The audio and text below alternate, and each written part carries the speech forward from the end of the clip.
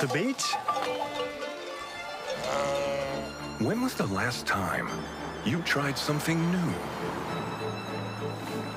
Could I do this every day? Yep. Could I cross the island hiking? Yep.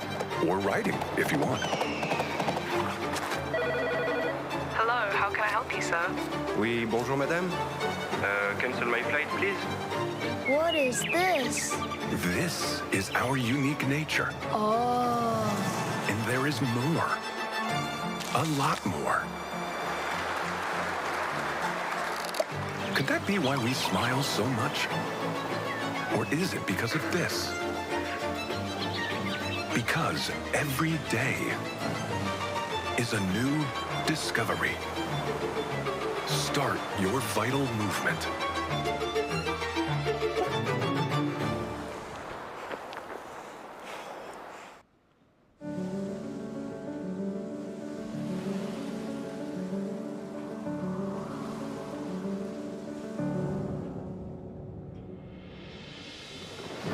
Ocho islas para disfrutarlas sin prisas. Con un clima que te llena de vida todo el año. Paisajes impresionantes que hacen que el tiempo se detenga.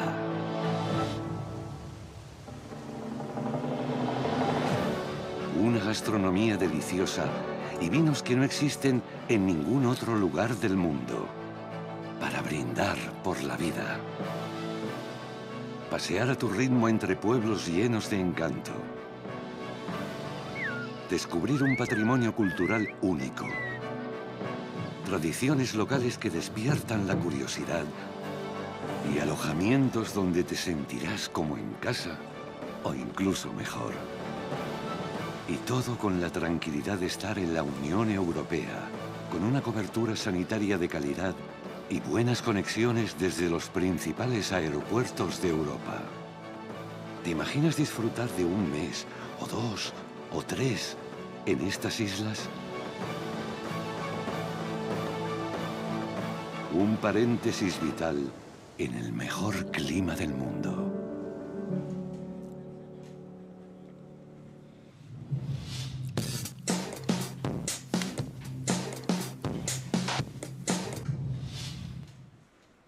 Hello and welcome back. Day number 2 here in Gran Canaria. And as you can hear from yesterday, my voice is a little bit croaky.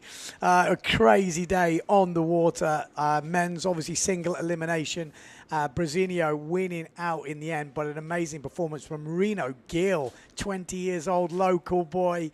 You know, you saw it last year. He's got what it takes. He needed to add that double. He did this year, and he proved he's got what it takes to maybe win this competition. But second in the single elimination. Third place, Ricardo Campello. He wants that world title this year, 100%. But Mark Parry gave him a good run for his money. Mark Parry up into 4th. So today is all about the women. Yes, they have got priority. That's what the head judges said. The conditions at the moment are not the same as yesterday, 100%. The wind is lighter, the waves are a little bit smaller. They're going to give it a go. That's what we're hearing. So first women's heat will be starting soon. And that's looking upwind. You can see there is breeze around. And the waves, as this tide pushed in, there's a few on the bunker. But, you know, compared to what we saw yesterday, it's not as extreme, 100%. But down the bunker on the right-hand side, there are waves coming through. That was the upwind shot that you just saw on your screen. So hopefully you're tuned in and you're ready. That is, looks like Takuma Sugi, Japanese rider, just coming in.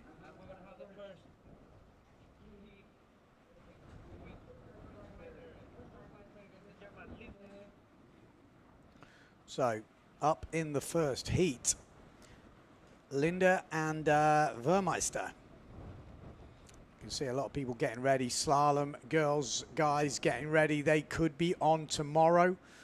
Are we going to see the crazy winds that we wanted to see? We wanted to see just full crazy slalom.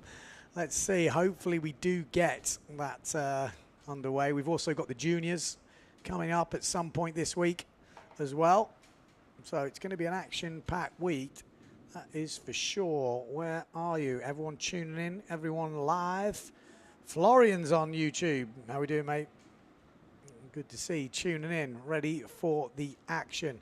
And there will be action. Like I said, don't let that view of the water before fool you. There are a few waves around. There are some waves coming around. Like I say, tide's coming in. That looks like the riders that we've got in this first heat. Let's hope they've got some sail numbers on. Justina Shaddy there, getting in the zone. In the zone.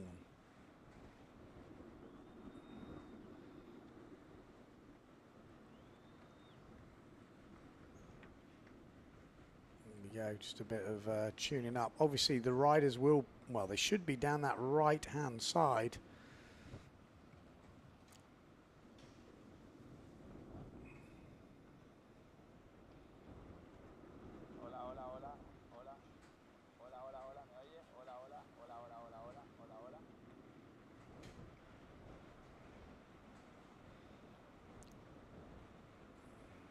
Looks like they're on sort of 4-2, 4-5 maybe.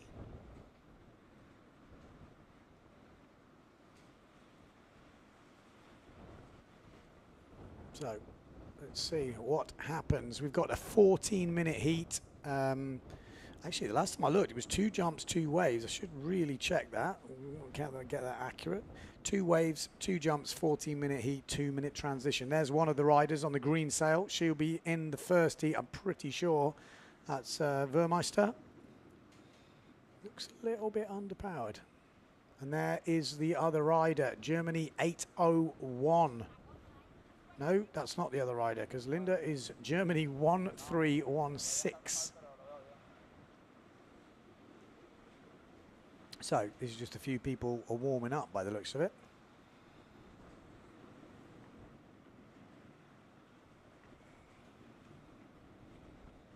This is Liam Dunkerbeck going out for a little tester just to check things out. Say it's a light wind day for Pozo standards, but still, you know, if you've been watching the training diaries and the warm up for this event, you'll realise that, you know, when I say a light wind day, still people are on 4.5s, which in most places in the world is probably classed as a windy day. So you can get a little bit crazy over here in Pozo with your kind of perspective on the wind. It's all relative, I guess. This is Cats.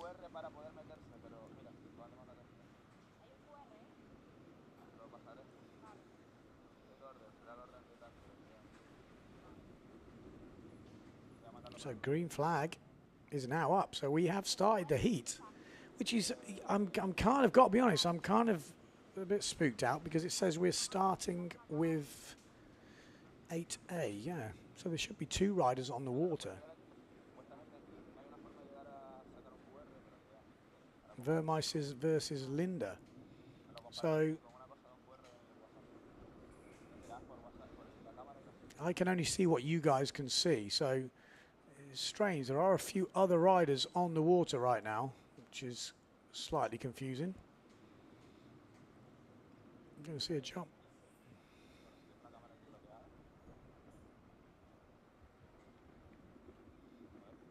Can we have a look down the other side of the area?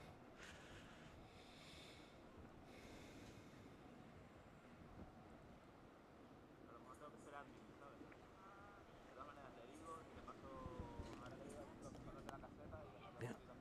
I don't know.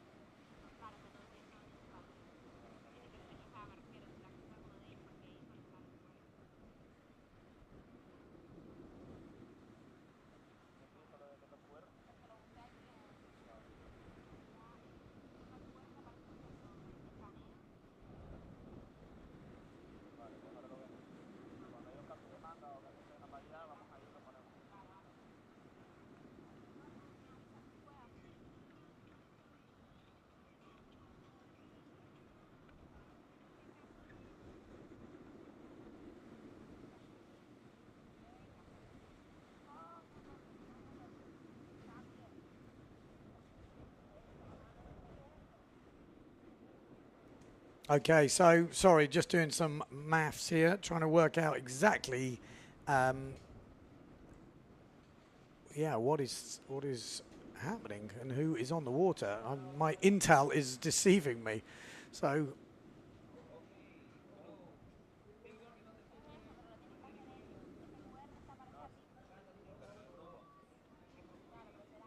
Okay, we need to get some good visuals on these riders.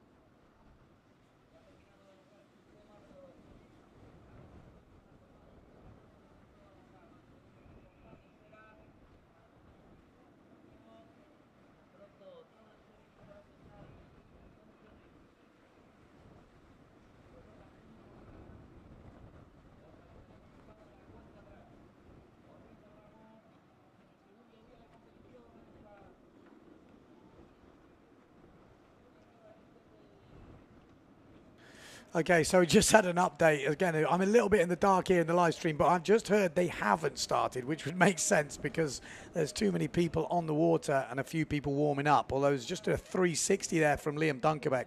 So we actually haven't started, and the girls are just warming up. So there we go. That makes a bit more sense. I was freaking out a little bit there. Because I think they've got to sort out the live stream, the live scoring system. I think there was a little bit of a delay.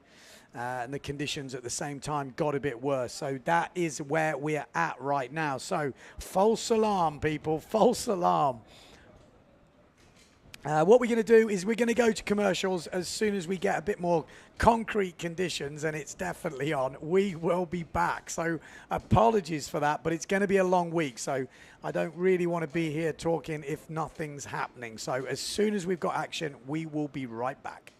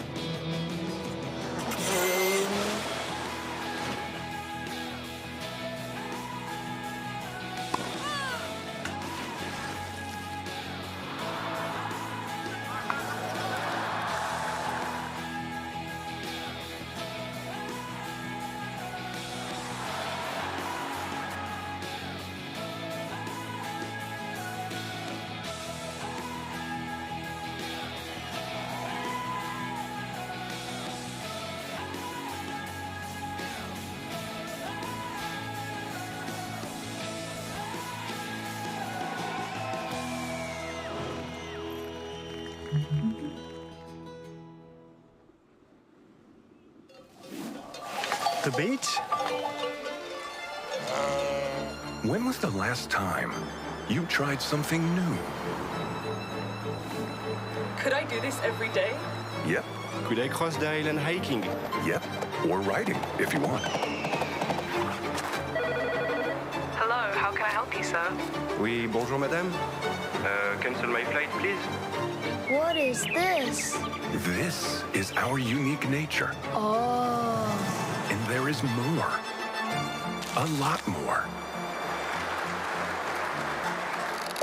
Could that be why we smile so much? Or is it because of this? Because every day is a new discovery. Start your vital movement.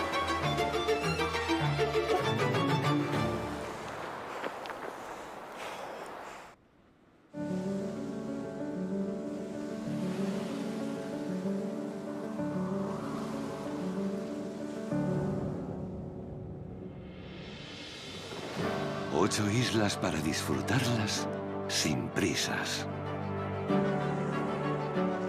Con un clima que te llena de vida todo el año. Paisajes impresionantes que hacen que el tiempo se detenga.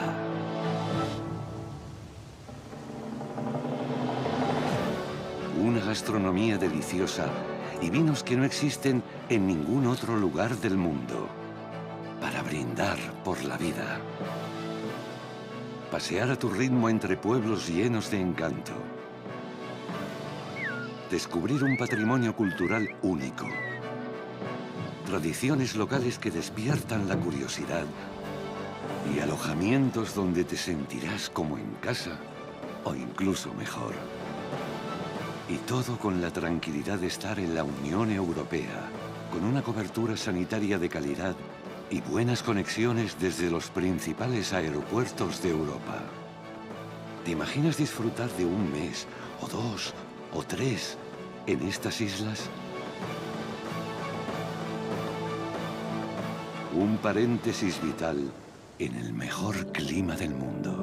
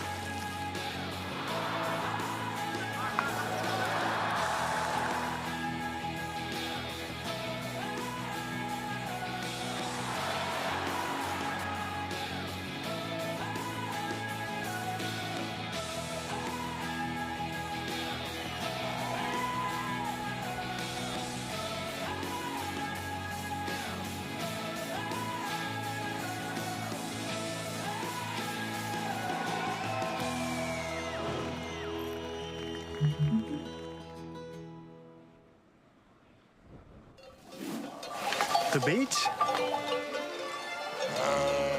When was the last time you tried something new? Could I do this every day? Yep, Could I cross the island hiking? yep. Or riding, if you want. Hello, how can I help you, sir? Oui, bonjour madame. Cancel my flight, please. What is this? This is our unique nature. Oh. And there is more. A lot more. Could that be why we smile so much? Or is it because of this? Because every day is a new discovery. Start your vital movement.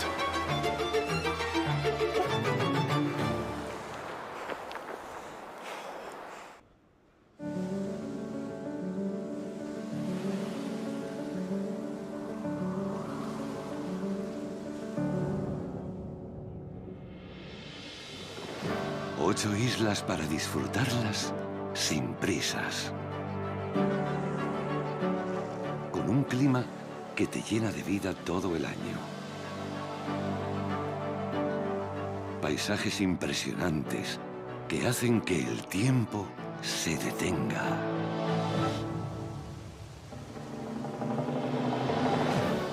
Una gastronomía deliciosa y vinos que no existen en ningún otro lugar del mundo. Para brindar por la vida. Pasear a tu ritmo entre pueblos llenos de encanto. Descubrir un patrimonio cultural único.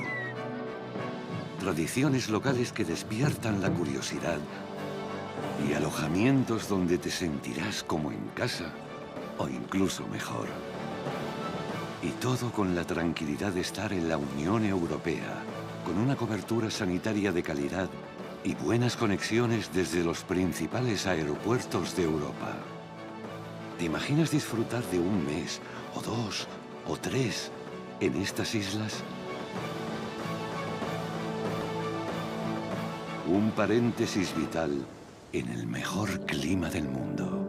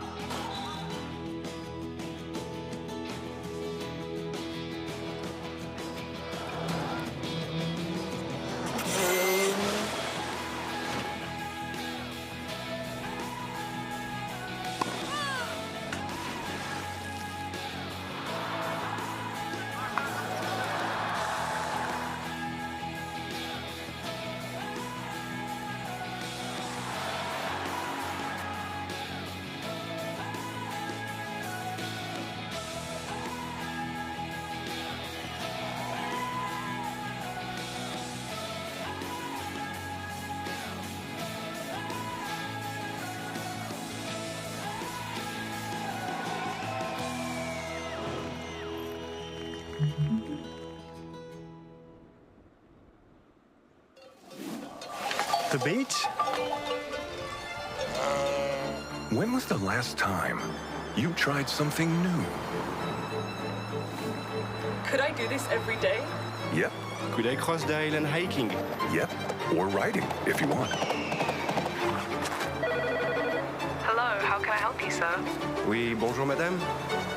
Cancel my flight, please. What is this? This is our unique nature. Oh. And there is more. A lot more. Could that be why we smile so much? Or is it because of this? Because every day is a new discovery. Start your vital movement.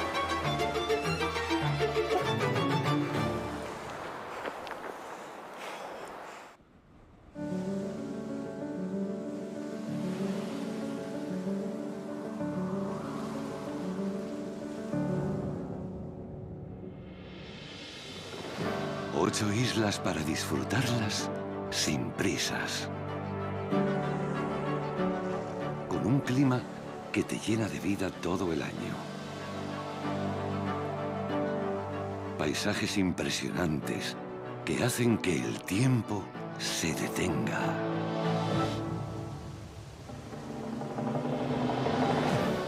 Una gastronomía deliciosa y vinos que no existen en ningún otro lugar del mundo. Para brindar por la vida. Pasear a tu ritmo entre pueblos llenos de encanto. Descubrir un patrimonio cultural único. Tradiciones locales que despiertan la curiosidad y alojamientos donde te sentirás como en casa o incluso mejor. Y todo con la tranquilidad de estar en la Unión Europea, con una cobertura sanitaria de calidad y buenas conexiones desde los principales aeropuertos de Europa. ¿Te imaginas disfrutar de un mes, o 2, o 3 en estas islas? Un paréntesis vital en el mejor clima del mundo.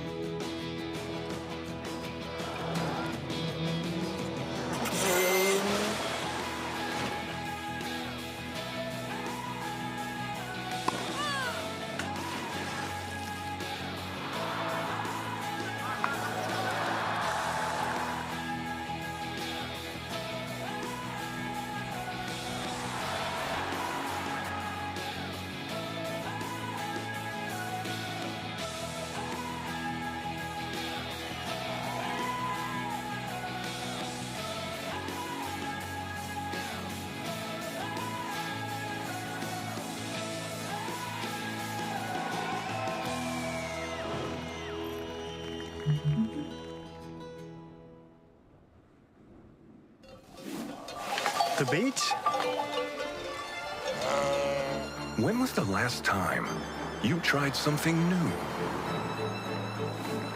Could I do this every day? Yep, Could I cross the island hiking? yep. Or riding, if you want. Hello, how can I help you, sir? Oui, bonjour madame. Cancel my flight, please. What is this? This is our unique nature. Oh. And there is more. A lot more. Could that be why we smile so much? Or is it because of this? Because every day is a new discovery. Start your vital movement.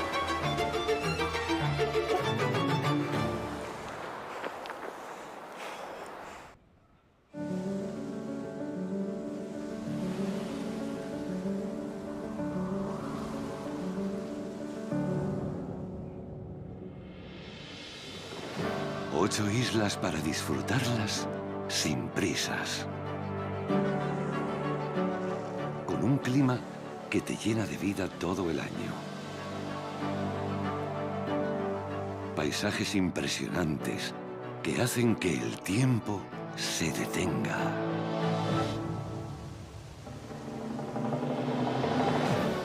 Una gastronomía deliciosa y vinos que no existen en ningún otro lugar del mundo. Para brindar por la vida. Pasear a tu ritmo entre pueblos llenos de encanto. Descubrir un patrimonio cultural único.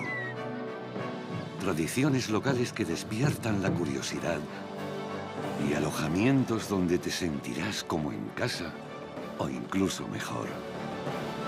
Y todo con la tranquilidad de estar en la Unión Europea, con una cobertura sanitaria de calidad y buenas conexiones desde los principales aeropuertos de Europa. ¿Te imaginas disfrutar de un mes, o 2, o 3 en estas islas? Un paréntesis vital en el mejor clima del mundo.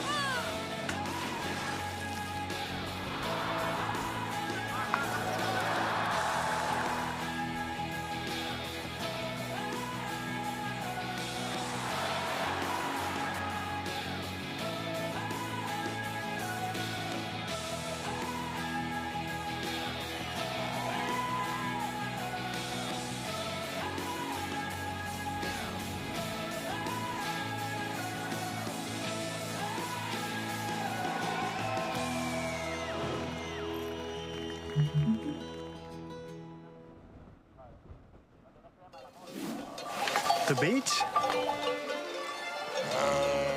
When was the last time you tried something new? Could I do this every day? Yep, Could I cross the island hiking? yep. Or riding, if you want. Hello, how can I help you, sir? Oui, bonjour madame. Cancel my flight, please. What is this? This is our unique nature. Oh. And there is more.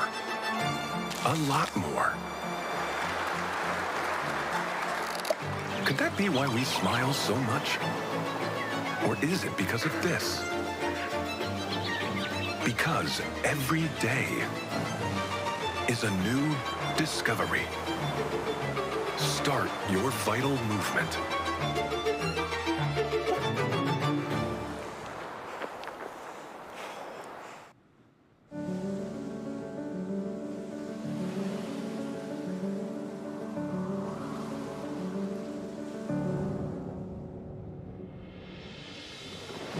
Ocho islas para disfrutarlas sin prisas. Con un clima que te llena de vida todo el año. Paisajes impresionantes que hacen que el tiempo se detenga.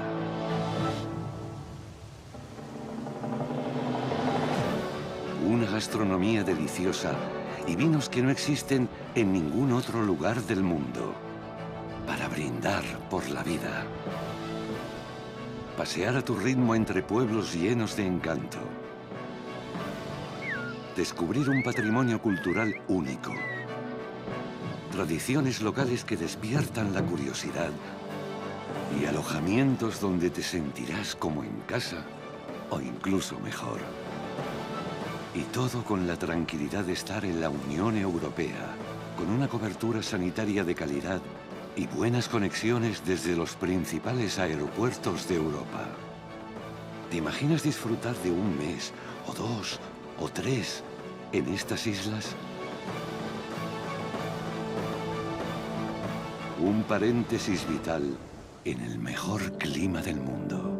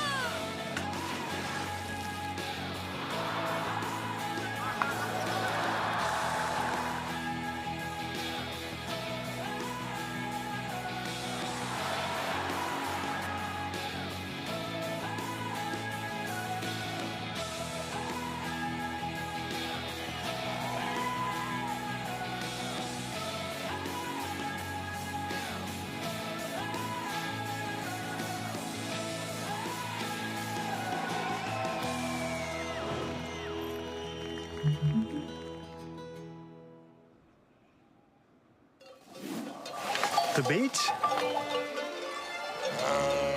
When was the last time you tried something new? Could I do this every day? Yep, Could I cross the island hiking? yep. Or riding, if you want. Hello, how can I help you, sir? Oui, bonjour madame. Cancel my flight, please. What is this? This is our unique nature. Oh. And there is more. A lot more. Could that be why we smile so much? Or is it because of this? Because every day is a new discovery. Start your vital movement.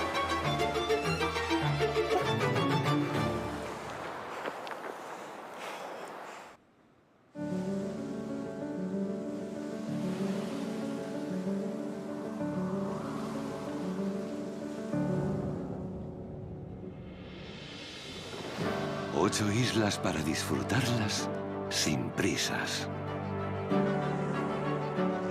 Con un clima que te llena de vida todo el año. Paisajes impresionantes que hacen que el tiempo se detenga.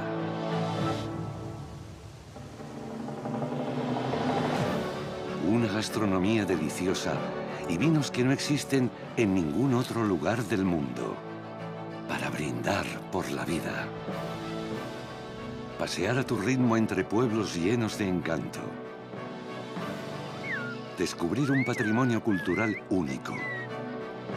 Tradiciones locales que despiertan la curiosidad.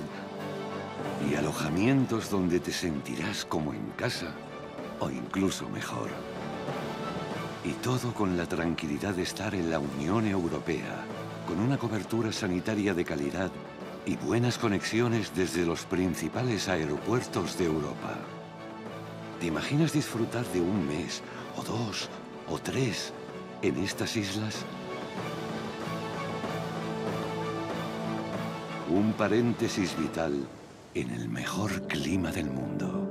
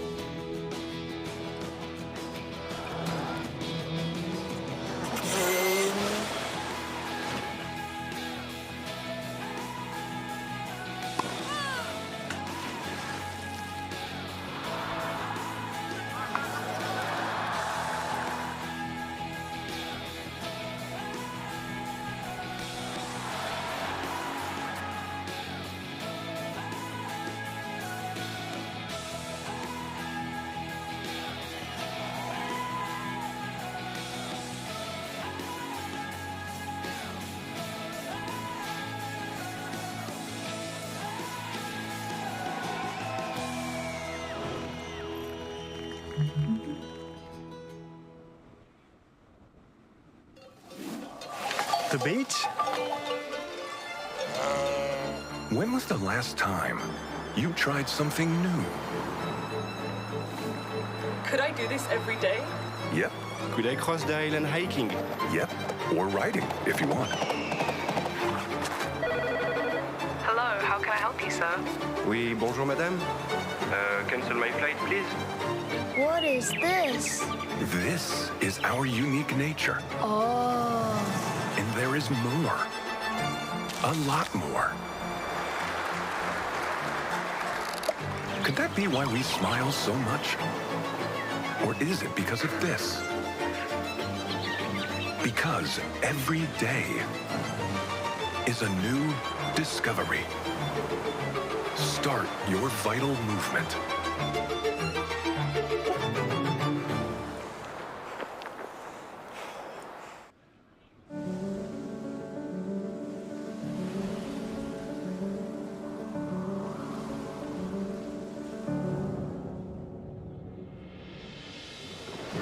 Ocho islas para disfrutarlas sin prisas. Con un clima que te llena de vida todo el año. Paisajes impresionantes que hacen que el tiempo se detenga.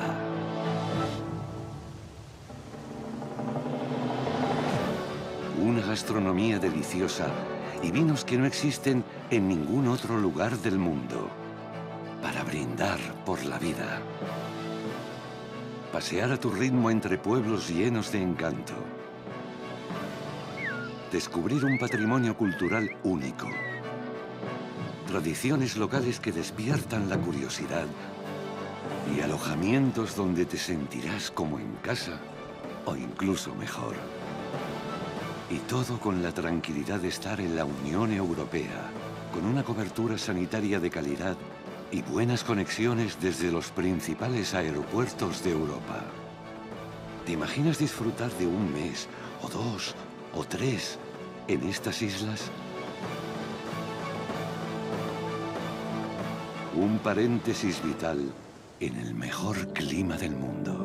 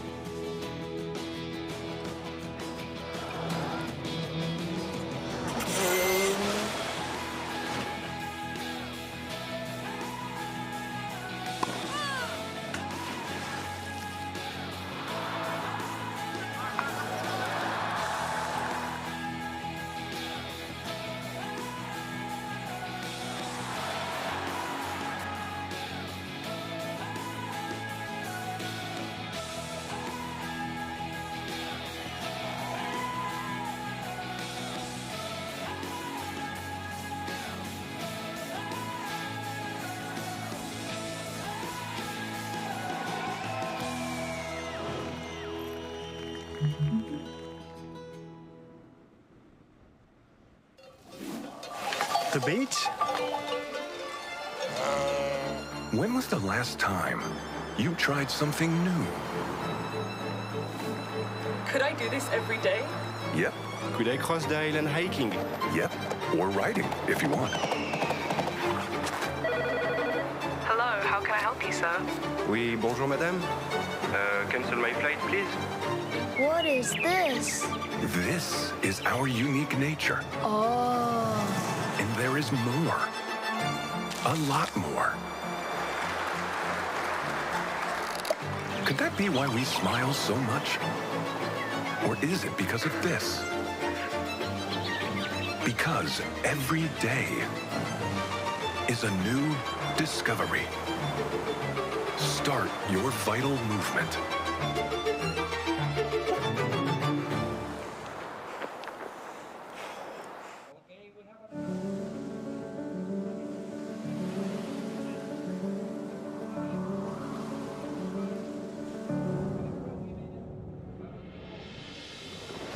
Ocho islas para disfrutarlas sin prisas. Con un clima que te llena de vida todo el año. Paisajes impresionantes que hacen que el tiempo se detenga.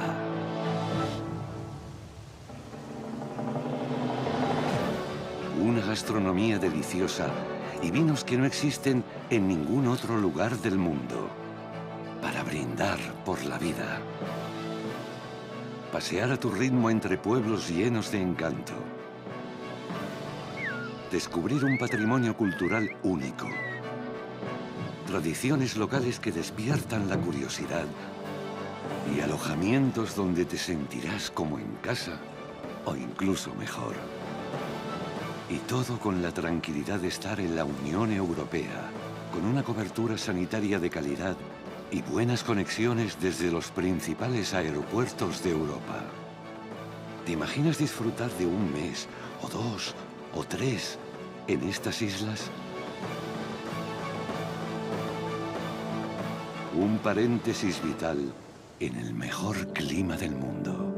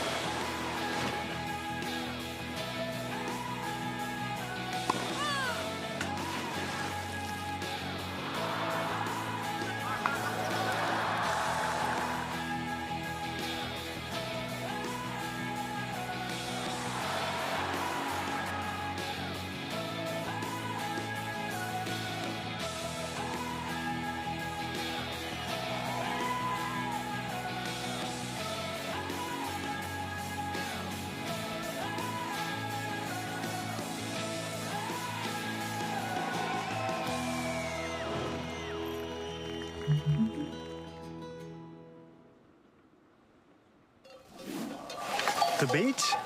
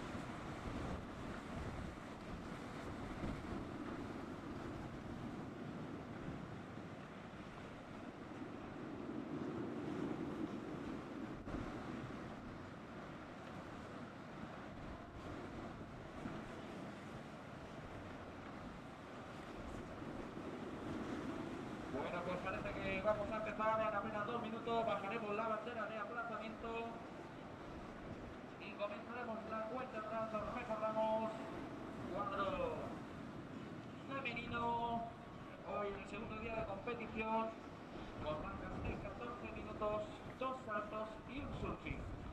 Now it looks like we're going to start. In just a 2 minutes, we're going to be pulling down the AP flag, and we'll go with the countdown to start the competition with the pro women. We're going to go for 14 minutes, only one way, 2 jumps to count.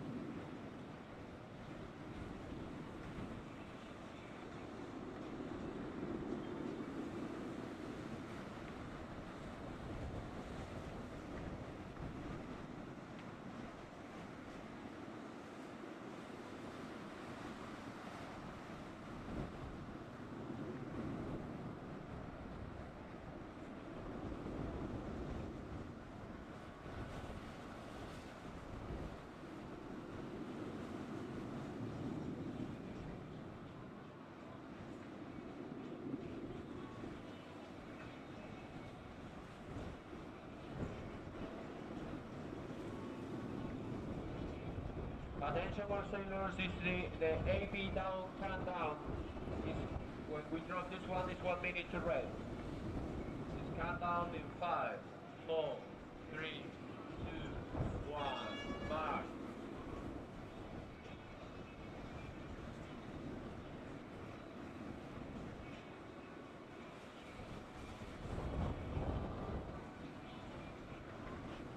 Reminding to all the sailors, first hit is 8A, 14 minutes plus 2 different jumps to count, and 2 waves.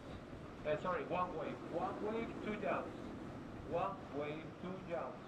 Must be different.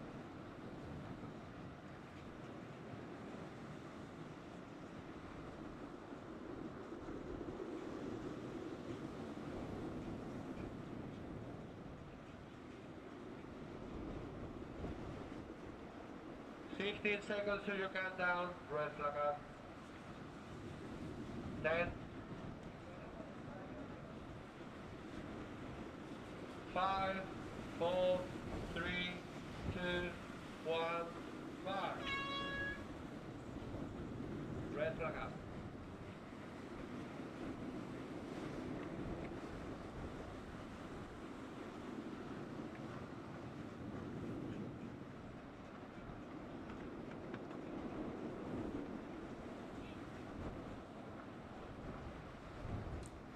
Okay, so we are back. We are back on with the women's single elimination. Women have priority today on day number 2.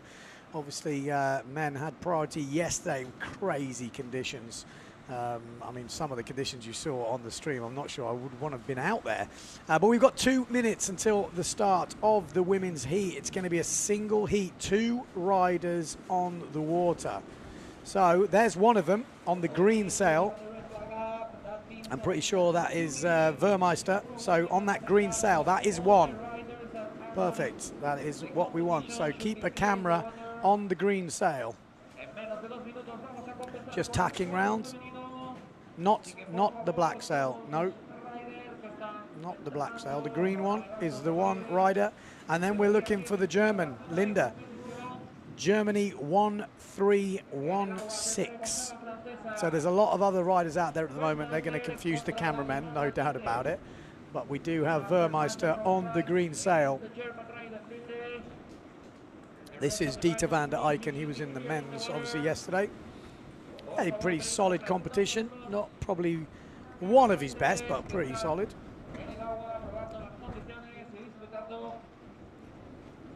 And we've got, like I say, 1 wave, 2 jumps to count, 14-minute heat.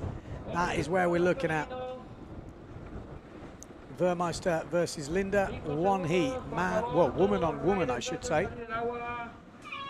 And there we go. I just heard the green flag. So 14 minutes to go. Let's get everyone off the water. And there she is. That's Vermeister.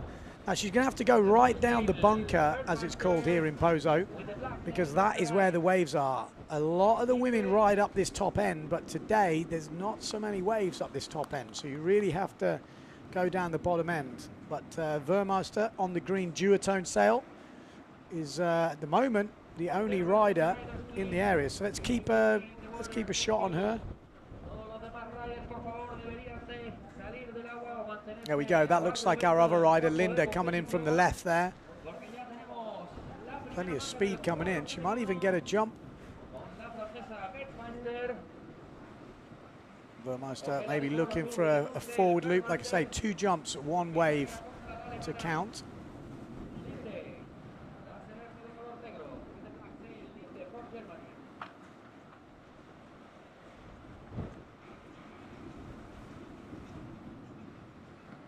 Seen any live scoring on this at the moment, but let's see how we roll. I think we've got 2 riders in this, so you can get pretty close on these cameras. We've only got 2 riders. They're both in the area.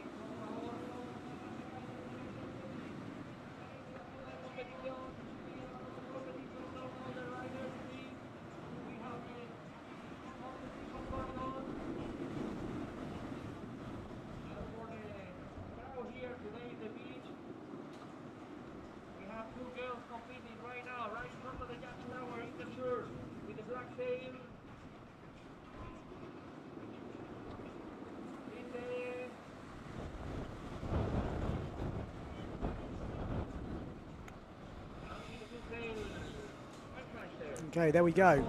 There's Vermeister. Trying just to get a little tabletop. And there we go. That's Linda on the black sail behind her. So 2 riders. Those 2 riders on your shot. Just a camera on each rider, and then we're good to go. Goes for a little tabletop. Doesn't get it up and down, but down the bottom end, Vermeister. Looking like she wanted maybe the forward loop there. I think we're going to have to see a forward loop in this. There is 2 jumps, and there is the forward loop. Nice sideways rotation from Vermeister, and she'll be happy with that. Really clean.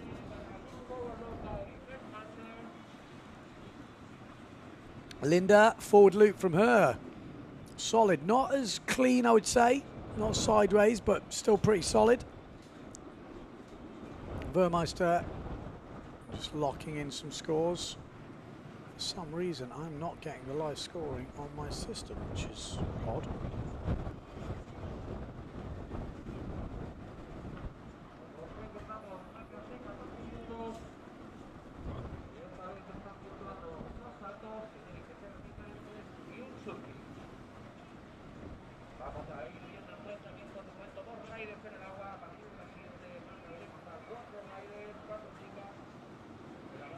Okay, so I can't seem to find the live scoring system on mine, but we've got it on screen, so obviously it's there.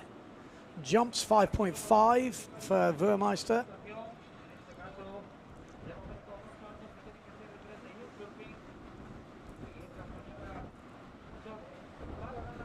This is Linda, or just going down on that inside wave. Vermeister looking maybe to improve on that tabletop. The forward loop was pretty good, but wants to really get some tweakage going on the tabletop to get some proper points. Leading this heat at the moment, but not much in it. Tabletop, there we go, that was better. Add a couple more to a score with that one. Like I say, early round, this one, quite a nice heat to start off with, just 2 of you on the water. So there's slim pickings compared to yesterday, but there's still nice little kickers out there. Linda from Germany. Vermeister from Guadeloupe. Obviously French sail number. So 9 minutes on the clock. It's kind of a heat on its own. If you've seen the elimination, you will understand what I'm on about. And then we'll be going into 4 women on the water after this, so it will get a bit more hectic.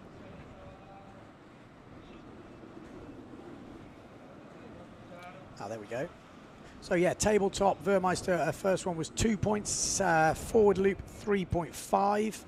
Linda's forward loop was 3.12. But then Linda's got a 3.5 on her wave versus 2.12 for Vermeister's wave.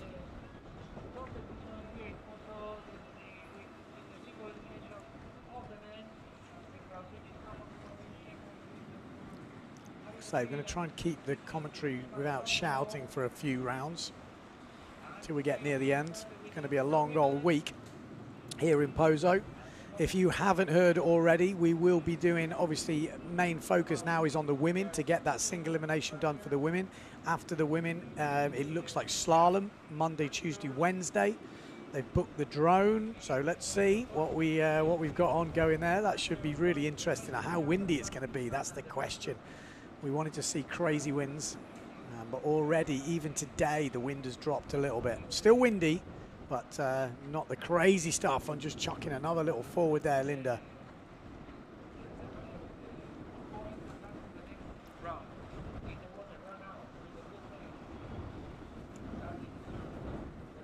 So Vermeister still leading at the moment.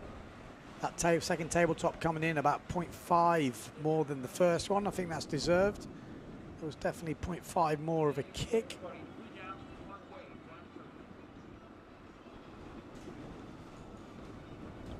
The interesting thing is with the women, I don't usually see them practicing tabletops, but I always see them in the heats.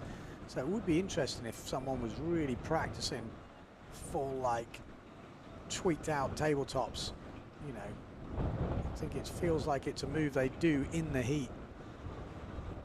But as you know, all those things, just a little bit more improvement. I think they would get way more tweak on it.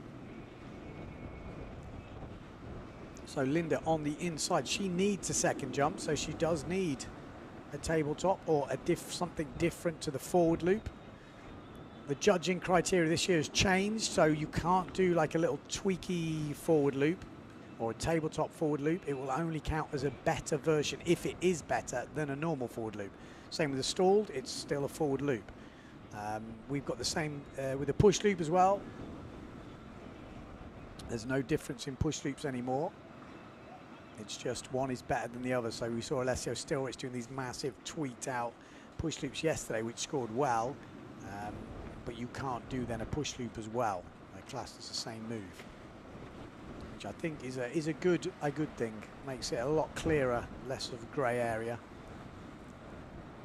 So 6 minutes left in this heat. Vermeister leading by a couple of points. Maybe needs to definitely upgrade her wave. Leading on jumps at the moment. 6.2 to 3, so she's got a 3-point lead on the jumps.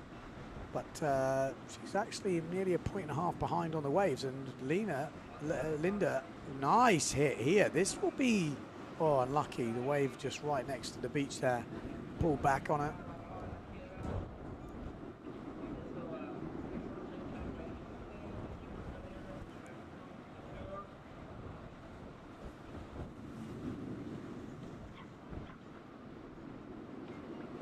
Yeah, so just in case you are just tuning in, day number 2 here in Gran Canaria, priority of the day is single elimination for the women.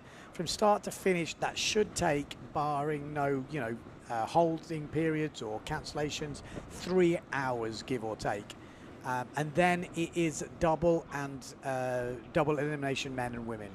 That will be the priority. So, oh, Baki, unlucky. Just misses out on the landing, but solid effort from Linda there. Vermeister on the inside. Frontside hit would help. Oh, just couldn't keep it back in. It's a difficult part of the wave. You've really got to be getting that hit near the bunker where there's a bit of throw, because at this high tide stage, you're going to end up on the beach if you do make it.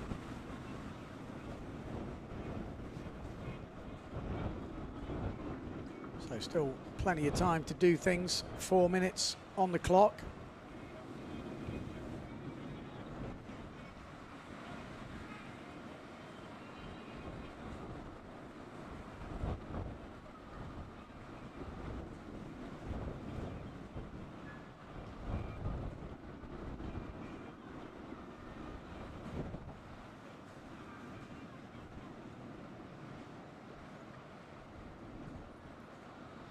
Right, what have we got? Are we going to see another back loop attempt from Linda? Let's see.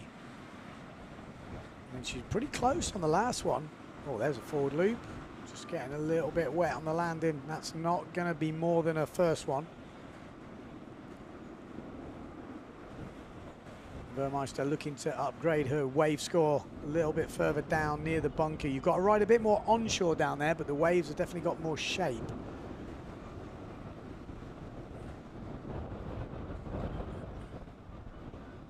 Three minutes on the clock. Still only 1 point in this. Looks like some of the slalom boys are going out for a practice. Vermeister looking to line up a wave. Again, high tide at this top end. It's not the easiest. Not much shape to these waves. Very difficult to get the top turn off. She's not happy. She knows she hasn't had a good wave yet.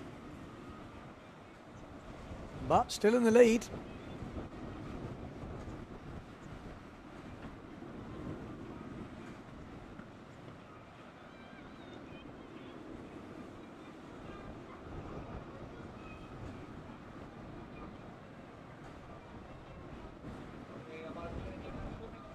Oh, just crumbling on that top turn. Vermeister on the outside now. Again, she's at a tabletop, she's at a forward loop, she's really lacking the wave. Still in the lead, but he's leaving it close. A little tabletop or a kind of solid, not so tweaked tabletop, and Linda could take this victory. She's got 3.5 on her wave. So still all to play for. Or if Linda could land that back loop, that would change things. She's got a little ramp here.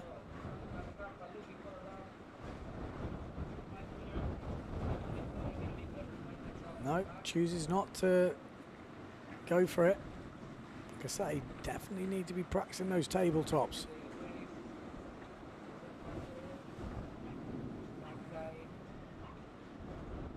One minute 20 on the clock. Oh, manages to get through onto this section straight onto the beach, but that's pretty good compared to, I didn't remember what her first wave was. Her first wave was a 2-1-2. Was it more than that? It's in that realm. This is Linda. Needs to get a really good wave if she's to take the win here, because realistically she needs another jump. That was where she can gain the most points the quickest. She's already got a 3.5 on the wave, so to upgrade that is quite tricky in these conditions, but to upgrade the jump, she's counting a 0.5 crashed back loop. Which, again, a little tabletop would change things down the bottom end. Vermeister wants another forward loop. Oh, and that was better, but just doesn't make the landing. 23 seconds to go. Keep your eye on the left-hand side of your screen. Linda, let's get a close-up because this is her last run. 16 seconds to go.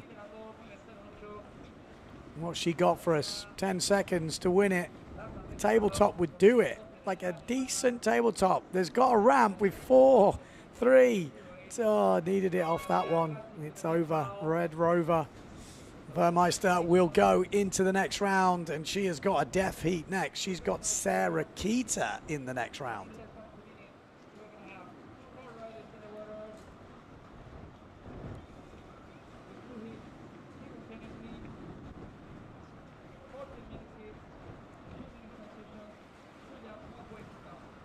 Bam. Just some replays. Decent first forward, that. Little donkey kick.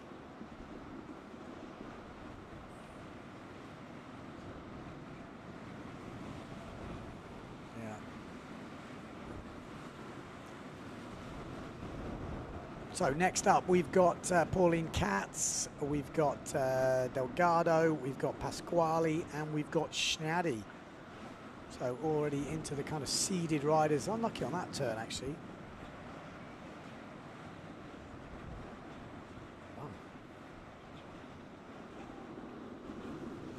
Oh, that was unlucky. That was her last forward. Okay, so here we go. We've got 45 seconds until the start. And I imagine the riders will be up on the left-hand side of your screen, waiting to go out, probably doing a jump run first. That's usually what we see. So keep your eyes on the left-hand side. They're probably waiting towards that inside. Again, I don't know that, but with 25 seconds to go, we should see 4 riders.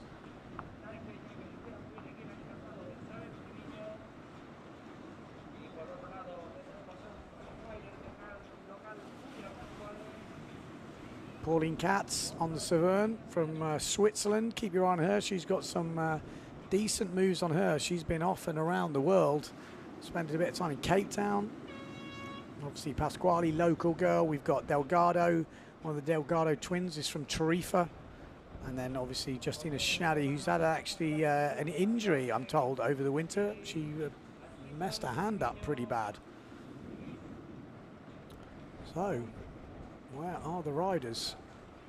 15 seconds gone. There we go. There's one. Looks like Pauline Katz. Expect to see the forward loop. She's been landing some back loops as well. You usually see the tabletop in these less than ideal conditions. Like I said, you never see them practice it, but they always try and bust it out in the heat. So Pauline Katz trying to find something. You're going to have to go right down the bunker in these conditions. Oh, that was an attempt at a table, but I don't think that will score with the judges. Justina Schnaddy's got a ramp here. Are we going to see the back loop? We might do, early doors. Back loop, you'd expect her to land it, and it's a wet one, but it's landed. Help calm the nerves.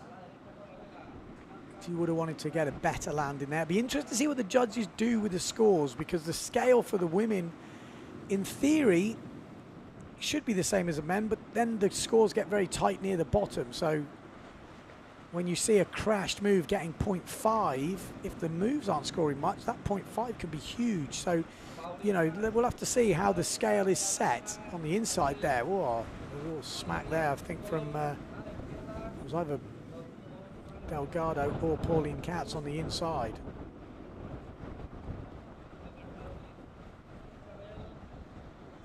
There we go. This is one of the other riders just going out now, 2 of them. Zoom in. Oh, okay. No, this is from the heat before, I think. This is not in the heat.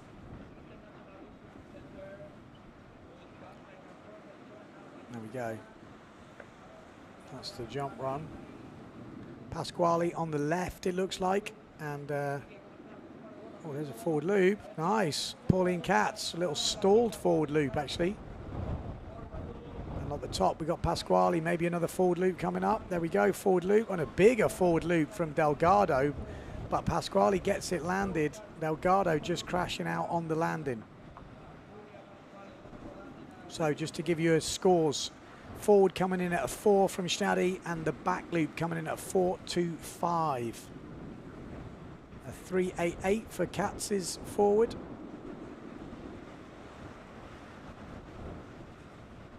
This is Pasquale on the duotone, riding the wave down the bunker. That's where you want to be. You can see the wave is just much better. You've got to follow that end of the ride, yeah. There we go. Justina Schnaddy down that bunker end is 2 jumps, 1 wave. Tabletop forward, trying to improve her forward loop score.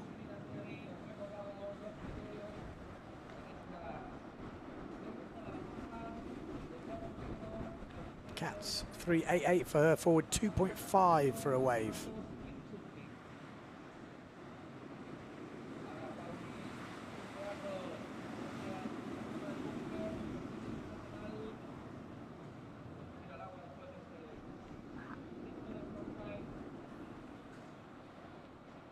Pasquale looking on a jump run. Maybe he's going to get something, although looks a little bit underpowered.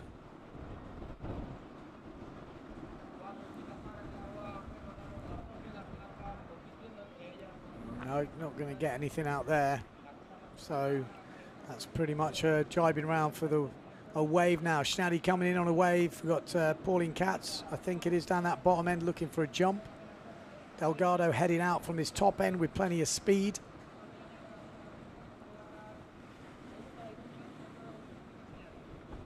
Delgado still wants that forward loop. She crashed her first forward loop, so we should be seeing a jump from her coming up. There it is, a bit of a table. 4.12 for Shaddy's wave, so 12.37, quite a good lead ahead of Julia Pasquale at the moment. She's sailing on North Sails this year. She'll be looking to be on the podium here in Pozo. She's definitely got her sailing together at the moment. Port tack looking good. There's the table forward. Just catches the mast, only just, but that was a solid start to the heat for Shaddy. These conditions will definitely suit her. 2 jumps, 1 wave. Not crazy windy. On the other side of the draw, Katz is leading ahead of Delgado.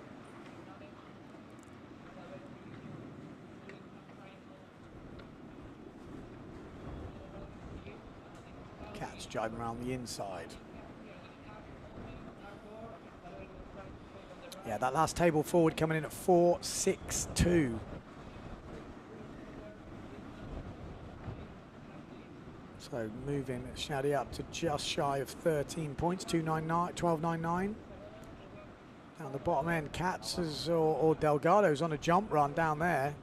Looks like Katz, yeah, good jump, back loop, are we going to see it? Oh, that's why the back loop, it's a difficult move. And the reward for the small back loops is not massive, but when you look at the alternative jump you can do, it will make a big difference.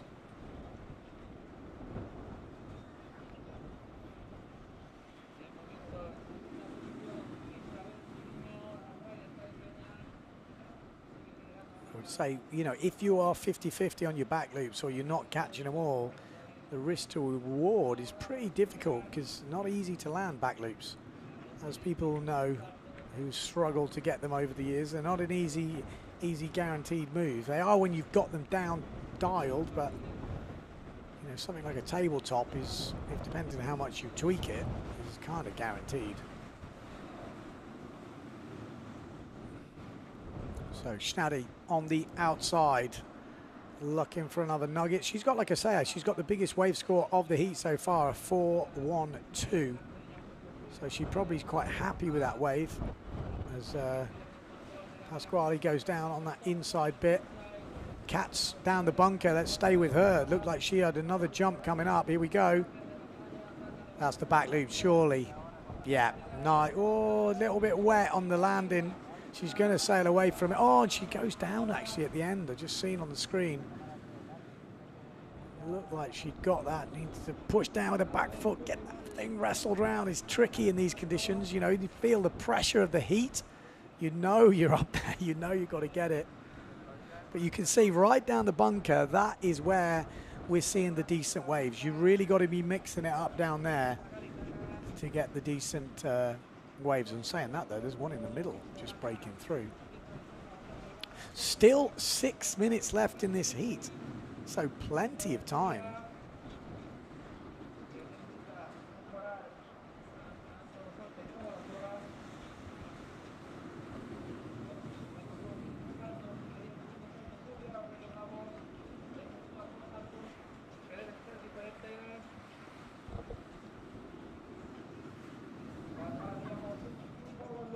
So 5 minutes 30 to go. As it stands, Katz and Shaddy going through, but not much in it on the one side of that draw between Katz and Delgado. Still everything to play for. Shaddy down this bunker end. That's where you're going to get the points. If you can find your front side turn off a little section there, you're straight away probably up into the 4s. With a good crack. Easier said than done though. Very, like I say, onshore down that bottom end, so you've really got to contort yourself up.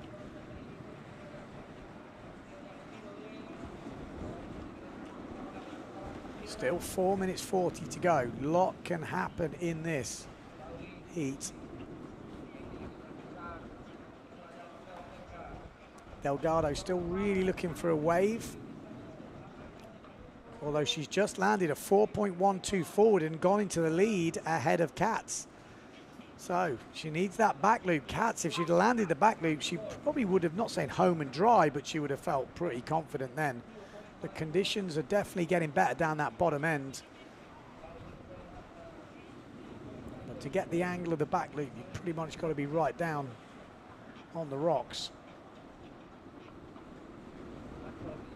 So Delgado leading against Katz, the two Severn riders going head to head in this. Pasquale at the moment struggling to find her jumping form, and Shaddy's looking pretty solid, over 13 points.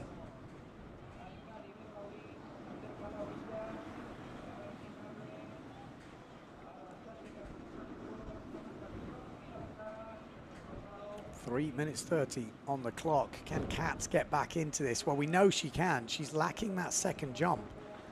She is losing by 0.6 of a point. So she would only need a 1.2 jump to go back into the lead. 3 minutes on the clock. Time's ticking down.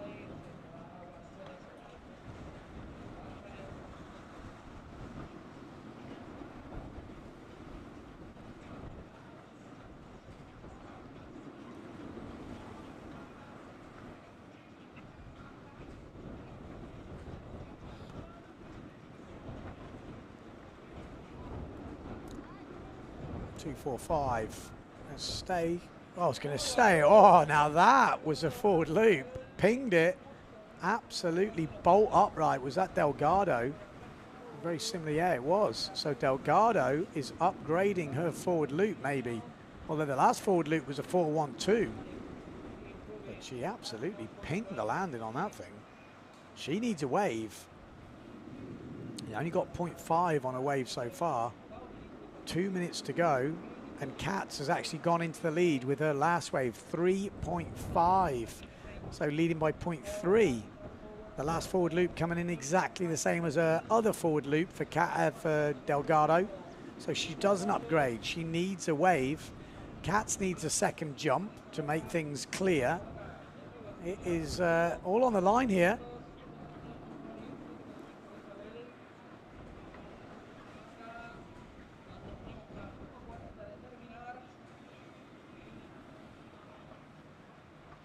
Oh, unlucky. Like I say, this high tide is not helping Delgado. She likes to ride the waves up here. She hasn't quite found him. Shaddy found a pretty decent wave there. And then this is Pauline Katz down the bunker. That's the, I'm going to say, that's where you get the power in the wave. Oh, Katz is still in this foot strap.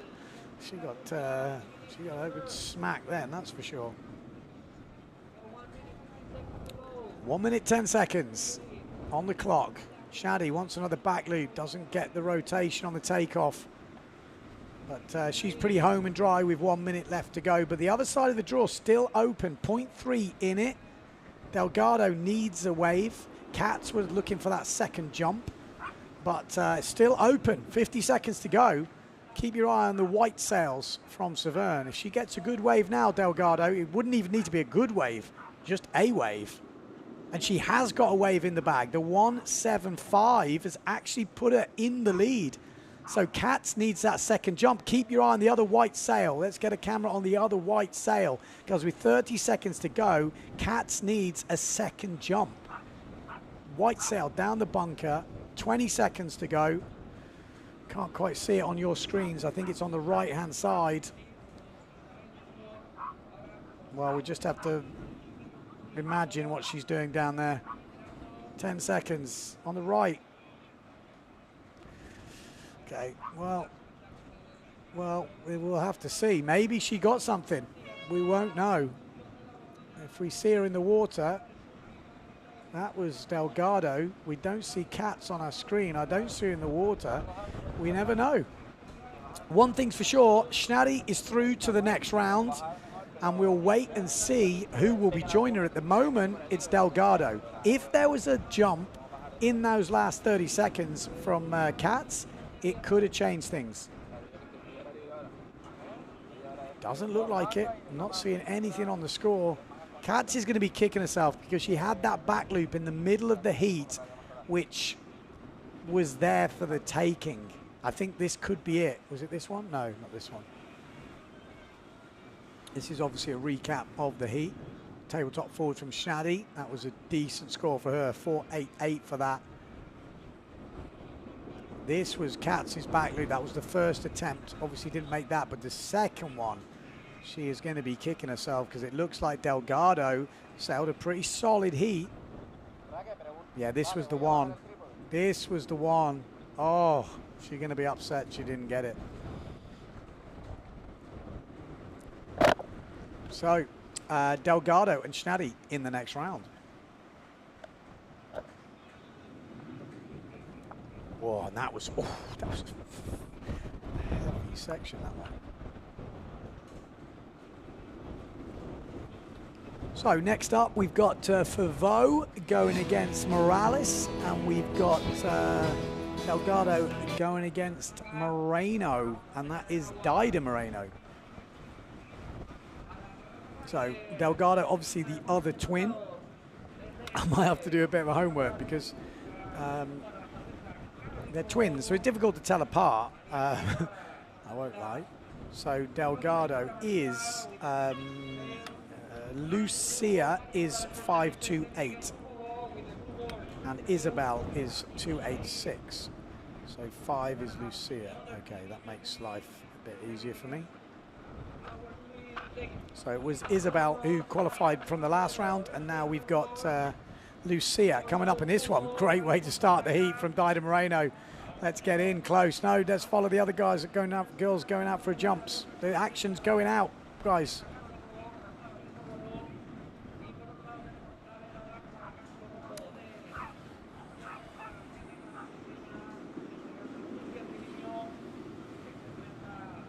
Okay, so that's your 4 riders in this heat. Morales on the pink Goya. We've got Favreau on the red Severn. We've got Lucia Delgado on the white Severn, and then obviously Dida Moreno on the other red Severn on the right-hand side of your picture. So Dida Moreno, obviously the top seed in this heat. We've already seen a forward, a 3.62 from Favreau to kick things off.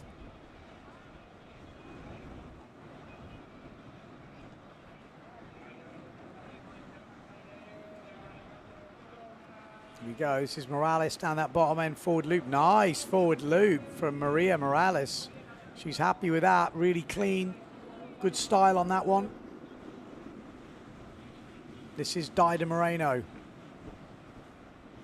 Expect to see some fireworks from this woman. And back loop straight in from Morales, but doesn't make it. Straight into Dida Moreno. She's got a nice ramp here. Be very surprised she doesn't land this. And there we go. That's what she does. Perfect back loop from Dida Moreno. Got a nice ramp here. Lucia, be very surprised Delgado. Land this. Bam. Oh, another back loop. Maybe she just fancied, you know, she's on a warm-up run here. Got 12 minutes left in this heat. So Dida's already got a 4.75 for her wave. Maria Morales, vertical hit. Forward loop from Dida Moreno. That forward loop from Maria Morales coming in at 3.88.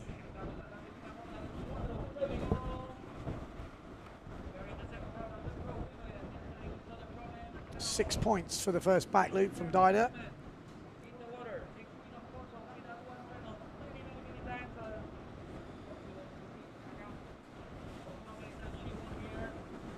It's never easy in these early rounds when you come up against Dida Moreno or something like this, and that is why we have that double elimination in windsurfing. You know, it's basically fairer for the lower seeded riders. You know, if you get the event winner, let's say in your first round, you know, no one else could beat them. So it's a very difficult draw, but maybe you could beat someone else in the same round who had someone else. So it's a way to kind of even out those lower numbers, or if you get unlucky or break something, it gives you a chance to come back. You don't see that in many other sports, but it's quite a cool system, really, although it is a little bit difficult to explain to the media. But I think it's quite a cool system.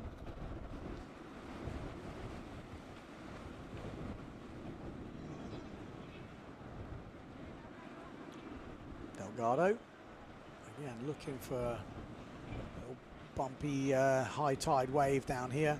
You can see the waves at the bunker. That's really what you want to be hitting. That's what the judges are going to give you the most points for. Favo, she was over in Fiji. Having a pretty solid year, really.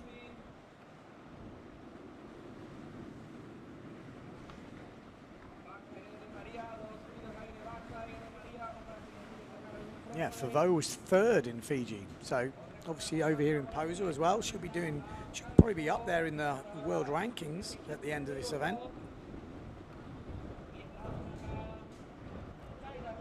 Here we go. Delgado looking to try and get the tabletop, didn't quite get underneath it. But there's definitely more ramps down that bottom end. You can see them coming through. And Dida is heading down there. Here we go. What have we got? Let's get in. There's a stall forward. Didn't quite get the power, but makes it round. Yeah, she's already showing why she's won this event so many times.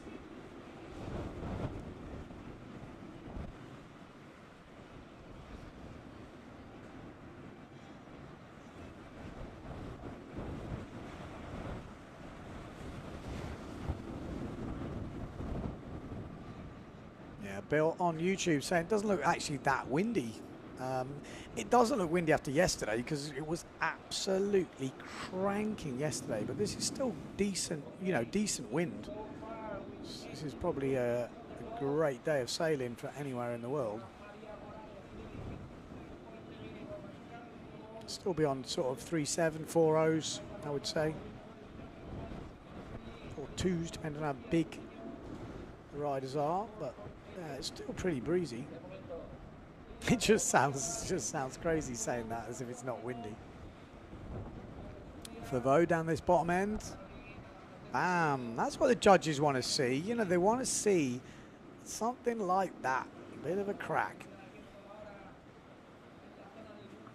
So Favo, that will be her first wave. Going against Maria Morales. Morales already got a 3 on her wave, a 3.88 forward and a crash back loop. That stall forward came in for Dida at 4.5. Again, it's really tricky with the scale on this, otherwise it ends up getting very squashed down the bottom, and then you get someone like Dida come in, and then they can kind of blow the scale apart. It's tricky.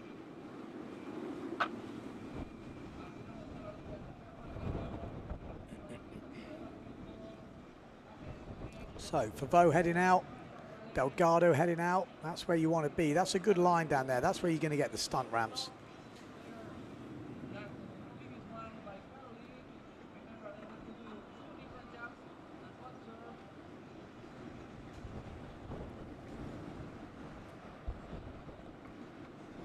Let me know in the comments what's windy for you guys at home. where do you class windy as? What size sail are you on? I'll be interested to see where the levels are, because they're definitely different here in Pozo of when it's windy and when it's not. Oh, forward loop. Dida Moreno, gotta be. Like I said, she's almost in like a warm-up round right now.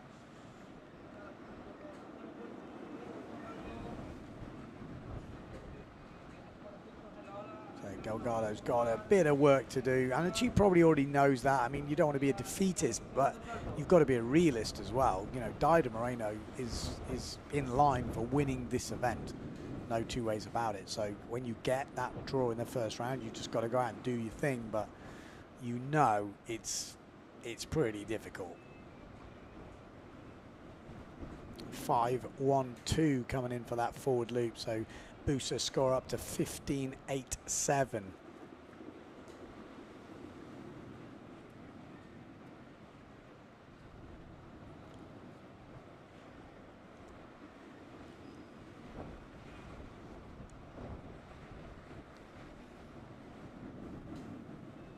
5:30 on the clock.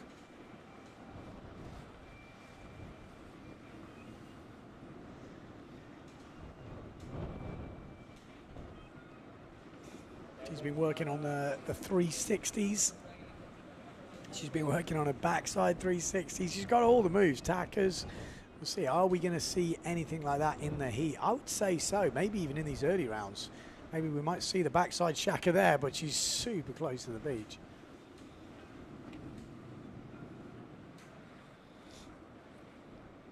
So close on the one side. Favreau has actually taken the lead ahead of Maria Morales. Maria Morales came out the blocks swinging, but she's took a little bit of a step back at the moment. Still needs that second jump. She's got the forward 388, but needs a back loop or needs a tabletop. She is a point behind Favreau at the moment.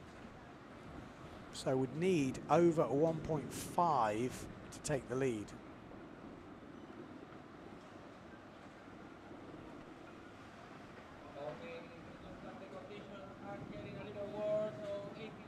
Here we go, Dida. What's she got for us? So we're going to see the one-handed back loop all the way off. Oh.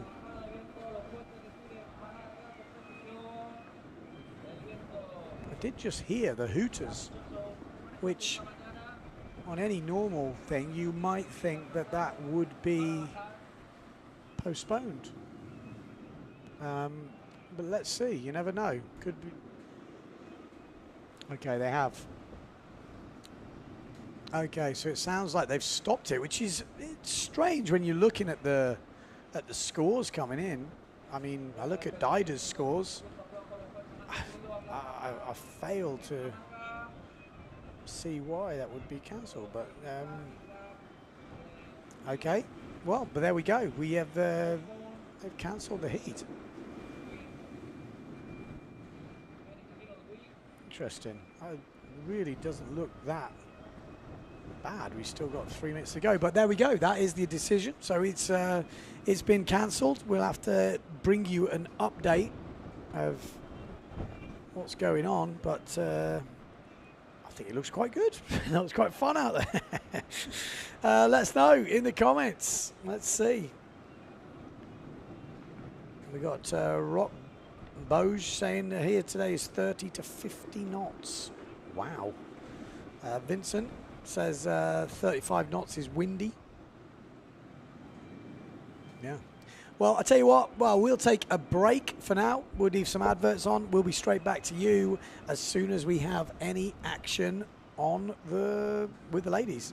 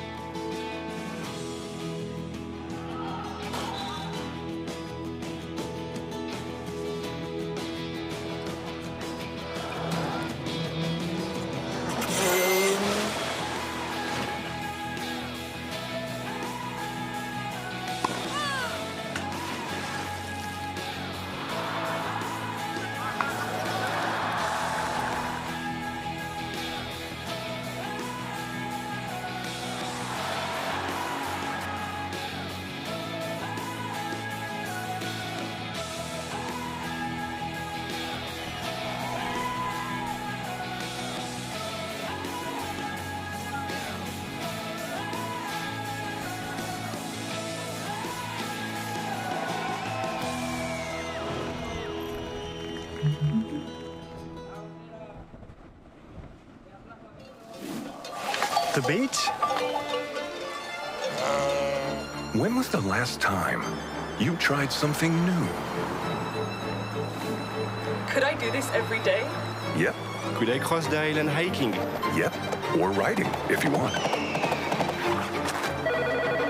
Hello, how can I help you, sir? Oui, bonjour madame. Cancel my flight, please. What is this? This is our unique nature. Oh. And there is more. A lot more. Could that be why we smile so much? Or is it because of this? Because every day is a new discovery. Start your vital movement.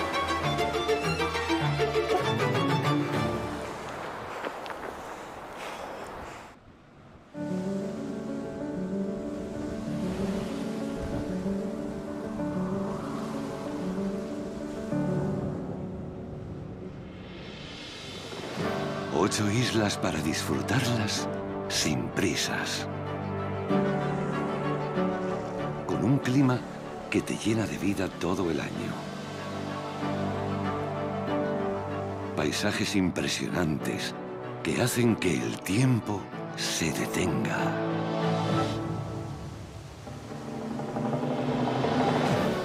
Una gastronomía deliciosa y vinos que no existen en ningún otro lugar del mundo.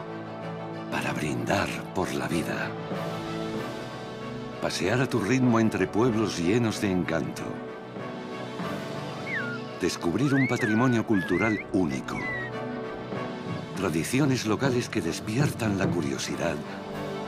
Y alojamientos donde te sentirás como en casa o incluso mejor.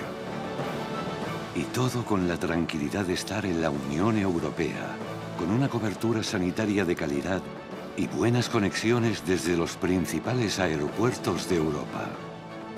¿Te imaginas disfrutar de un mes, o 2, o 3 en estas islas? Un paréntesis vital en el mejor clima del mundo.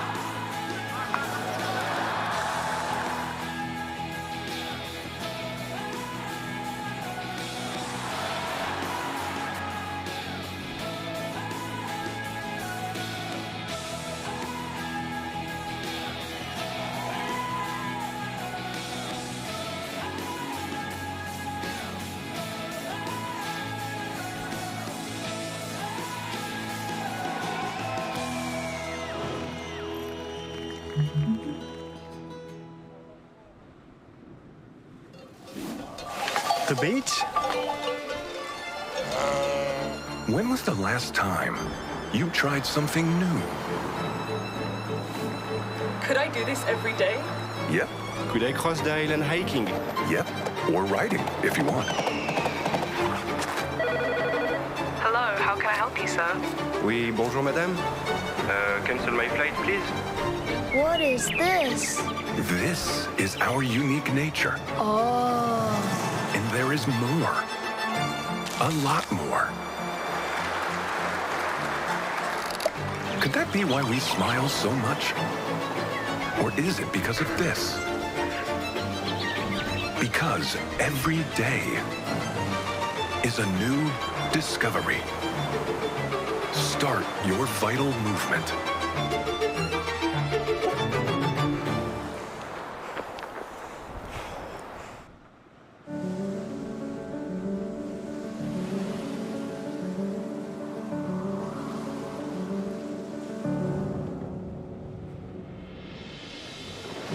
Ocho islas para disfrutarlas sin prisas.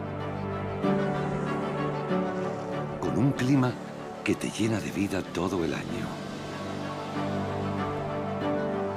Paisajes impresionantes que hacen que el tiempo se detenga.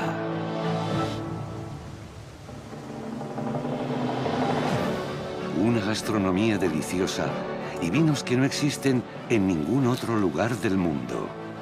Para brindar por la vida. Pasear a tu ritmo entre pueblos llenos de encanto. Descubrir un patrimonio cultural único. Tradiciones locales que despiertan la curiosidad. Y alojamientos donde te sentirás como en casa o incluso mejor. Y todo con la tranquilidad de estar en la Unión Europea, con una cobertura sanitaria de calidad y buenas conexiones desde los principales aeropuertos de Europa. ¿Te imaginas disfrutar de un mes, o 2, o 3 en estas islas? Un paréntesis vital en el mejor clima del mundo.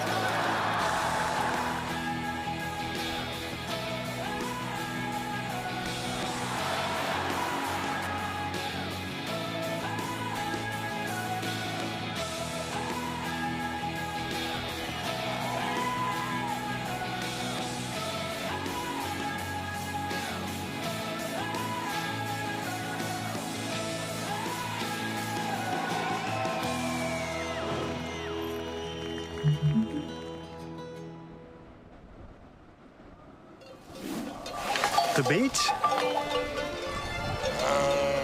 When was the last time you tried something new? Could I do this every day? Yep, Could I cross the island hiking? yep. Or riding, if you want. Hello, how can I help you, sir? Oui, bonjour madame. Cancel my flight, please. What is this? This is our unique nature. Oh. And there is more. A lot more. Could that be why we smile so much? Or is it because of this? Because every day is a new discovery. Start your vital movement.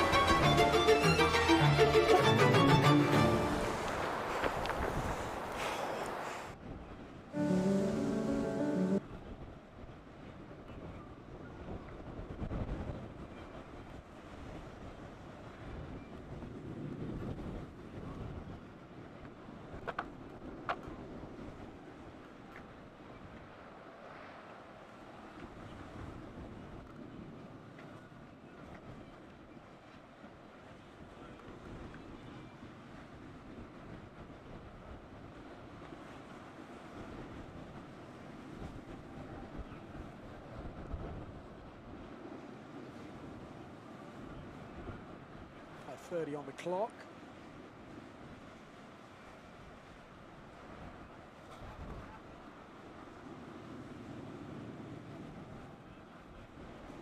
She's been working on the 360s. She's been working on a backside 360. She's got all the moves, tackers. See, are we going to see anything like that in the heat? I would say so, maybe even in these early rounds. Maybe we might see the backside shaka there, but she's super close to the beach.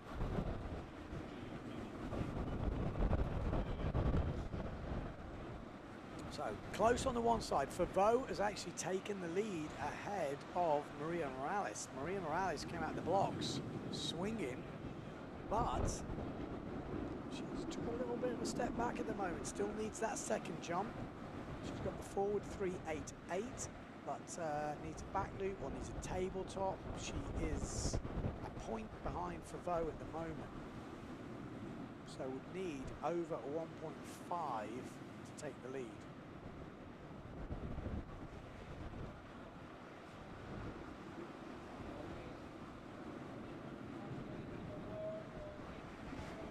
Dida, what's she got for us? We're going to see the one-handed back loop all the way off. Oh. I did just hear the hooters, which on any normal thing you might think that that would be postponed. But let's see, you never know. Okay, they have. Okay, so it sounds like they've stopped it, which is strange when you're looking at the scores coming in. I mean, I look.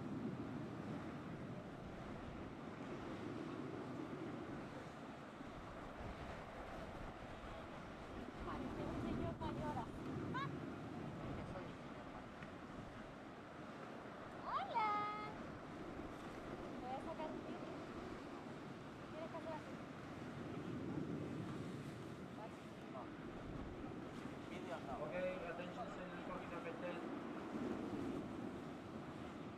Your red flag is coming in 1 minute. Attention, sailors from number 10. You're going to retain your heat. I remind you, I will set it 2 minutes more. So now it's 16 plus 2, and we keep 2 yards one way. Espera un poco, pues estoy pintado I'll ahora. give you the No puedo countdown mover in la 30 cámara. seconds.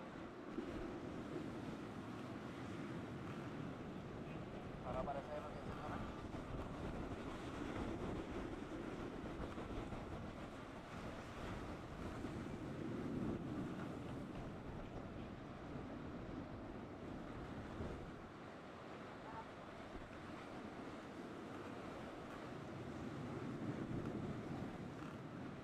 Okay, girls, from the heat number 10, get ready for your countdown.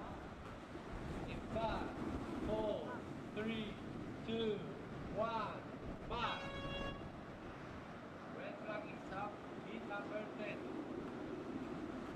Bueno, pues era la voz del jefe de Pozo Izquierdo. Y de nuevo, Ya está. vamos a ver si ahora no se olvide de la marca del viento y las olas. Vamos a ver esta ola.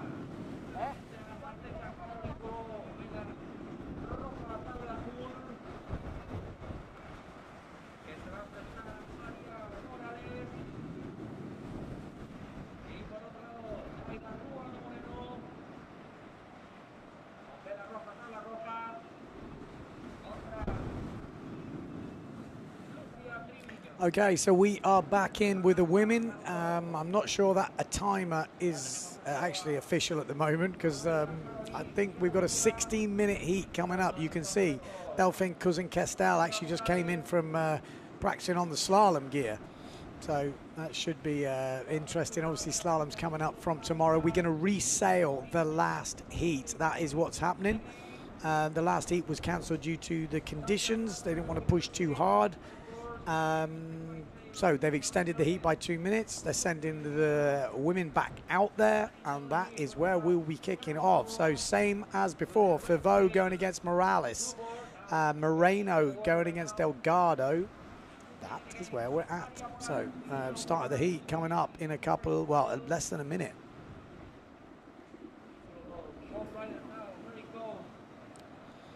Riders usually be coming in from the left-hand side. It's 2 jumps, 1 wave to count. That is how we're looking. Hopefully we can step up the action. If anyone wants to join me in the commentary booth, I'm all alone.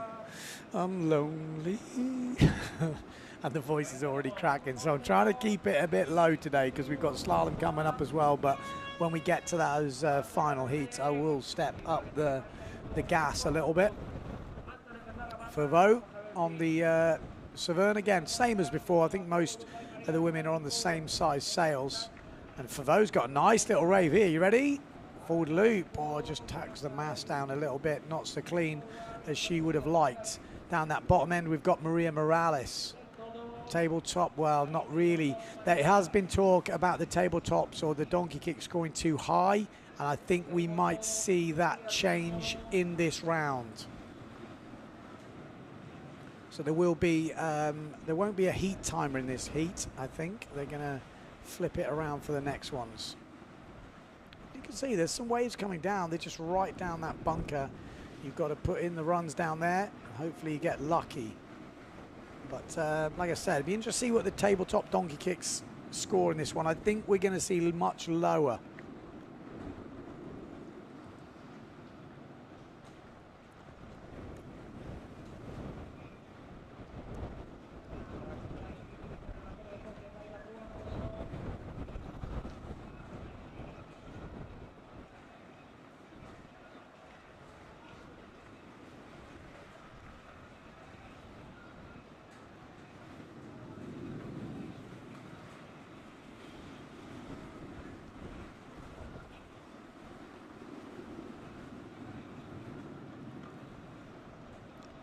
Moreno down that bottom end.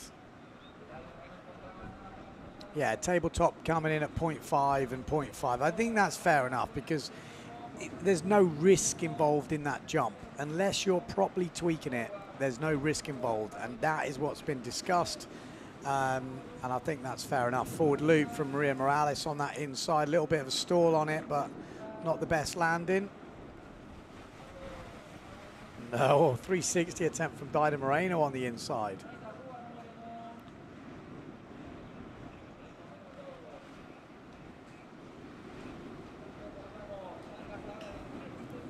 Like I say, I think if someone does do a proper tabletop, you will see the scores change. There's a tabletop from Lucia, and then a back loop attempt from Favreau there. There's Dida Moreno who's on the inside. Getting a few on the head.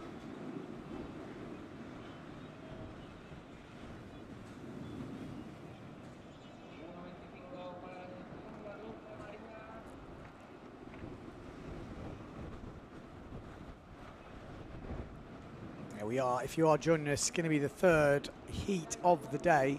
Heat number 10A and B. Favreau versus Morales, and Delgado versus Moreno.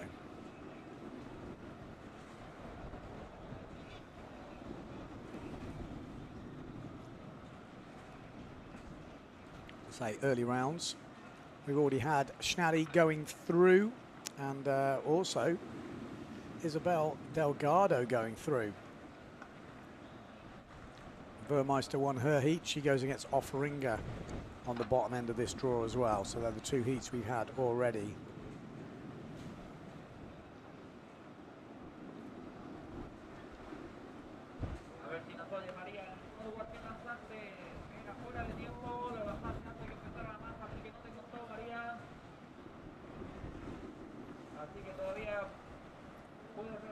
Yeah, don't look at the timing. I think you can take the timing away because it's not official, that definitely not.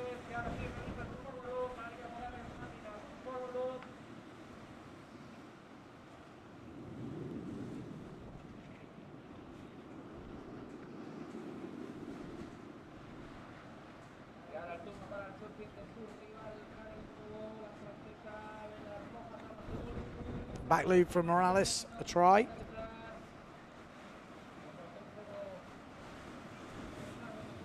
There we go. There's a little bit of a moment there. Dida Moreno, obviously on Bruce boards this year, so a bit of a sponsorship change for her. After quite a few years on starboard. This looks like a good ramp down that bunker. Nice little shove it. It's got a very good shove it with a bit of tweak on it.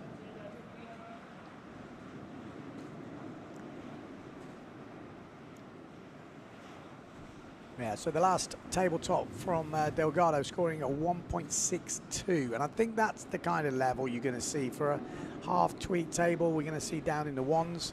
If we start to see proper tweaked out, then we're going to see some proper points thrown at it. But on that lower end, with the no real risk, I don't think we're going to see big scores anymore.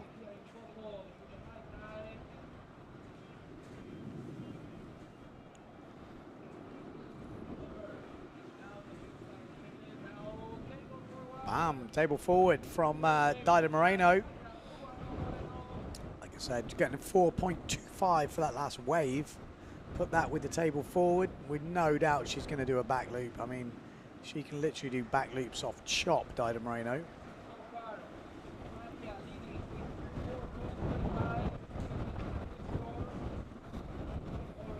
Oh, Lucia Delgado having a go at the back loop herself.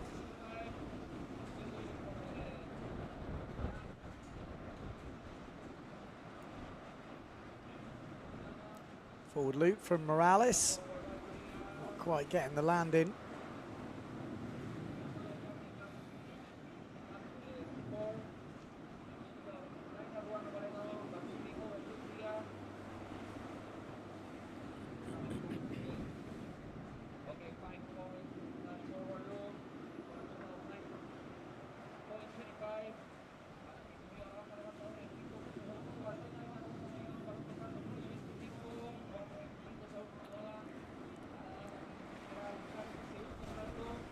Dido Moreno looks pretty relaxed out there at the moment.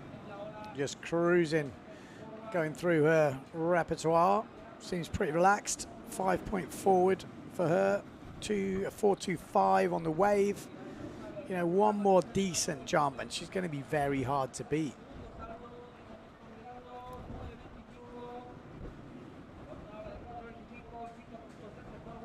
Forward from Favreau at the back, just getting a bit wet, but good rotation, trailing at the moment to Maria Morales, but both of them without waves. As I say that, Morales get a frontside hit down in the bunker with that onshore breeze. Pretty tricky.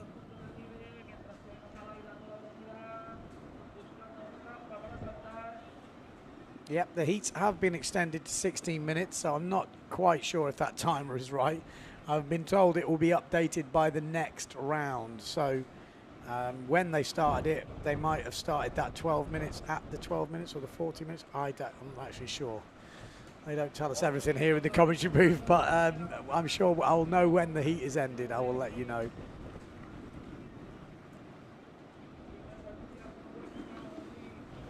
Delgado wants the back. Doesn't get it.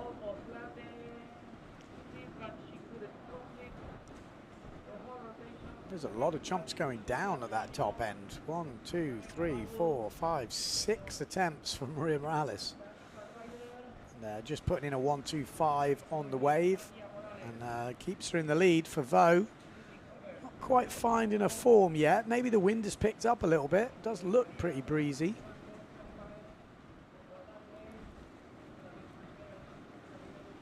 This is for Vo. Like I say, finished third in Fiji. She was charging some of the biggest waves of her life, no doubt, and the most menacing. Obviously saw the Fijian event. And just to fill you in, obviously the PWA Tour is sort of combining with the IWT Wave Tour this year. There is for Vo. She's been doing quite a few of the IWT. So they are running their events. It's a joint event, but you know the IWT will run their events, and then Pozo and normal events that the PWA have run, they will obviously run them as well. So it's the first year of that sort of working together. So there are a few things that are getting ironed out, but already we've seen action in Fiji, which was pretty amazing.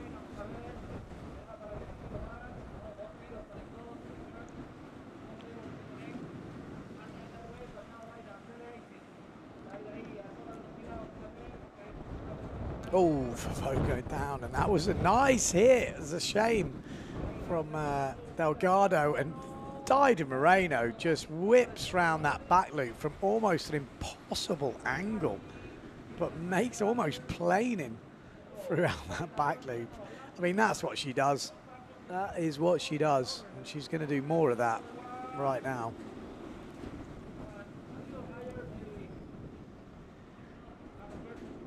And that is the difficulty. You know, at whatever level you're at, you've got different levels of competitor. Dido Moreno is in that top end, and she's been there for a long time. So she will make conditions look easier, like the top guys do. They did it yesterday. You know, some of the top guys in the world, you don't kid yourself.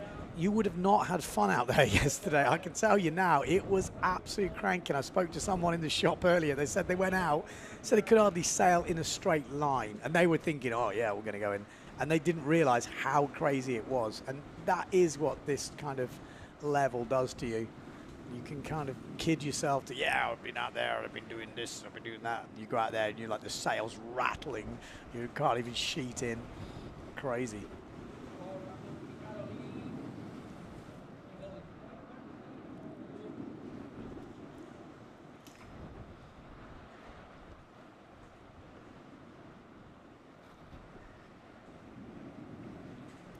So, Maria Morales, at the moment, in first place in her heat. Got a 5-point lead for Vo, struggling to find a form at the moment. No waves ridden. Oh, Morales just bounces into that one.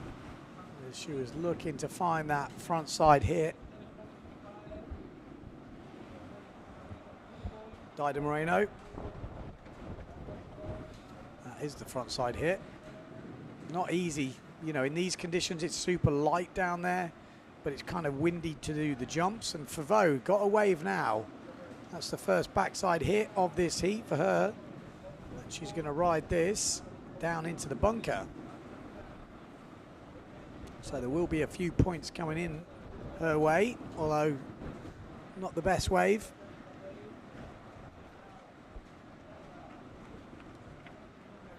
Advantage Dida Moreno, 16 points so far. That back loop coming in at a 6.75. Like I said, the scale is very difficult in the women's fleet in these conditions. You know, a nearly planing back loop compared to, you know, wet forward. But then the bottom end, you've got to scale it accordingly as well. So it is tricky. Judges got a tough task. Waves obviously tricky as well, and only one wave counting, so this will favor the jumpers when they do 2 jumps 1 wave. Sometimes they can times the wave by 2 back in the old days, or, you know, make it count for more, but because there's not many waves on offer, that would definitely help push it more towards the waves. But maybe this is a more jumping spot, and there we go. Stall forward from Dida Moreno.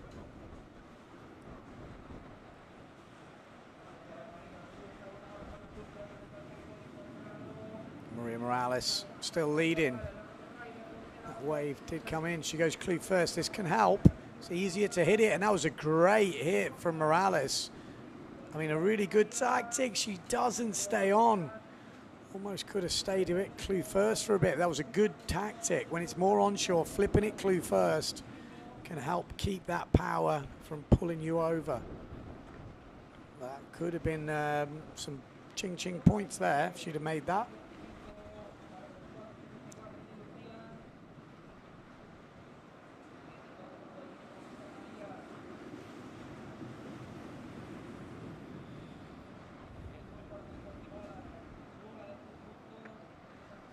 Dida, backside shove it.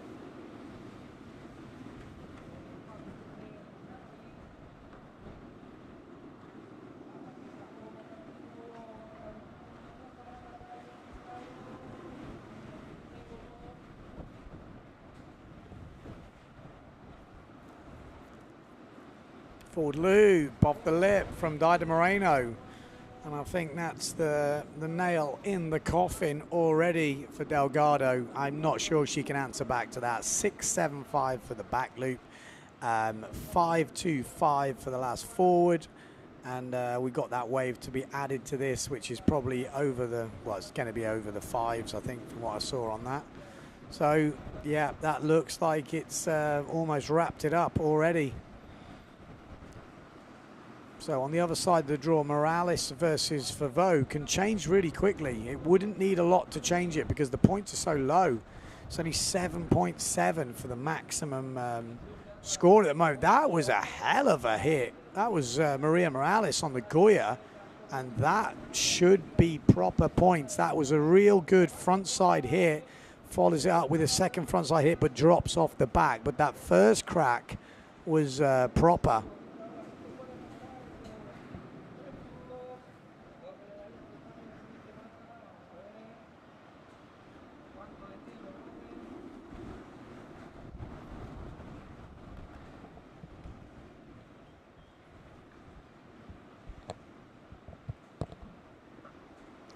waiting for some scores to drop.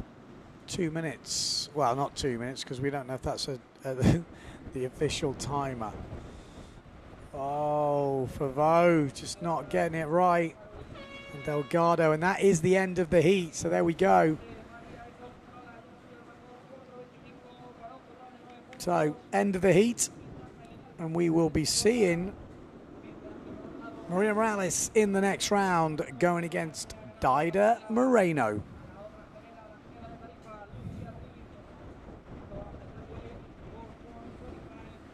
That was that last wave for Daida's coming in at 5.38.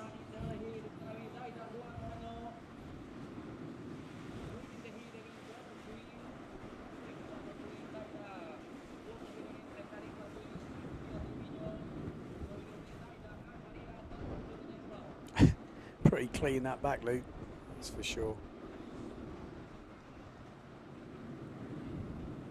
So next heat on the water, we will be seeing Maria Berens going against Ibaya Moreno, and then Alexia Kiefer Quintana going against Erpenstein. Bam.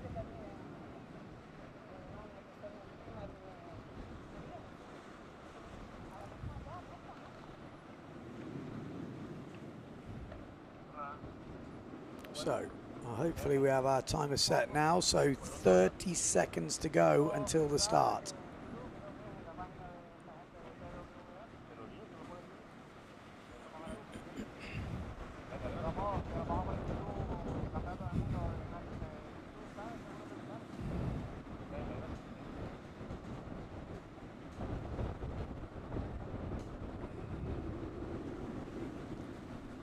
There we go, 4 riders in this. First chance to see her by Moreno. She's not really been around. Here she is.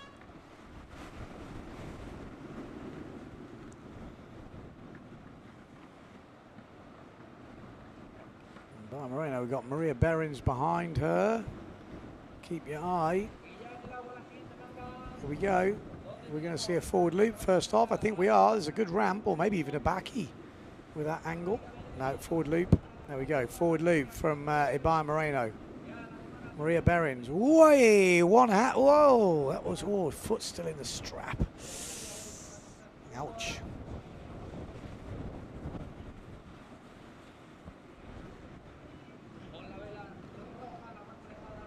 Erpenstein, obviously on the Severn black sail down that bottom end. Oh, looked like she was lining up for something. 16-minute heats. 2 jumps, 1 wave to count. There's already a 4.62 forward loop from Ibaya Moreno. It looks like Erpenstein crashed a push loop, and we obviously saw Berens crash that forward loop as well.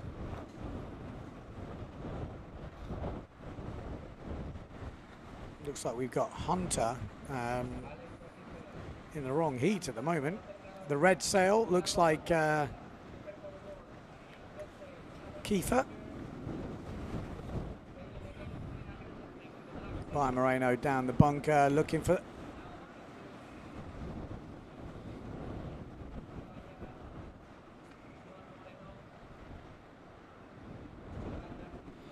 So, Alexia Kiefer.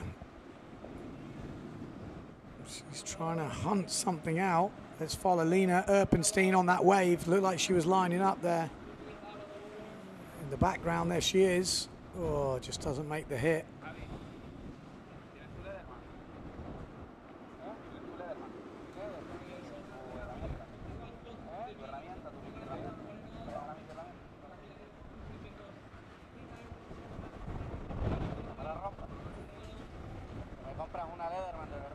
Oh, nice forward on the outside.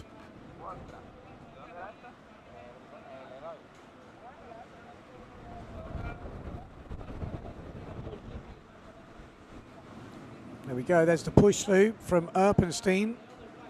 Solid.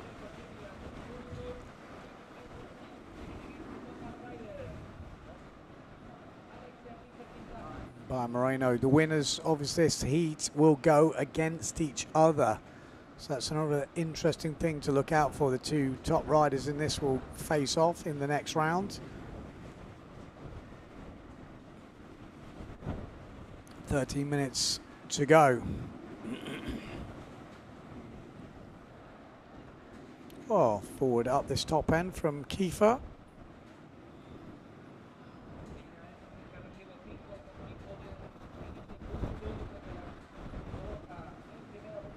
We've got Erpenstein on the left, Moreno on the right, both on the black Severn sails.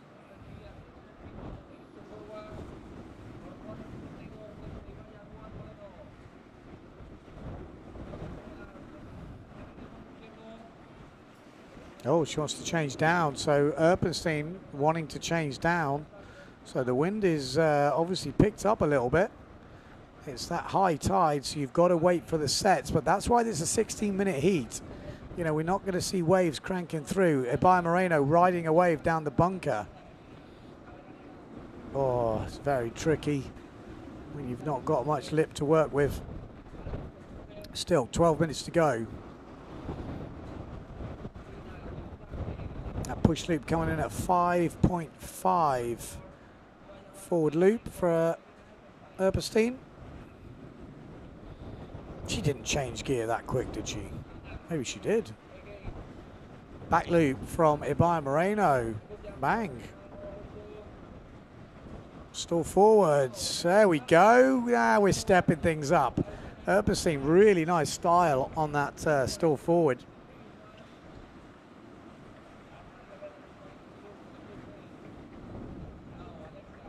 Oh, and tries a tweak pushy.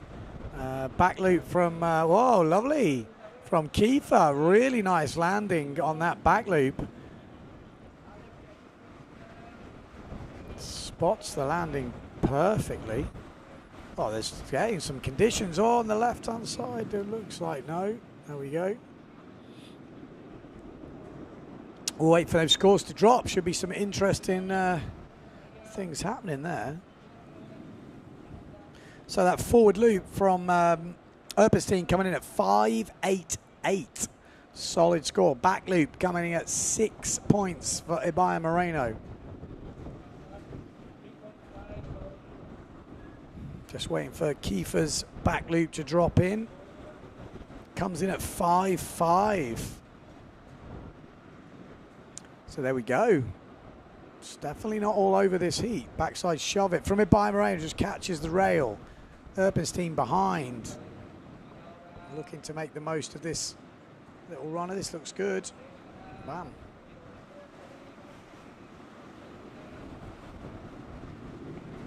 Say solid heat so far from the women. There's moments of this heat doesn't look good, but every so often they're coming through. And this is Kiefer. She's actually got a mean tacker on her. The wave just went a bit funky on her. Doubled up.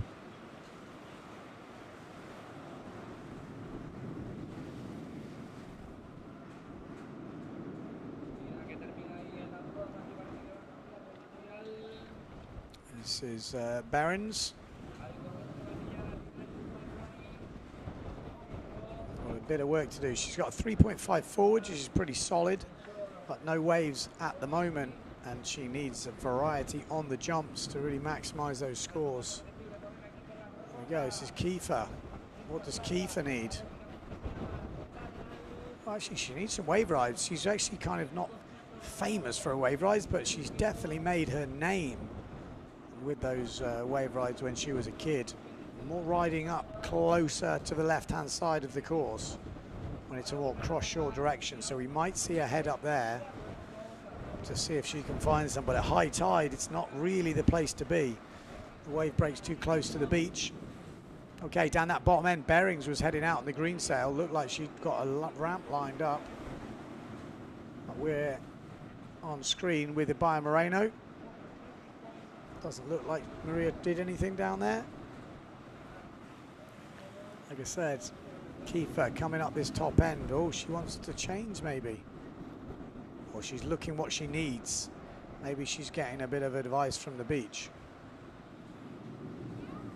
She's just got a 4-point wave, but problem is, Lena Erpenstein's wave just coming at a 5.88. And she's actually changed to a smaller sail now.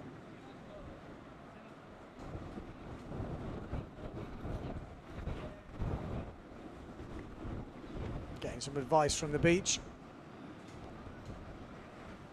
What she needs to do.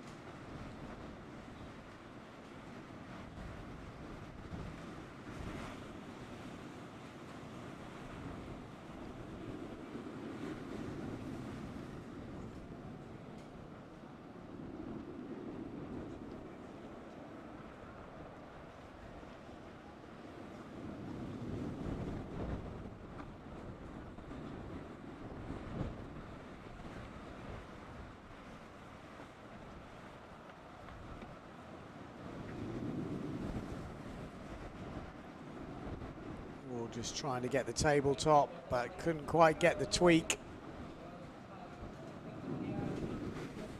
By Moreno, looking in control at the moment. On the other side of the draw, Erpenstein is having a solid heat. 6-point push loop, 5.88 forward, 5.88 on the wave, 17.76.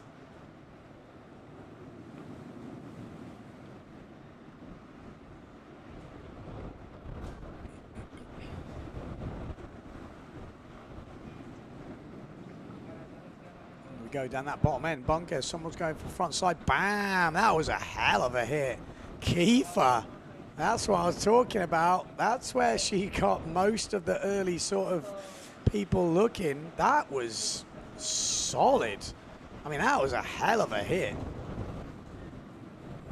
Loving to see what points she's going to get for that, because that was a beefy one. I think it's going to get closer. It might do.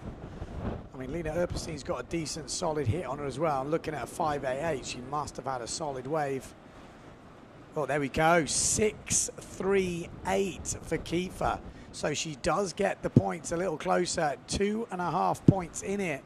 But she's going to have to find 2.5 points on the jump. And it has to come from the forward loop, really. Or potentially a push loop. I'm not sure she does a push loop, and that's where the problem gonna lie. Yeah, she needs a big old stall forward or something. She's already got a decent back loop. And there we go. There's a look like a tabletop forward for Erpenstein. Erpenstein looking good. You know, Kiefer's made a good account of herself here. She would be beating Ibaya Moreno on the other side of the draw, but at the moment, Lena Erpenstein still leading it out.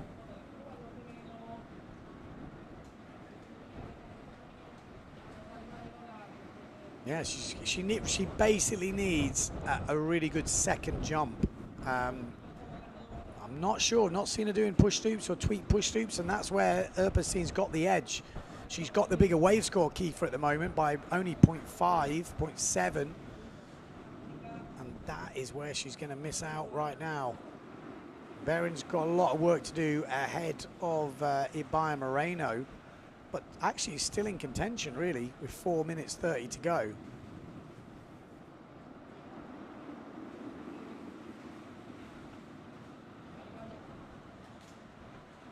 I mean, in this wind, 16 minutes is a long heat. Yes, there's not many waves, but there's enough, isn't there? I think 16 minutes is definitely generous.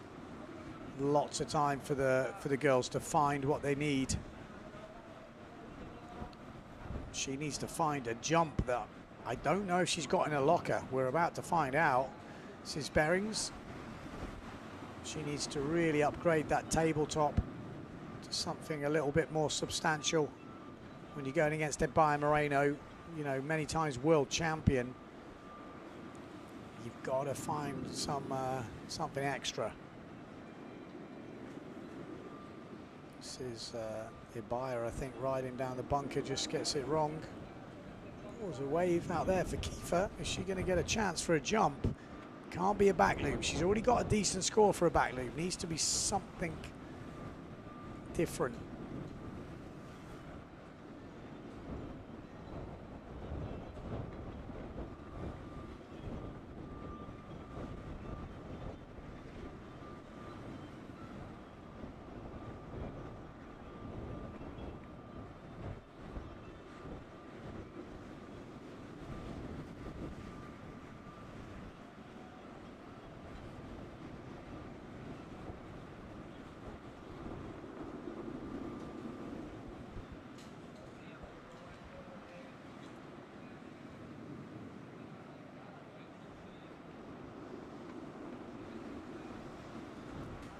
Okay, 2 minutes 40 on the clock. Is it getting close? Well, 2 points in it on the Kiefer Erpenstein side, but like I said, it needs to be an upgrade of the jump, and that's going to be the tricky bit. Lena Erpenstein's had a really solid heat here. Nearly 18 points is very, very solid. 2 minutes 20 on the clock. Ibai Moreno leading, hence bearings. And if it was to stay like this, Erpenstein would go against Ibai in the next round. Interesting battle will commence. 2 minutes on the clock. Are we going to see some fireworks in this last bit?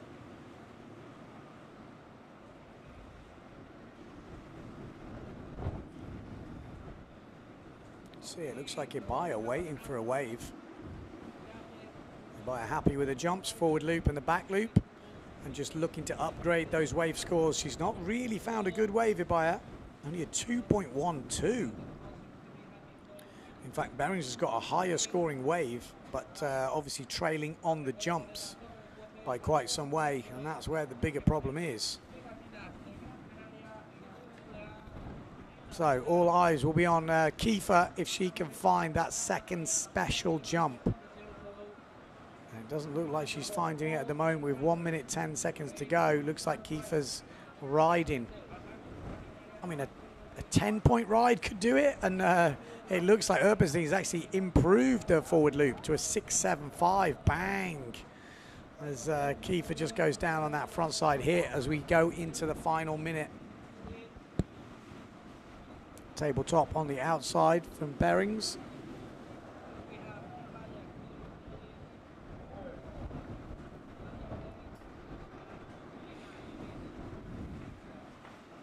.35 seconds to go. She's going to have to go and learn that push loop. That is the difference right now, or the big stall forward. She's got the waves, Kiefer, but at the moment doesn't quite have the jumps. And Ibai Moreno really struggling to find the waves at the moment. Well, that's actually Erpenstein, but 10 seconds to go. I think we're not going to see a big change in the results right now. So Kiefer is having a go. She's hunting down something, double. And that's it, it's the end of the heat. There's the back loop. She lands the back loop, but it won't make any difference. She's already scoring a pretty decent back loop, so I don't think it'll change things. So there we go. Ibai Moreno, Erpenstein through to the next round and will go against each other. Next up, we have got the young ripper that is Dietrich from Belgium. Obviously spends a lot of time living over here quite a bit now. Hunter as well from France. And then we've got Vermeister going against Offringer.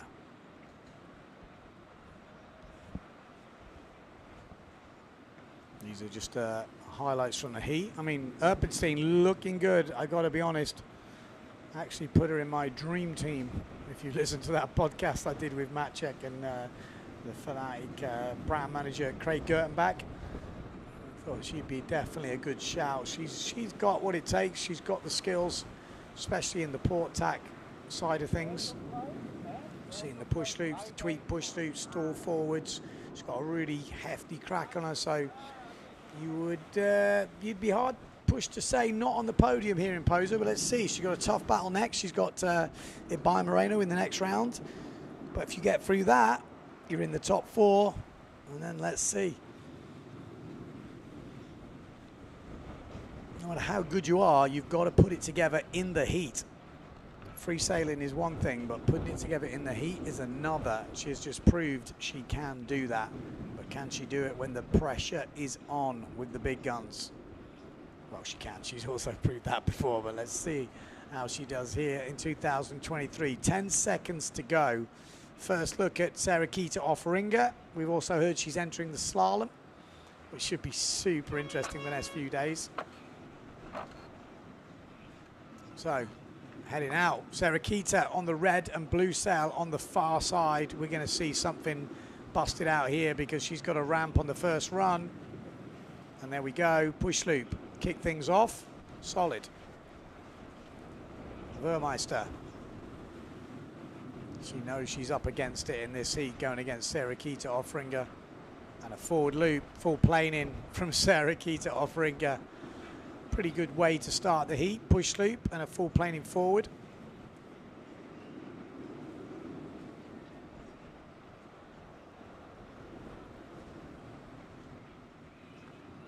Hunter, forward loop. Nice style on that one. Support off the wind.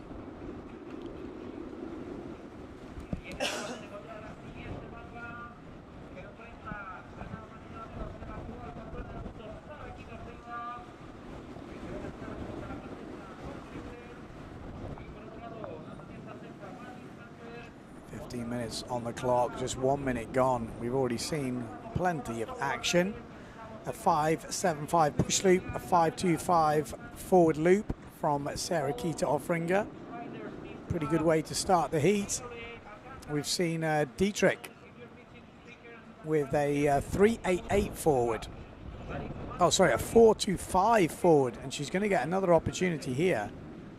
She was throwing down the tabletops last time, which were pretty table-like, and that's the trick. You've got to be past table. Get that ninja, that inner ninja. Yeah, Hunter with a 3.88 for her forward.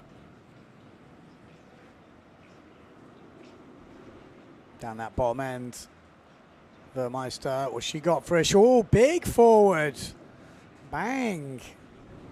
Solid, went for it. To hold on a little bit on the landing, but solid.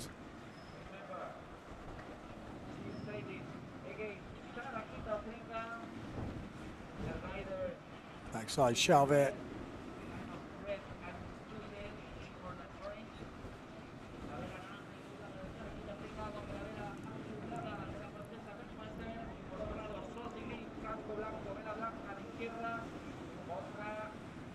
Oh, a nasty little cap hole there. Forward loop coming in at 4.25 from Vermeister. Solid. Heard there's a tabletop. Another forward from Hunter. I did hear a tabletop, so maybe we might see a Dietrich tabletop coming on the scores. It's quite see it, but 4 riders on the water. It isn't easy to pick them all up, especially when they are all, you know, sailing in different parts of the area. So this is Dietrich.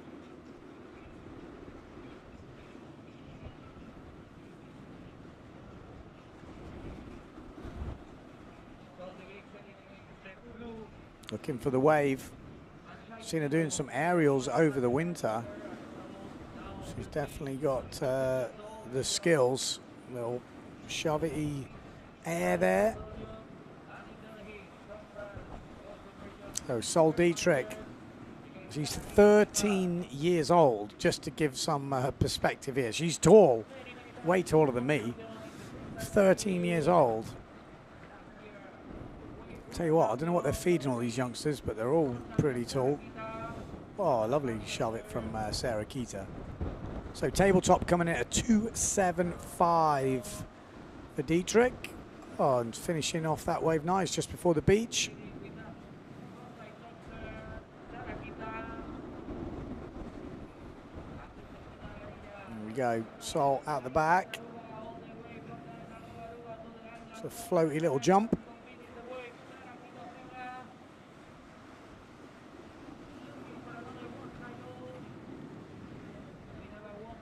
Wow, conditions, there's definitely breeze out there, that's for sure. We've seen it picking up during the day.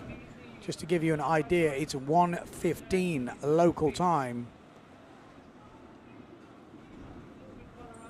We were up quite early, maybe too early for the wind here in the Canaries. It's more relaxed, the wind. It takes a while to kick in properly, but it's definitely kicking in now.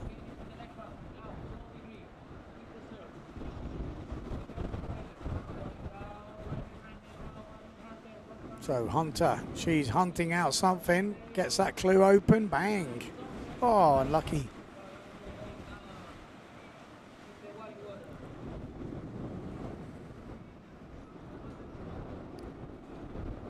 So 4-1-2 for that wave for Sarah Kita. Puts her in the lead, 15:37. There's a table.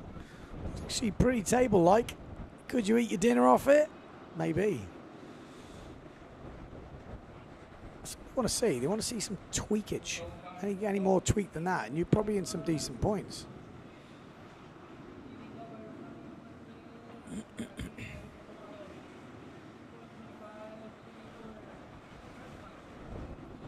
So Andy Woods tuning in, liking the coverage. As I say, we are with the women's single elimination. This is the last heat of the first round. Next up, we will be having all the seeded riders going against each other, or the riders that made it through this round. So I'm pretty sure it's going to go off. Pretty warm in here in the Canaries, I'll tell you that much. So Hunter looking for that back loop. Oh, well, she makes it round. Apologies, I thought she didn't get the push on the takeoff, but she does make it round. She sailed away, so she will be getting more points than the other back loop, that is for sure. She might even go into the lead with that. See what the judges give her.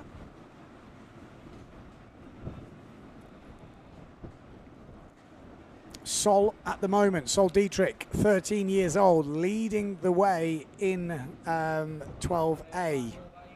We'll wait for that back loop to drop in. Back loop comes in at just a 2. Bam, goiter attempt from Sarah Kita.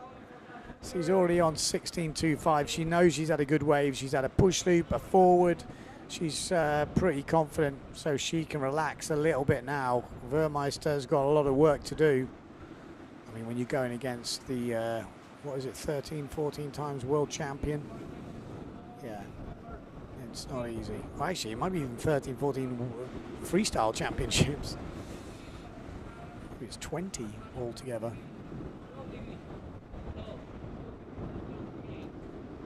So Sol Dietrich has got herself down to the bunker. So we might be seeing those points getting stepped up. There are some waves coming through though. So Hunter with a bit of work to do. Trailing by 4 points at the moment.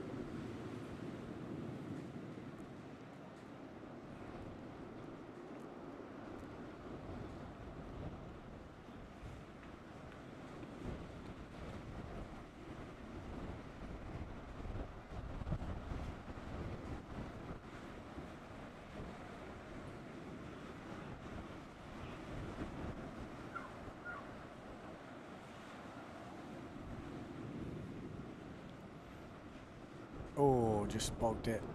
7:30 on the clock.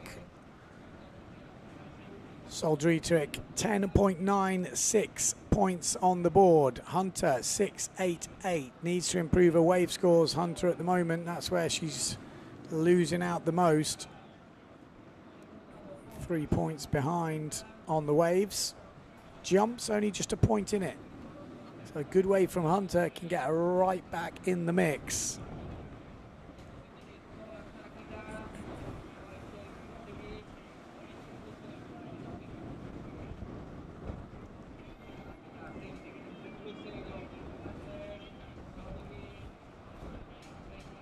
Hunter on that KA sail. Sol Dietrich just bottom turning on that. There's not much there, but it's making it happen. Bam. Just gets a little bit of air. She's got good style. You've got to remember, 13 years old. She's got such great pop. So Mom, just giving her a bit of advice from the beach. Sarah Kita offering her. Bam. Oh, goes down on the inside. 6 minutes to go. Advantage Sol Dietrich, advantage Sarah Kita offering her.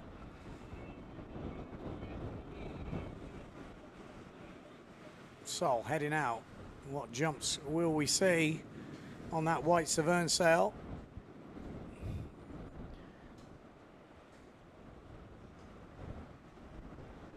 Got a little bit of a kicker coming out, but she's had some pretty, you know, solid jumps. If you're not going to upgrade on your jump, you don't bother trying one. There's no point.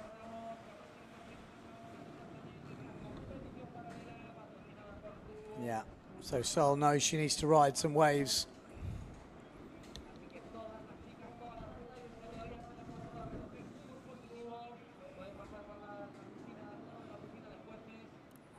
Five minutes 20 on the clock.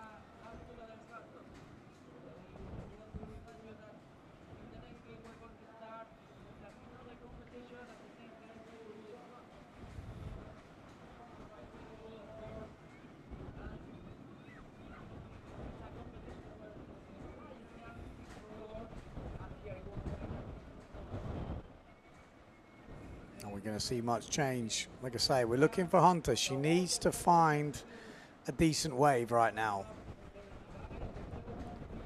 There's a jump. Oh, it's just crazy stuff happening right now. So Vermeister, one woman standing. Sol Dietrich up this top end.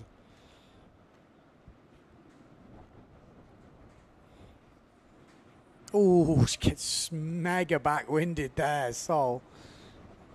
The wind has definitely cranked up. What are we going to see happen in these heats? 4 minutes on the clock.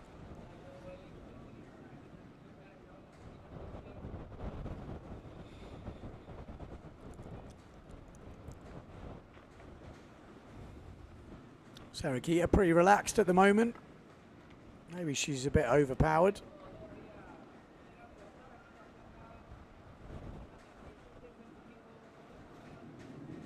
Oh, nice front side hit there from Hunter. He looks really powered up. Plenty of power in that sail. Just a one hit, but that will definitely improve her wave score. She's trailing by 4 points at the moment to Sol Dietrich. 1 point in the jumps and the rest on the waves. So whatever she scores will improve, but a big wave score is what she needs. Then she could take this, providing Sol Dietrich doesn't upgrade her wave score, which she looks like she's doing right now, and just skidding out the fins.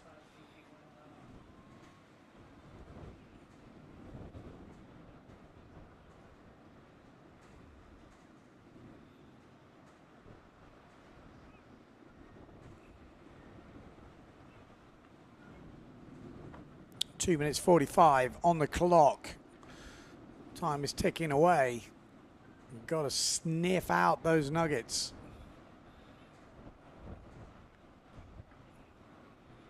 There are a few little gem moments out there, but they're not easy to find. But you will be rewarded if you find them. And there's Sarakita with one, just throwing it around. That was a hell hit. That's what you need to do.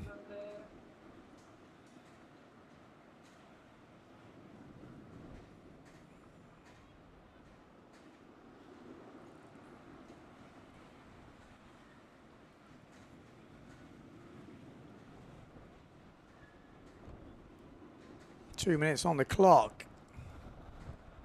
Sol Dietrich still leading ahead of Hunter. Again, one wave could change everything for Hunter. Needs a decent wave score though. The wind is definitely increased.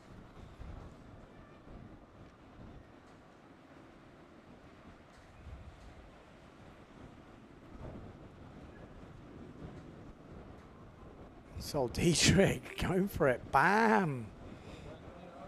There we go. 3.12 coming in for that wave from Hunter. It's making it closer, but in between 1 point. But I think we might see Sol's wave increase as well. Big shove it there from Sarakita. 1 minute 15 to go. Like I say, she's got this wrapped up. But still that fight on the other side of the draw, it's all on.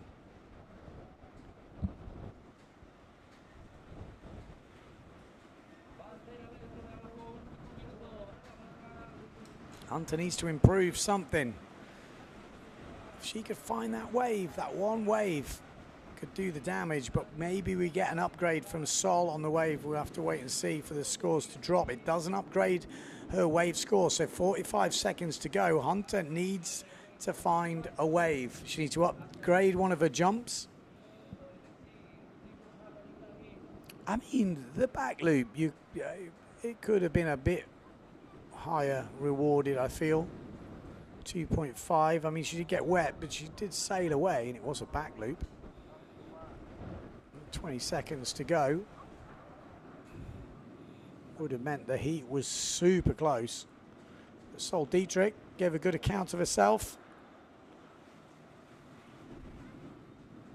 Say 13 years old, and it looks like she's done enough to get through to the next round.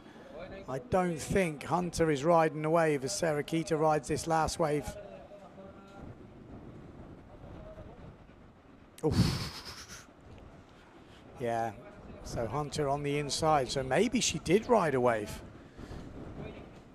We'll have to wait for that score to drop before we make any official announcements.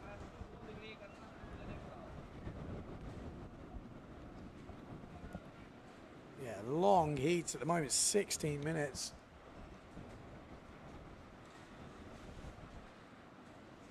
But they're getting through them, and we are into the second round of the women's elimination. We will see Delgado going against Snaddy and Morales going against Moreno in the next one.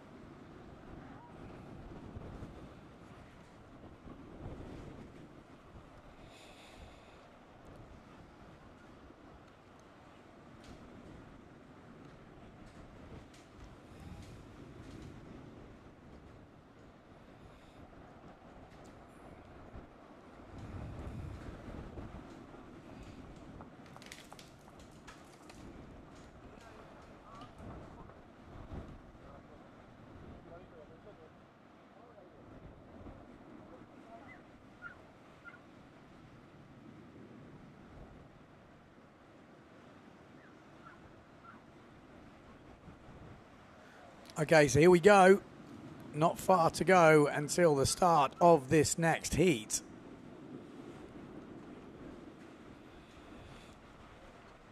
Yeah, it will be Delgado versus Snaddy, Morales versus Daida Moreno. 16-minute heat, 2 waves. I mean, sorry, 2 jumps, 1 wave.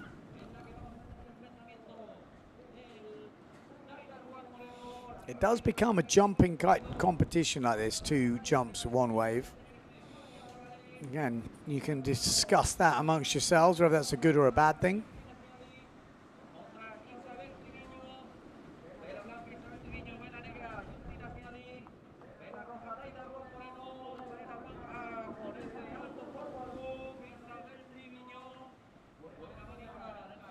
Here we go, Maria Morales on the Goya, and we do have the Red Bull Rockets.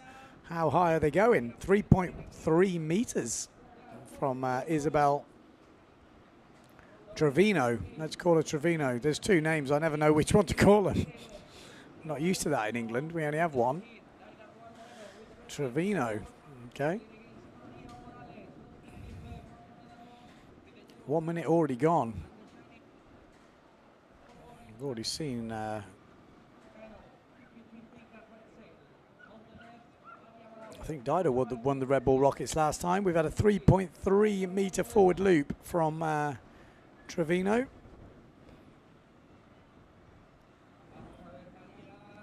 Daida, what's she got for us? Daida, 1.7 from Daida so far.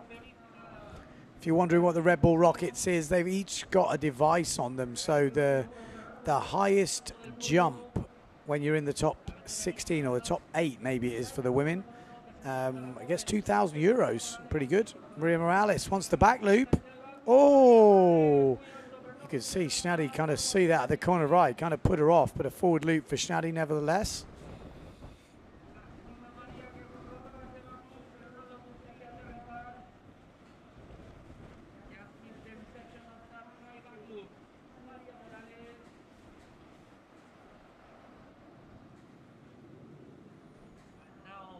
Trevino already with a 4-1-2.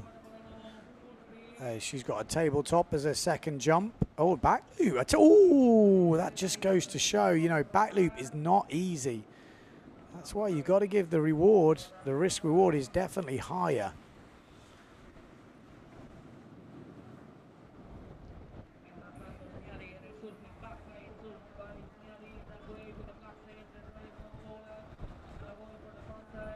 Here we go, backside into a front side for Shaddy. She's got a 3.38 for her forward loop. I'm sure she's going to upgrade that. But that wave, I'd say, was pretty good. Oh, backside air from Trevino. Needs to back it up with something front side. She's got a little section there as well. Blows it out a little bit. So does Dida Moreno. I think Trevino got that 2.3 on the way in.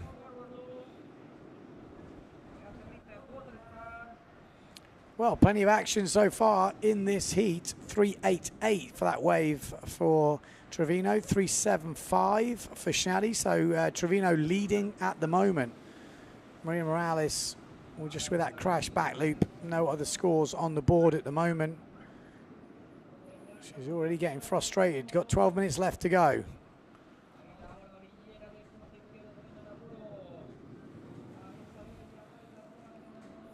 16 minutes is a lovely long heat.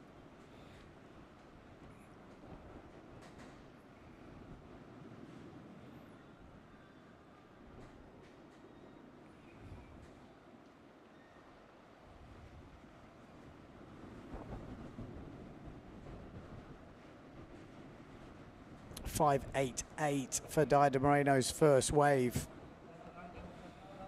Waves do make a big difference. There's only one wave. So if you don't get a good one, you're in trouble. Say that if there was two, be even more so, more the case. Maybe ignore my meanderings. So you can see Justina Shaddy on a 3.3, it looks like. So when you don't think it's very windy out there, it's pretty breezy. Caddy on the beach.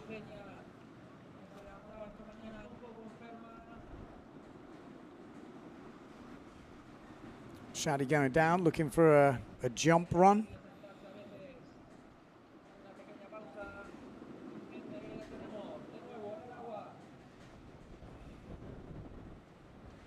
Doesn't find anything. So Trevino leading at the moment, but still early days when you look what jumps are in. Look like most of them are struggling to find some decent ramps. Dida Moreno still hasn't had a jump, but things will change a little bit now. The forward loop from Dida.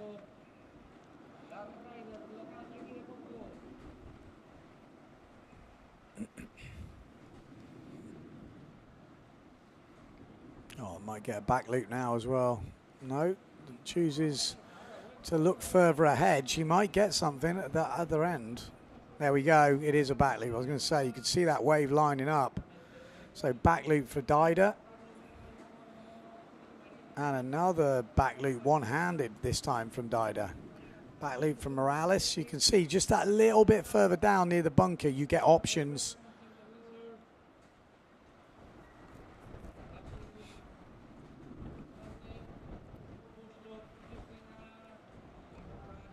Bush loop crash, I think we heard from Justina Shaddy there.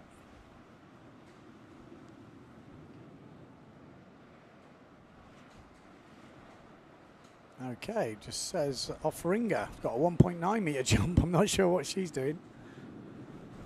She's not out there.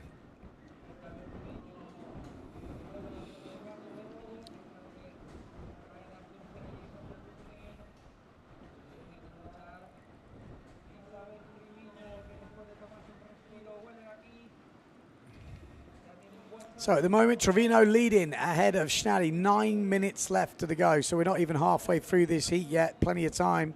Dida Moreno has made her move up to 17 points. Forward loop, 4 8.5 and the back loop 6.5 and a wave 6. So very solid from Dido Moreno. Trevino, what's she got for us? Looking for that second jump. Already had a 4.12 forward. Oh, looked like she was lining up for something there. She get on the white sail. Do you want something? No, not going to get it. So she's going to turn around.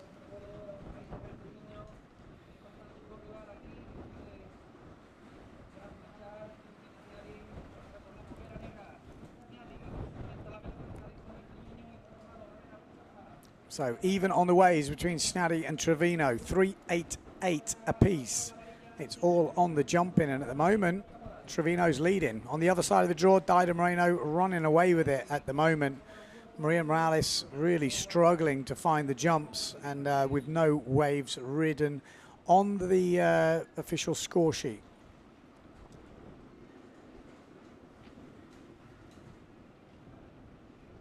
You can see just going down that little bit closer to the bunker, you get those waves, get those back loop type waves.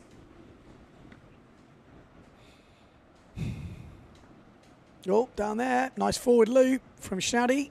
That's going to help the cause. Little bit of a tweak on it. Might help improve the points. As a tabletop from Trevino. Not mega tweaked, but had some height, and it was up there.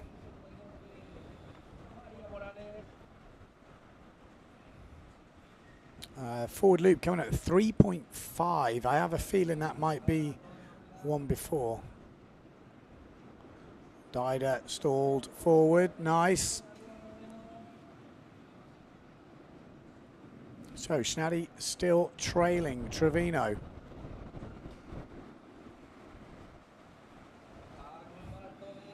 Back loop from Dido. She's definitely getting into it now. 4 meters on that one.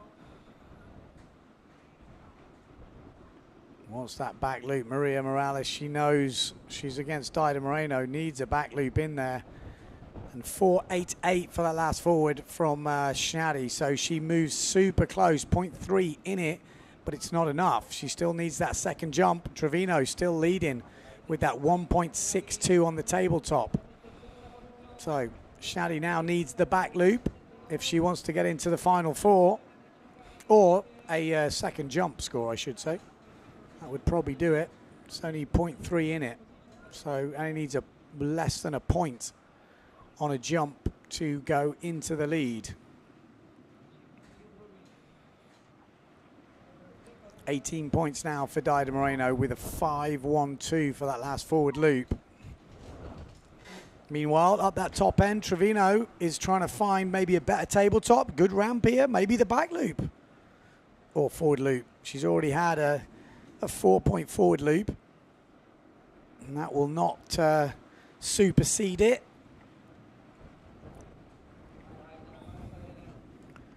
Five minutes 20 on the clock. Oh, 360 attempt from Dido Moreno doesn't make it.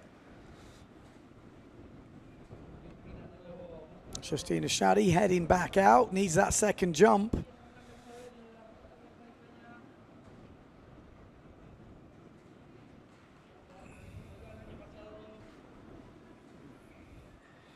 She's trying to sniff out something, but maybe just a little too high at the moment to find those back loop ramps. Time is ticking down. She'll be getting a bit stressed right now. Trevino still leading. Maria Morales is going to need some magic, but like I say, going against Dido Moreno, it does mess with your head a bit because you know you need to do probably more than you can do. So then sometimes you can have a shocker trying to just push everything a little bit too much. And you don't give a good account to yourself because she's definitely better than the heat she's having right now. Dido Moreno said she's just having a play right now. Wants that 360. So 4 minutes to go. That's probably a couple more jump runs for Justina Schnadi, which, you know, in the big scheme of things, not that long. 2 runs, maybe 3 if you're lucky, depending on if she's already on one now. But she's got to find something other than a forward loop. So it's got to be a tabletop, it's got to be a back loop. It only needs to score a point. It really doesn't need to be a big jump, but it needs to be a jump. 3 minutes 30 on the clock. Could this be an upset on the cards?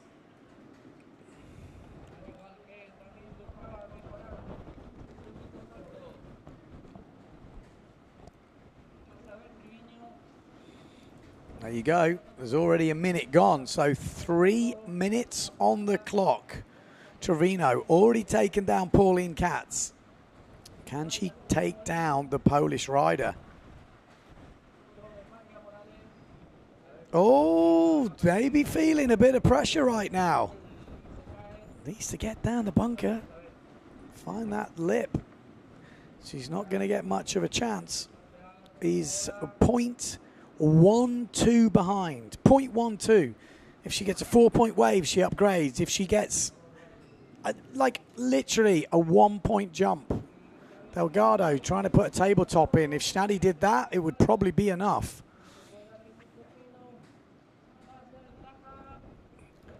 Again, a few nervous Polish people watching this, maybe stressing. They're not going to get a ramp up there by the looks of it. Dida Moreno down that bottom end, she wants the 360. There's the tabletop from Schnadi. That could be enough. That was actually not too bad with 2 minutes to go. We'll have to wait and see. It really doesn't need to be anything crazy. It just needs a 0.6 point. I think that might be enough, you know, with 1 minute 50 to go, but it's so close. It was a 2.5 meter tabletop.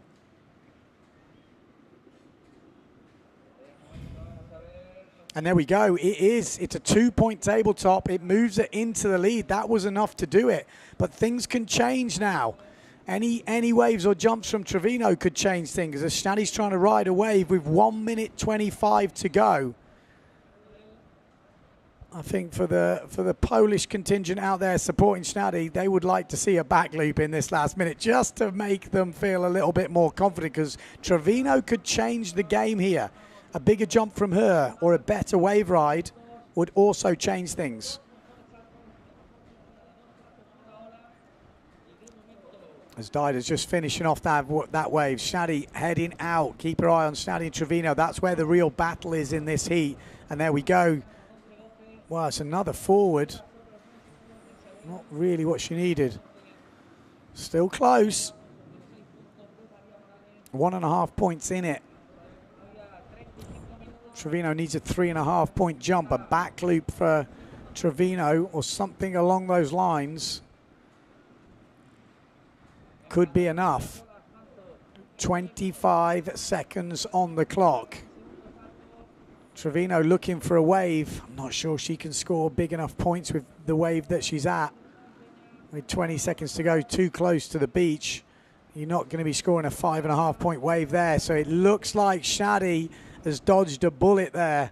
It was looking very close for a while, but with 30 seconds or a minute to go, she's managed to get the points she needed, and she will go into the final 4 and will be going against Dida Moreno to see who will make the final of this 2023 PWA World Cup here in Gran Canaria.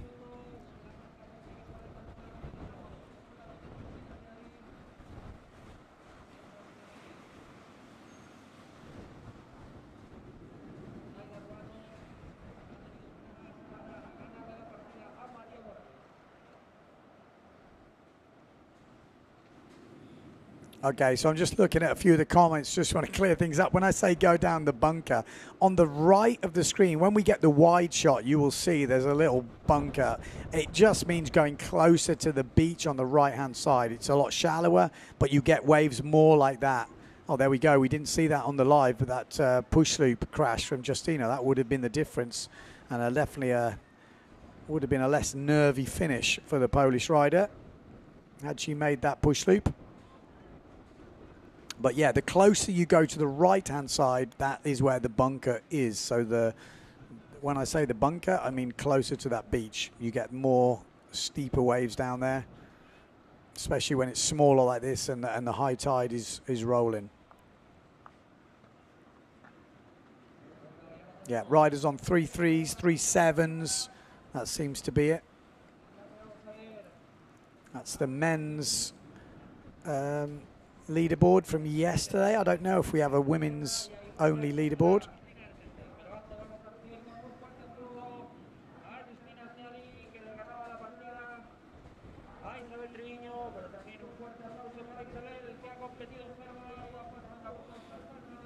Okay, so we are up the next heat. Should be an interesting one, this. There we go. Hooter is on. We have got Ibaya Moreno going against Erpenstein. Push sloop, tweaked push sloop to kick things off from Sarah Keita off ringer, who's going against Sol Dietrich. Lands a forward on her first run. Erpenstein on the black sail, Ibaya Moreno on the black sail as well. Sarah Keita is being very active already. Nice control forward loop. This is Ibaya Moreno.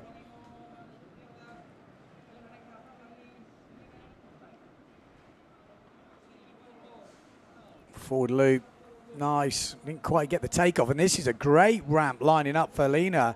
Big stall forward. Boar's gonna say just a little bit early. Had too much power on the landing, but that would have been a great way to start the heat. And yeah, it could have changed things up big time. You never know. We saw those waves not always coming through, and that looked like a good period.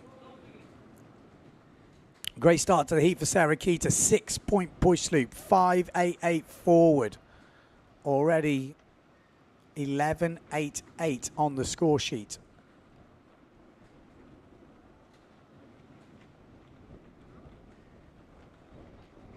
There's the tabletop. Just couldn't quite get it back underneath.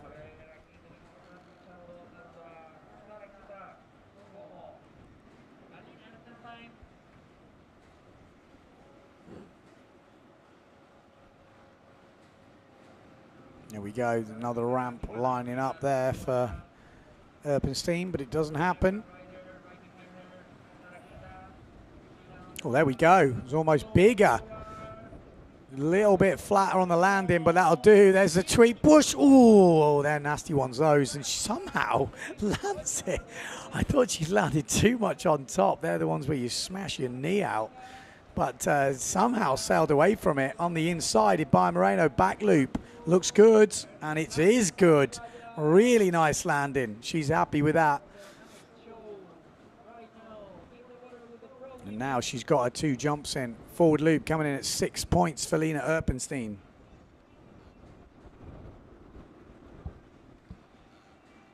There's a big forward from Lena. But Ibaya nailing that back loop, and that is definitely going to help. Sol Dietrich, what's she got for us? Wants another tabletop, but doesn't really get the tweak she wanted.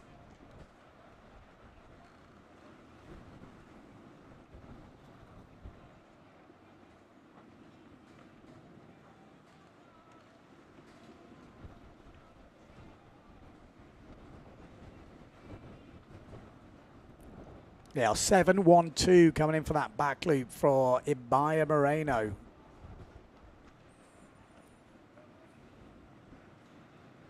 So Erpenstein will be looking for that tweaked push loop, no doubt. That's usually a second jump. Stall forward and tweak push loop. She's got the run on here ahead of Ibaya.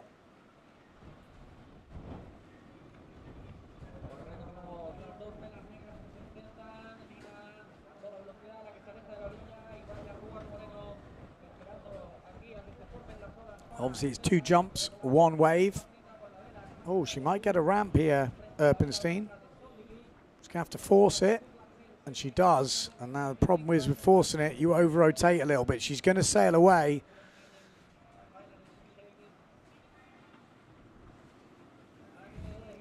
turn on the inside from Sarah Keeters, not taking any chances against the 13-year-old Sol Dietrich.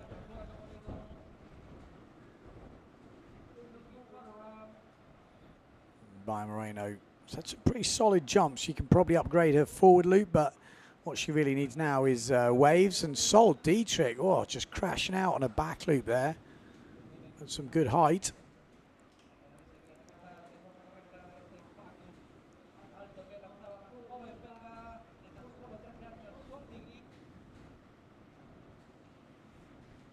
Looks like Paul Van Bellen's joined the chat. I think he's had the pleasure of meeting a lot of these riders now. So always a bit more vested as Lena Urbanstein just goes down. Oh, and she's still in both foot straps. That looks pretty dodgy.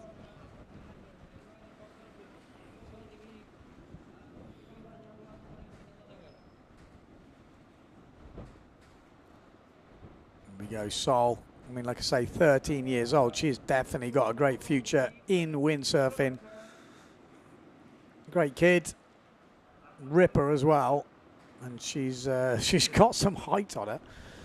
She's much bigger than me. He's not saying much. I'm a bit of a midget.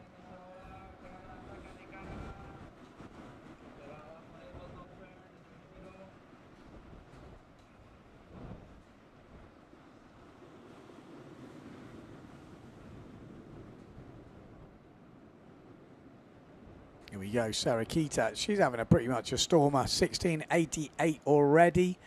We have only had 6 minutes, got 10 minutes left. So plenty of time to strut your stuff. You can kind of put something in pretty solid and then maybe cut loose. Ibai Moreno, 14.87. Just put in a 3.25 on her wave. So Urbanstein needs to find the waves now if she's going to make it past Ibai Moreno. Sol's picked up something in the middle here. Is it going to turn into anything? Sometimes some of the ones that don't look great can really kind of open up and give you some opportunities. Oi, just gets pulled around. Here's Sarah Keita. Bam.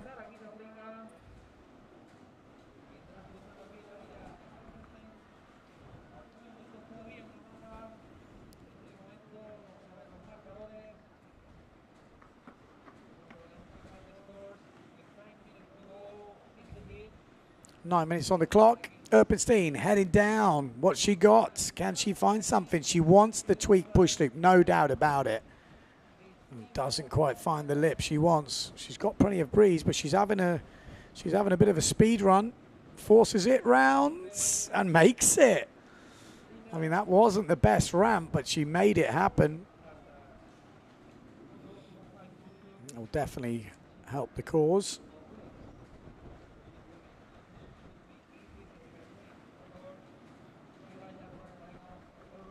Needs some waves though. 8 minutes on the clock. Sarah Keita in control of Sol Dietrich.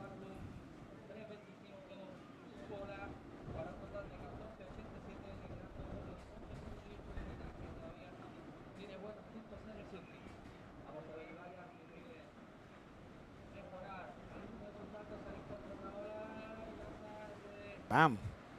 Forward loop, Ibai Moreno.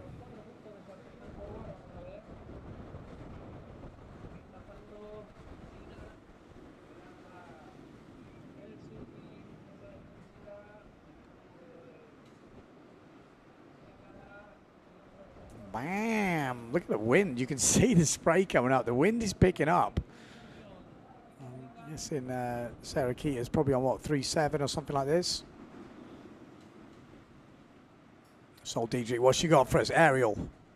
No. I was going to say she wanted it. Just didn't quite sit right for her.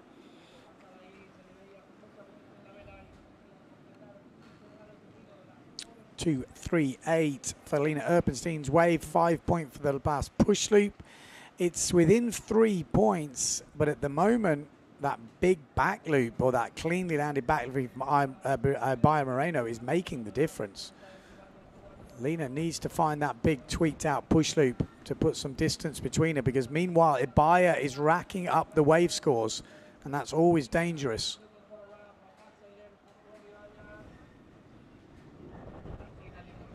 So wait for that score to drop in.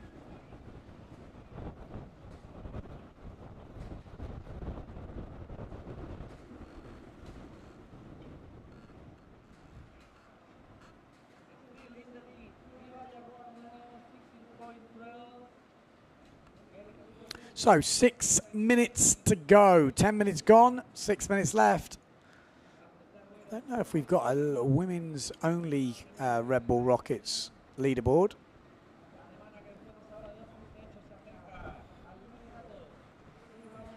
Lena Erpenstein trying to put the end on this wave. 6 minutes left to go. Brian Moreno at the moment running away with it, but things can change rapidly. Great little crack there from Sarah Kita Offringer as she's finishing off almost like a warm-up for her. As you can see, she's relaxing a bit. No big wave scores coming through. Biggest wave score so far has been Sarah Kita's first wave, and that's a nice turn from Sol Dietrich in the background. Brian Moreno was lining up, but didn't work out for her.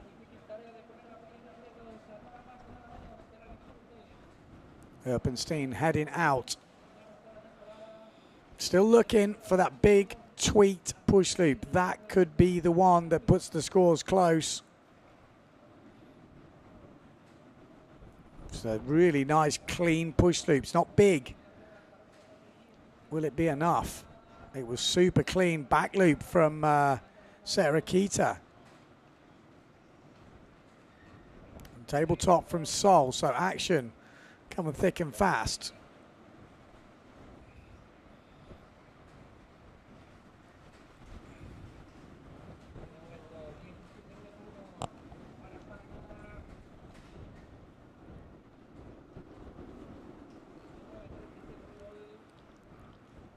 Four minutes 30 on the clock. 5-5 for that last push loop. So Erpenstein needs a wave, but meanwhile Ibaya Moreno is up to a wave score 4.25. So this is what Erpenstein needs. She needs some good hits, and that's not going to help. Sarah Kita meanwhile is finding these nuggets. Bam! Throws out the tail, doesn't make it round, but love it.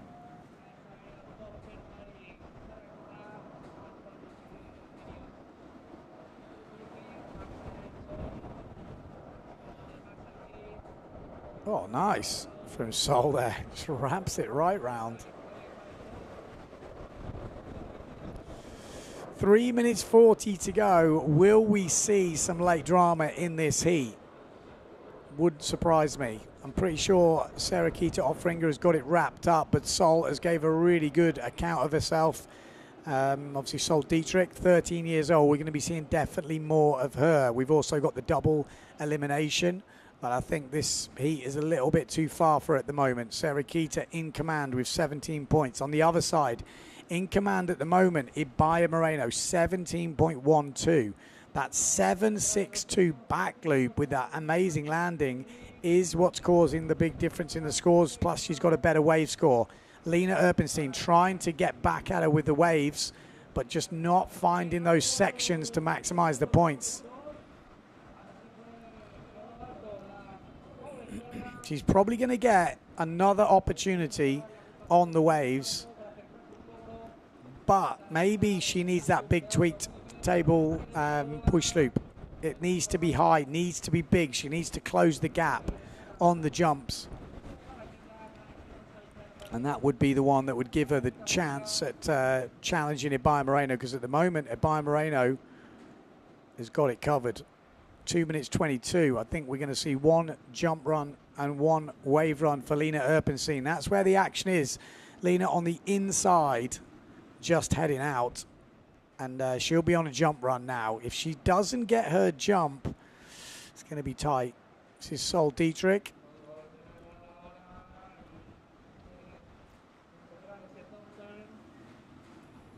Keep your eye on that Severn sail.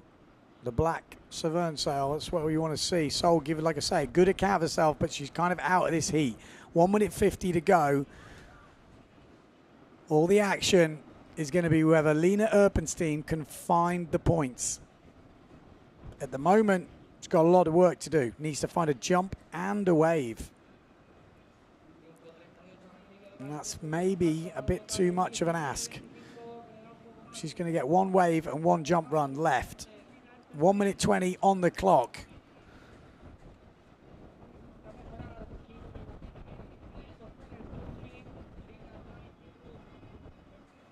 Yeah, we want to see the black sails. That's where the action is. Bayer Moreno, there we go. That's for a Bayer. Back loop attempt from Sol in the background. So yeah, all eyes on Lena Erpenstein. She's the only one who can change this. So the other black sail is where the action will be. If she can't do anything of any note now, which it doesn't look like she's going to with 50 seconds to go, she really needs a jump and a wave, and she's running out of time. Sarah Keita already in the next round. Oh, this looks like a good one lining up. Oh, it didn't quite work out for 35 seconds to go.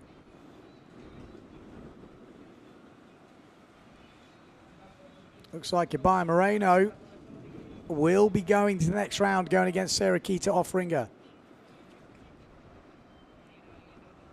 As Erpenstein looking for a hit here.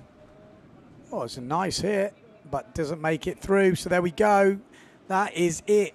Bayer Moreno, with 10 seconds left to go, has done enough. And she has actually smoked it. 17.25. That really clean back loop is definitely what did a lot of the damage. But a good wave score as well. A 4.25 is enough to get her to the next round to go against Sarah Keita Offringer. Looking at the scores, that one will be a close heat. Well, that would have been nice to land that straight away. And then the second stall forward that she did, she could have done the tweak push loop off. So sometimes it comes down to those just mistakes. Wham. Good heat though. Definitely plenty more jumping action early on.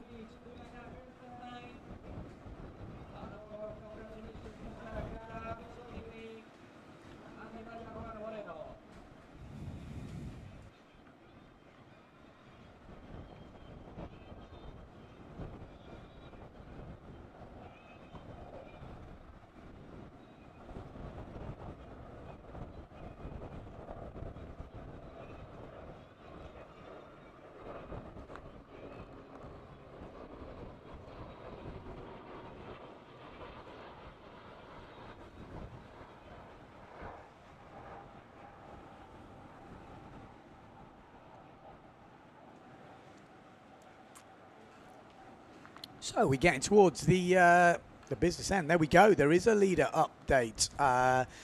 5.3. Lena Erpenstein leading the Red Bull Rockets League. Yes. Couple of grand for that if you win it. Bayer Moreno in second place at the moment. Bayer Moreno in third. Sarah Keita just a little bit behind in fourth. Then we got Trevino, Shaddy, and Sol Dietrich. So Erpenstein leading the Rocket Airs, but the other girls are going to get a couple more chances now because they've got a few more heats to go. So first heat on the water should be Bayer Moreno versus Justina Schnaddy.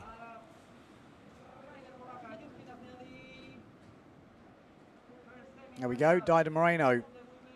Going to be tough to beat her today. I mean, didn't get the best takeoff, but just turned that into perfect backy.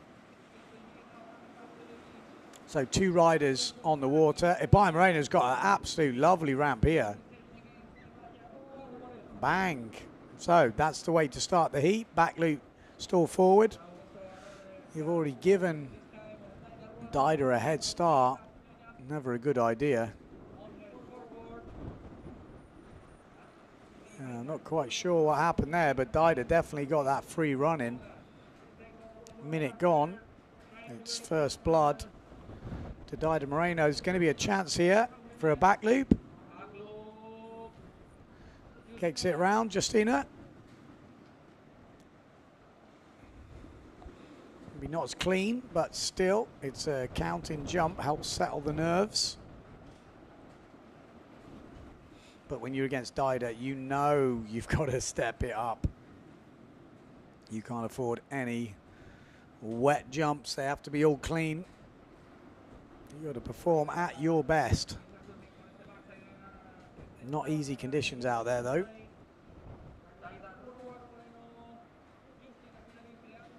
Yes, 6.6 for Dida's first back loop, 6.12 for the forward loop. She's already set the scale. 2 minutes on the board.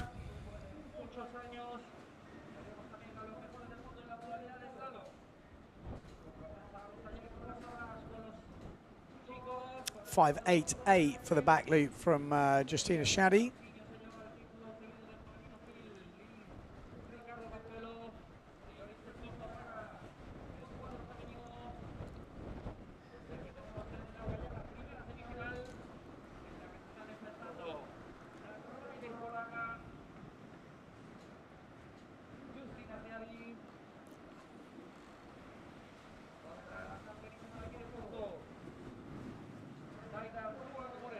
So, Justina Shaddy now needs to find something special. If you're going to beat Dida, you can't rely on a mistake. You've got to do something special. She's capable. She's got the 1 foot, one-handed back loop. We've seen it in the videos. Can she pull it off in the heat? Little slightly tweaked forward there. There's a front side aerial from Dida Moreno, but off the back. Conditions look like they've been improving.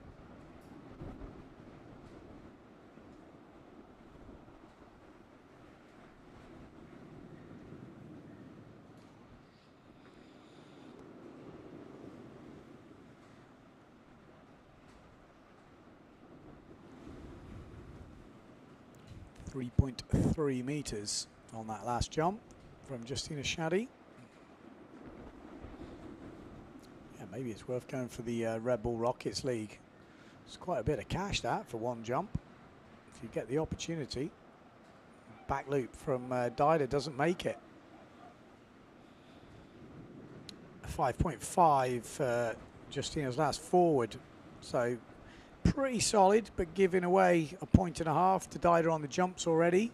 So she needs to find that back in the waves, or she needs to upgrade her jump scores.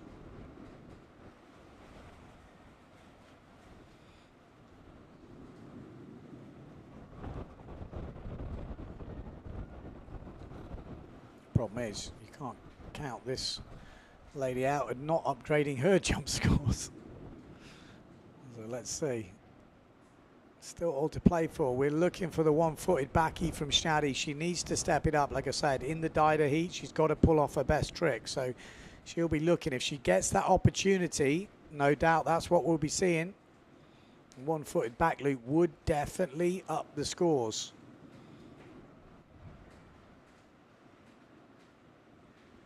We know Dida's usually into that one-handed back loop, but the back loop that's on there already, 6.6, is actually just a normal back loop as far as I remember. So not a lot of room in the scale.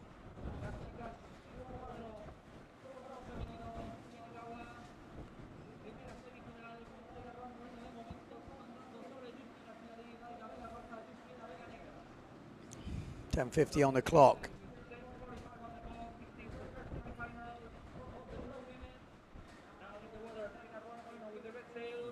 Oh, just couldn't quite hold it on. Shaddy.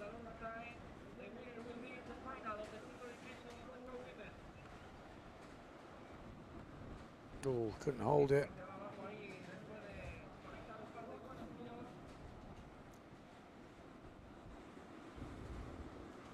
So who's your money on out there?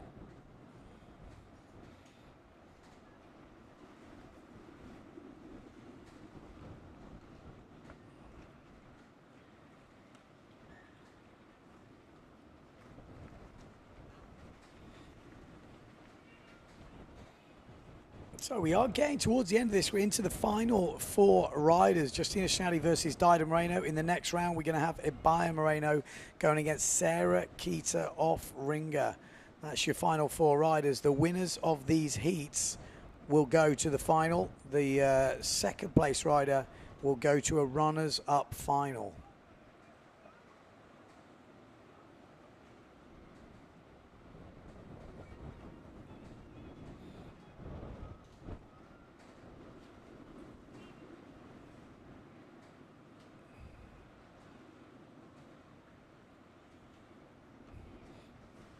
Yeah, at the moment, Dida is edging it on all disciplines, so she needs to step up her jump, Schnelli. She probably knows that now. Just had a word with the caddy.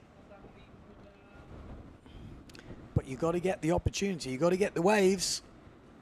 So you've got to have a bit of luck, a bit of skill. Need all the things to come together, and then you need to execute it when you're given that chance. And that's the difference between competing and freestyling. You might get 1 chance in a competition, maybe 2 to do it. And yeah, you got to find that skill at that moment with the pressure, with everything else going on. And maybe it's not quite the right angle. Maybe it's slightly off. You have to force it. You saw it with the guys yesterday, you know, Marsilio Brown doing push forwards when sometimes the ramp just didn't look right. So Shadi, backside hit for her. Still pretty close at the moment, just 2 points in it. So 1 really good wave could change things. Oh, nice stall forward from Dida Moreno.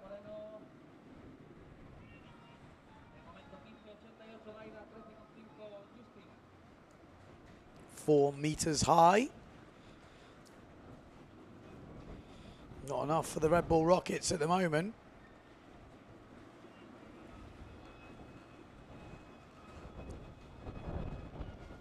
Oh, there's a little ramp. No, not going to sit right.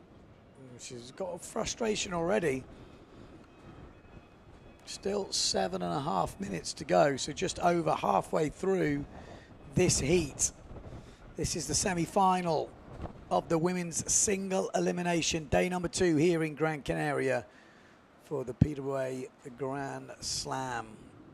Waves today, and it looks like slalom for the next 3 days.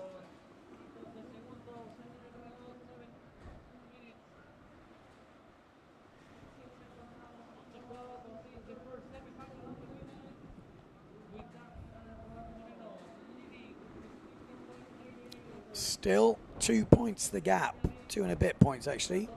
Well, a little bit of a set coming through here, and the wind has definitely stepped up. The container we're in is making a noise, so that usually means the wind has picked up.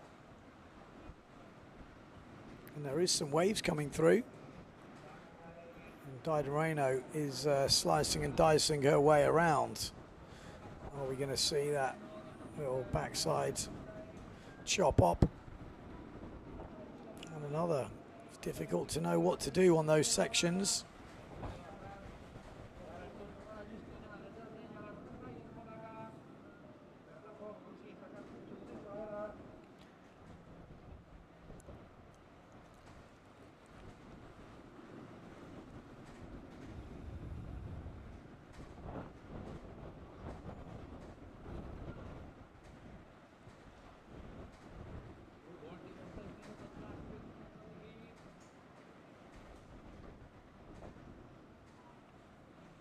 We go, 5 minutes 50 on the clock. Dida Moreno.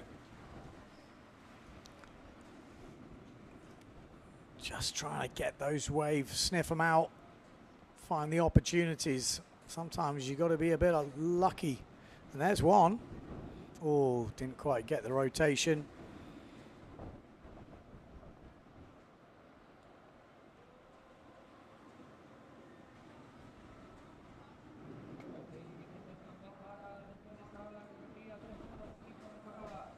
Yeah, anyone out there wants to join me in the commentary booth, you're very welcome. Add some energy into here. It was a hectic day yesterday, and we're trying to step things up in the women's here. Final 4 riders. The voice is already cracking on day number 2. Slalom is going to be interesting.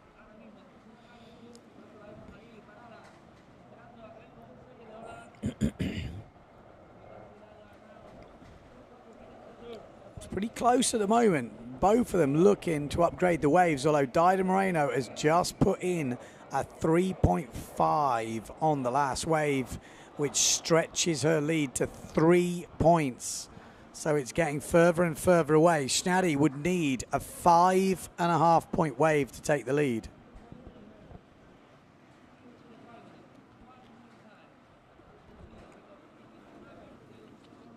She's waving. Has it dropped or is it just a little lull? Maybe it's dropped a little bit on this inside. Could just be a moment lapse.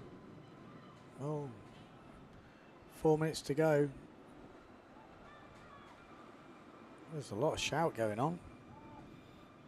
I'm not sure the caddy knows what. He's like, I have no clue what she said. He's like, just look busy. Yeah, I got it covered, don't you worry. Clear communication, that's the key. 3 minutes 30 on the clock. Is she underpowered? Is that what she's saying? She needs a bigger sail. She looks a little underdone. That sticker hanging off the sail is probably not helping. Here we go, Dido Moreno. She's been waiting patiently. Maybe the wind's gone a little bit more north. It's definitely gone hotter. I was just saying, oh, and there we go. Is that the nail in the coffin? Oh, she doesn't make it. A little bit more breeze, and she was home and dry with a frontside 360, and that literally would have been good night, I think. But she doesn't make it, and the dream is still alive.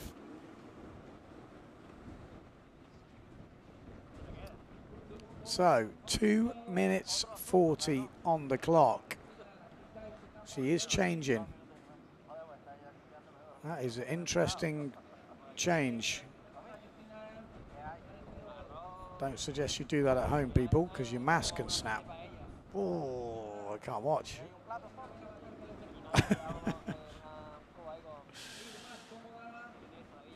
Okay, 2 minutes 17 on the clock. And there is all sorts of shenanigans going on here. So she's gone bigger. Let's see. Are we going to see something crazy going on here? She's gone 3.7. So from a 3.3 to a 3.7. Wind has definitely dropped. 1 minute 50 to go.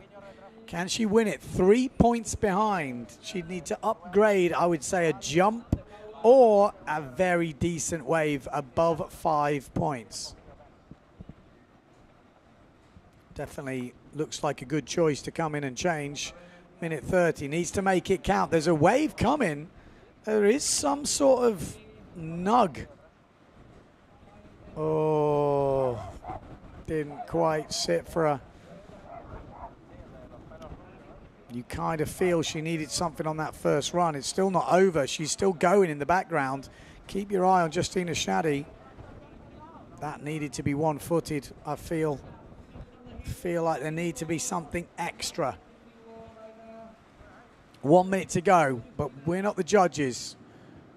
Did that upgrade her back loop? I'm not so sure. Well, I'm pretty sure it didn't. There's some waves around.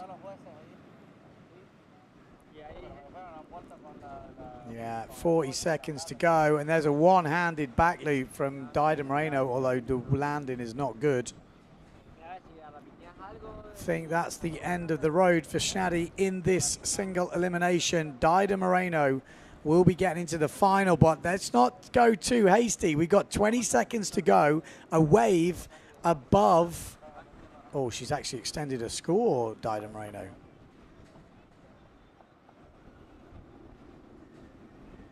Oh, there's just something has changed. So a wave. Schnatty needs a wave. What's she doing? She needs to ride. 3 seconds to go. She doesn't turn. That's over. It is over. Red Rover. It's done. So Dido Moreno will be in the next round. Not an easy heat. You can see that with the scores. You know, Dido Moreno only on 15.88. But this is where the money was at the beginning. That first jump run from Dido really helped. This was the very first run. Just goes to show, if you've gone the money, you never know. That first run could be everything.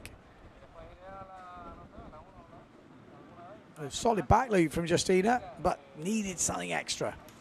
But solid performance. Dido in the final. Justina Shaddy in the runners-up final. Who will join Dido in the final? That was really nice, actually. Solid.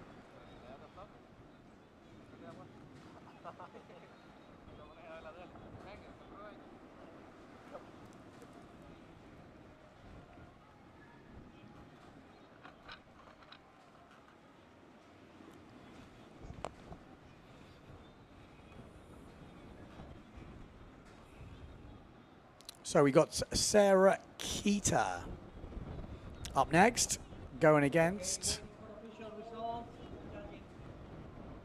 Ibai Moreno. Who will we see in the final? Will we see Sarah Keita versus Dido Moreno? We've seen it before. Or will we see Ibai Moreno against Dido Moreno, which we have seen plenty of times? Let's see. Let's see.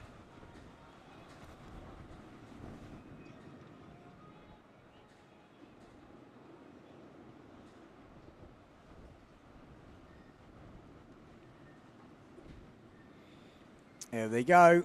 So Sarah Keita on the Neil Pride, Ibai Moreno obviously on the Severn, and we are off 16 minutes.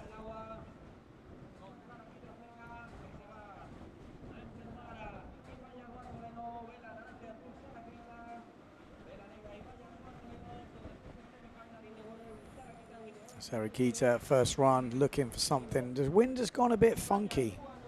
Definitely something happening out there.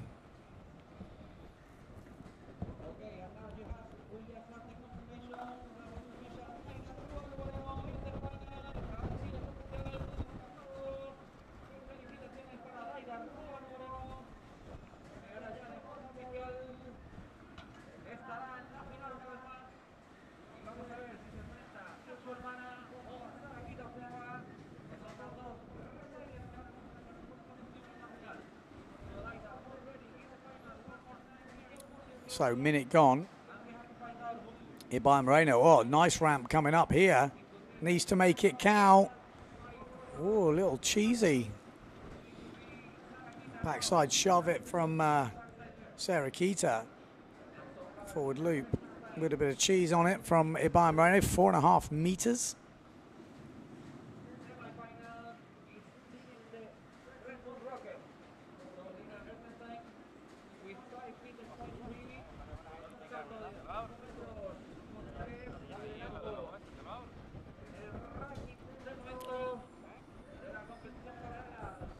Right, let's refresh the scores, see what we've got on the board. We've got a 6-point forward from Ibai Moreno.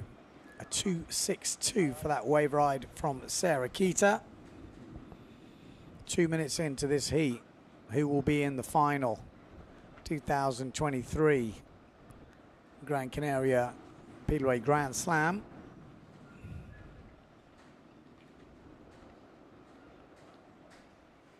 Obviously, we've got the Red Bull Rockets running in the background for the highest jump, 2,000 euros. I think the best jump as well, maybe the highest scoring jump, was also in the mix. But I haven't had confirmation of that, but that was a rumor I heard. A little bit obviously lighter than yesterday, but the girls, women are on 3.3s, 3.7s. So still very breezy out there. It just doesn't look it compared to yesterday. So you can only imagine what yesterday was blowing. Not easy to find the jumps, but you never know what this week's going to bring. So I know they want to get a result, and that was why they pushed through with the men yesterday, and obviously pushing through with the women today.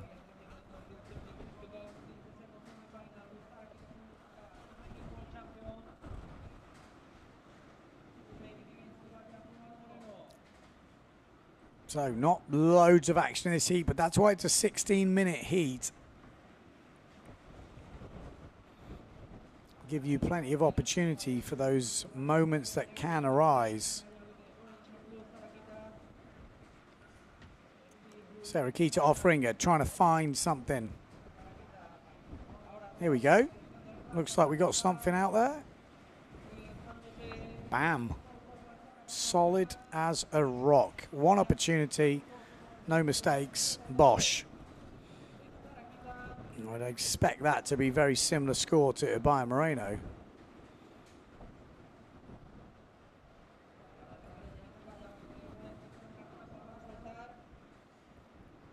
Here we go. Ibaya wants the back E. Gets it. She's been pretty much on fire with the backies today. It's usually maybe a move she can struggle with if it's too windy. But today, she is on one.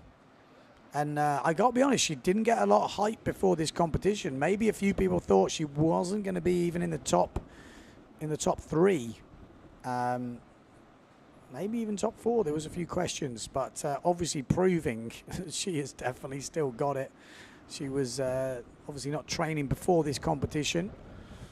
I think she only came late to the island, but didn't really make much sense anyway because there wasn't much wind.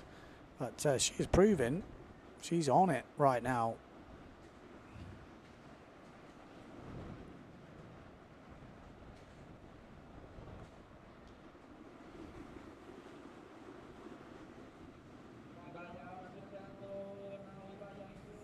Yeah, you can obviously tell it's not great or easy conditions, but that's what you've got to do in competition. You just got to make the conditions look better than the other rider. You kind of almost got to go, well, conditions are the same for everyone.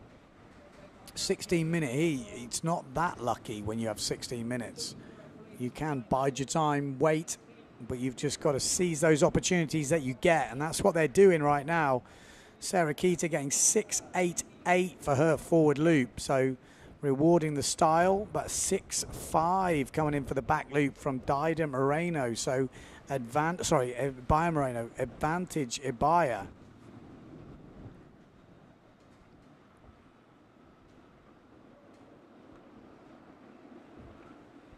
3.12 on the wave, definitely advantage Ibaya. 15.62 versus 9.38, still early, 6 minutes gone in this heat. Second semi-final, women's single elimination, Gran Canaria 2023. And Sarah Keita is coming in to change it up, I feel.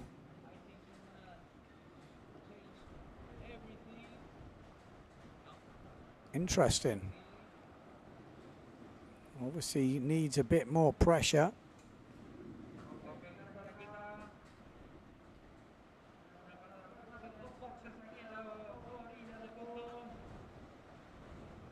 So pretty, not the fastest, but not the slowest change.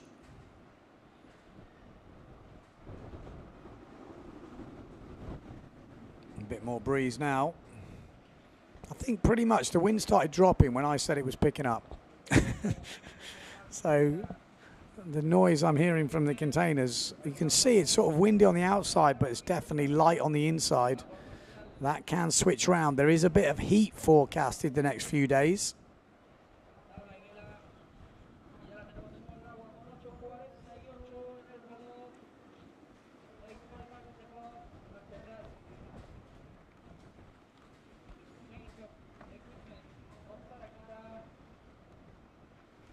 .40 for Sarah Keita. So 4 meter Sarah Keita. We saw Justina Shally change up to a 3.7. So Sarah Keita must have been on a 3.6 before.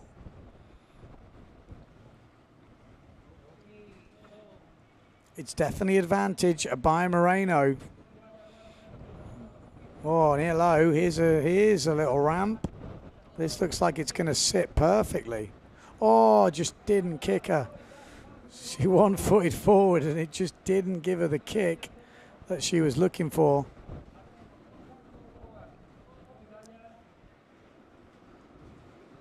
Halfway through the heat. Still, everything to play for. Tweaked, push sloop, full planing from Sarah Keita off ringer.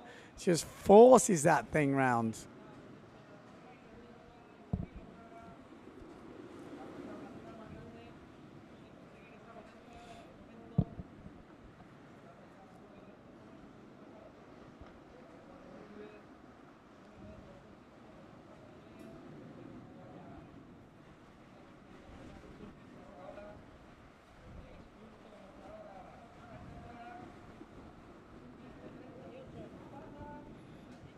Right, let's have a look at these scores.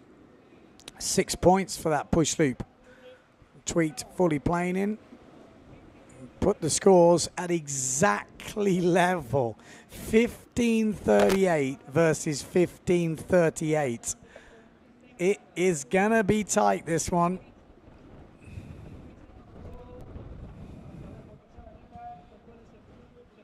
(6 minutes 50 on the clock.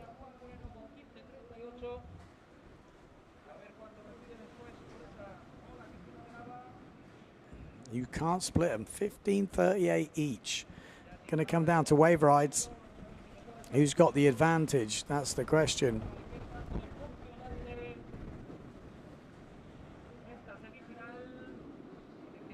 Oh, smackdown.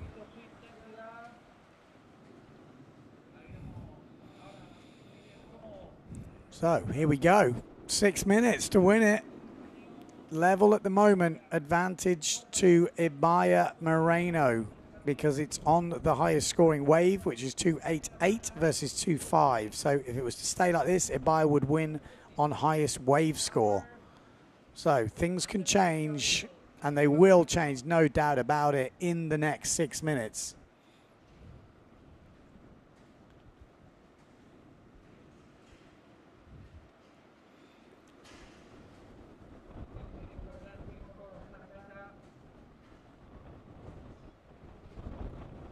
Who's going to make the move? What are we going to see? Are we going to see bigger wave scores? Looks really hard to score on the waves. Jumps, but maybe you've got to be patient. I don't know. Or you've got to do lots of runs and hope something comes up. There's a couple of different tactics here. Just standing and waiting would be hard to do, wouldn't it? There you go. Sarah Keita just running in, and this thing just popped up. So are we going to see the tacker from Sarah Keita? I think she's got a few options. It's just how much she wants to risk it. 5 minutes on the clock. Really nice backside gouge there from Sarah Keita. And I think she's done as much as she could have done with that wave. Will it enhance her score? I have a feeling it might do. She's got 2.5 at the moment on the score sheet.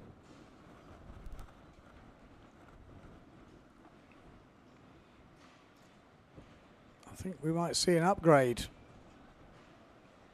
And we do. Actually, it was a wave from before coming through at a 4. So actually, it was the wave from before that has just dropped in, and she moves up. 16.88 in the lead now, ahead of Ibaya Moreno. We know Ibaya Moreno can drop some bombs on the waves as well, though. I've seen her pull off goiters before, Ibaya Moreno.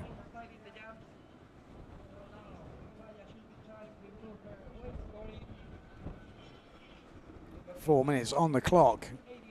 Sarah Keita, at the moment, would be in the final.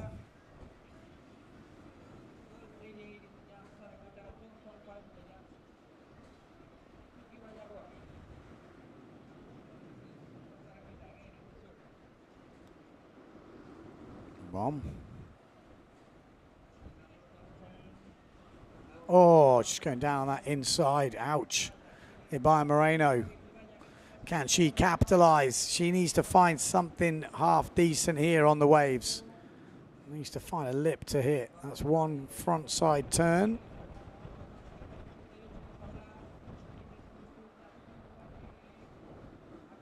Oh, she jumps off the back of the wave. I don't think the judges will like that too much. Oh, big rock there. Oh, yoy, yoy. There we go. That's the down the bunker.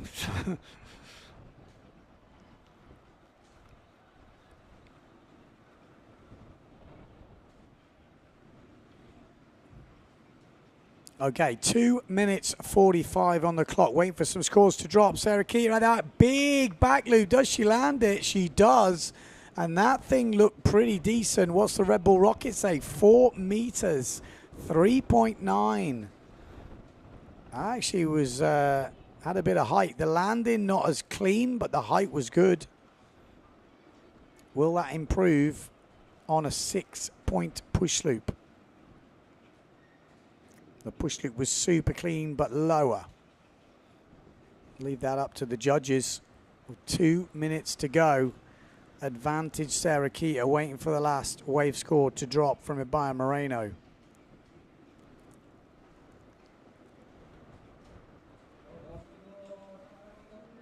Two minutes on the clock.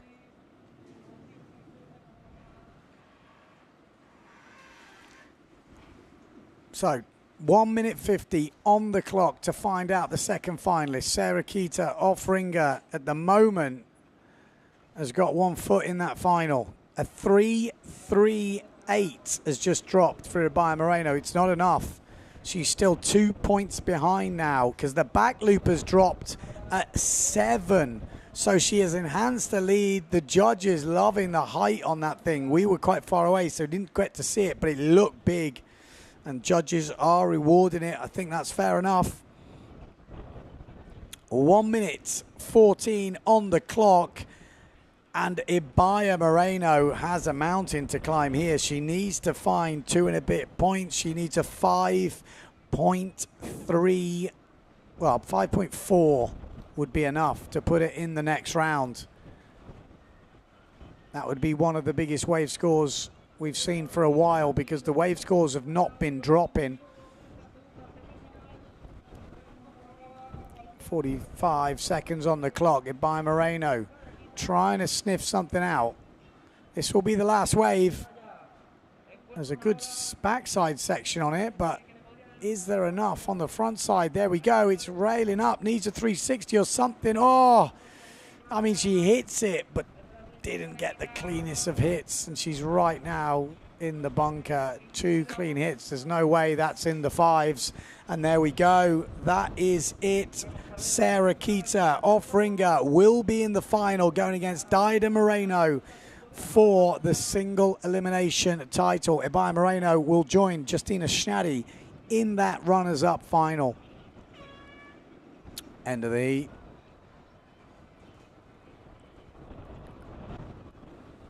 So yeah, just a little recap from what we've seen in that heat. Forward loop to kick things off from Ibaya. And then we had that forward loop from Sarah Keita off ringer.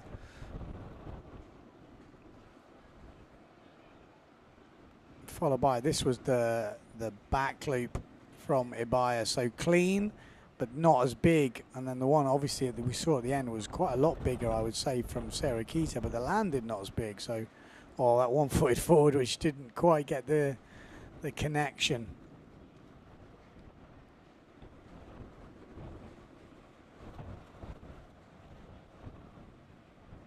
Bam, planing, push, tweak.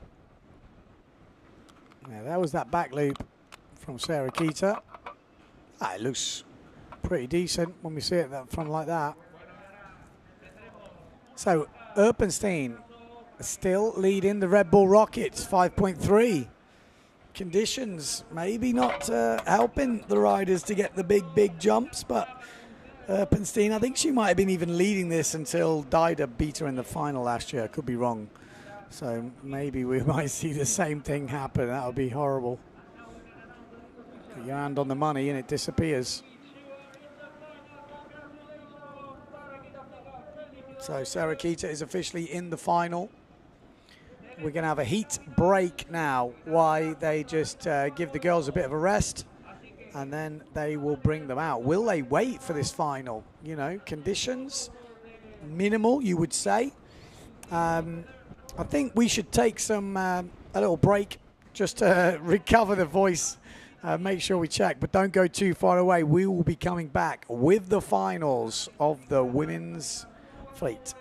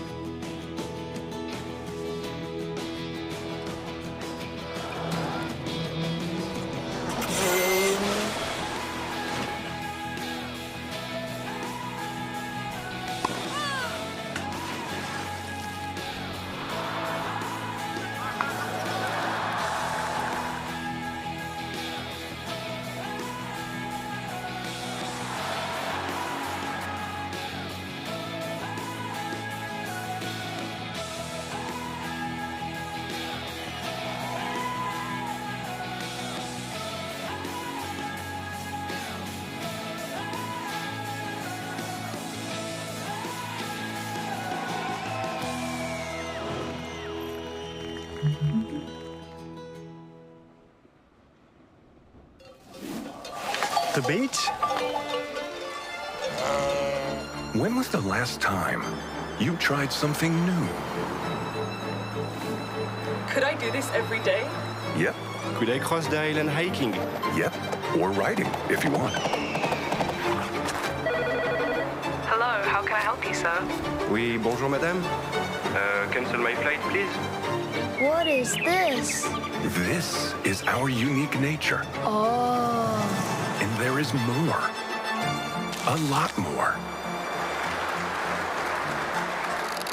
Could that be why we smile so much? Or is it because of this?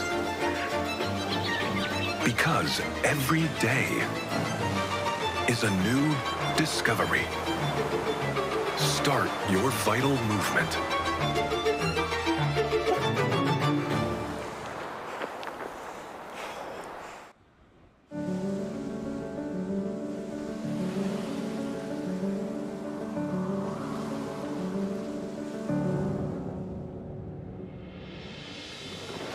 Ocho islas para disfrutarlas sin prisas. Con un clima que te llena de vida todo el año. Paisajes impresionantes que hacen que el tiempo se detenga.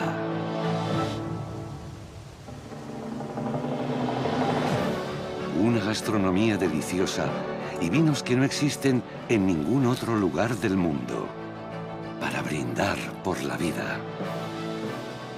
Pasear a tu ritmo entre pueblos llenos de encanto. Descubrir un patrimonio cultural único. Tradiciones locales que despiertan la curiosidad. Y alojamientos donde te sentirás como en casa o incluso mejor. Y todo con la tranquilidad de estar en la Unión Europea, con una cobertura sanitaria de calidad y buenas conexiones desde los principales aeropuertos de Europa. ¿Te imaginas disfrutar de un mes, o 2, o 3 en estas islas? Un paréntesis vital en el mejor clima del mundo.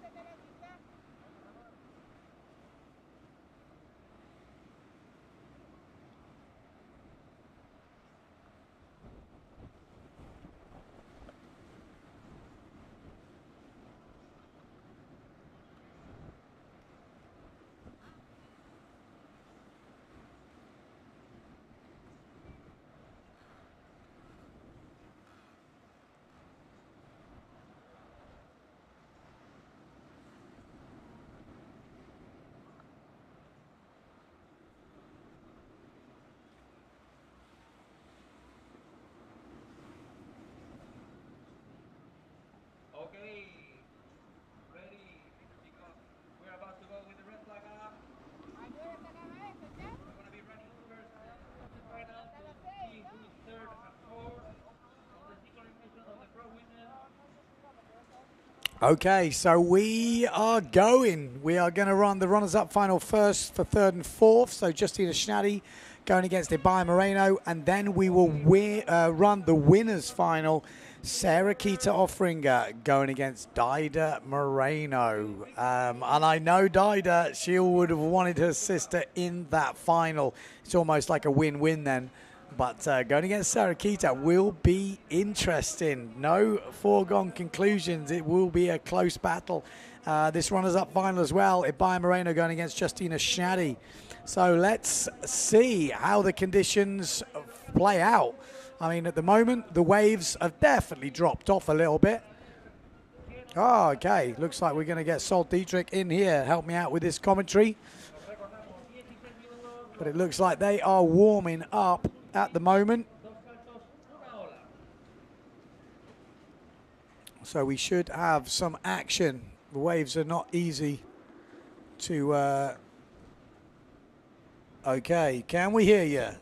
Yes. Okay, here, 13 years old. How was the competition? You enjoy it? Yeah, it's fun. In the beginning was nice against Lina, no, not Lina, against Marine Hunter. Yes. And then against Sarakita, but that... It's difficult, isn't it? I can imagine. Let me just move you in. Okay, yeah, I know. When you see Sarah Kita in your heat, you know you've got to perform at your best level. Even then, it's going to be difficult. Yeah. Yeah, that's just how it is. That's when you go against the best girls in the world. But 13 years old, I think you've still got a few years to go. So let's wait and see. Okay, so we are lining up for this runners-up final. Justina Schnatty going against Ibaya Moreno. Do you want to make some predictions? No. It's difficult, isn't it? Yeah, it's really difficult. What moves are we going to see? I mean, Ibaya Moreno, she's pretty much all round. We're used to seeing, she's been having a good back loop today. It's been looking good, a forward loop. And then Schnatty, maybe we might see that one-footed back loop. She might need something special. Yeah, I think she'll need something big. Bam!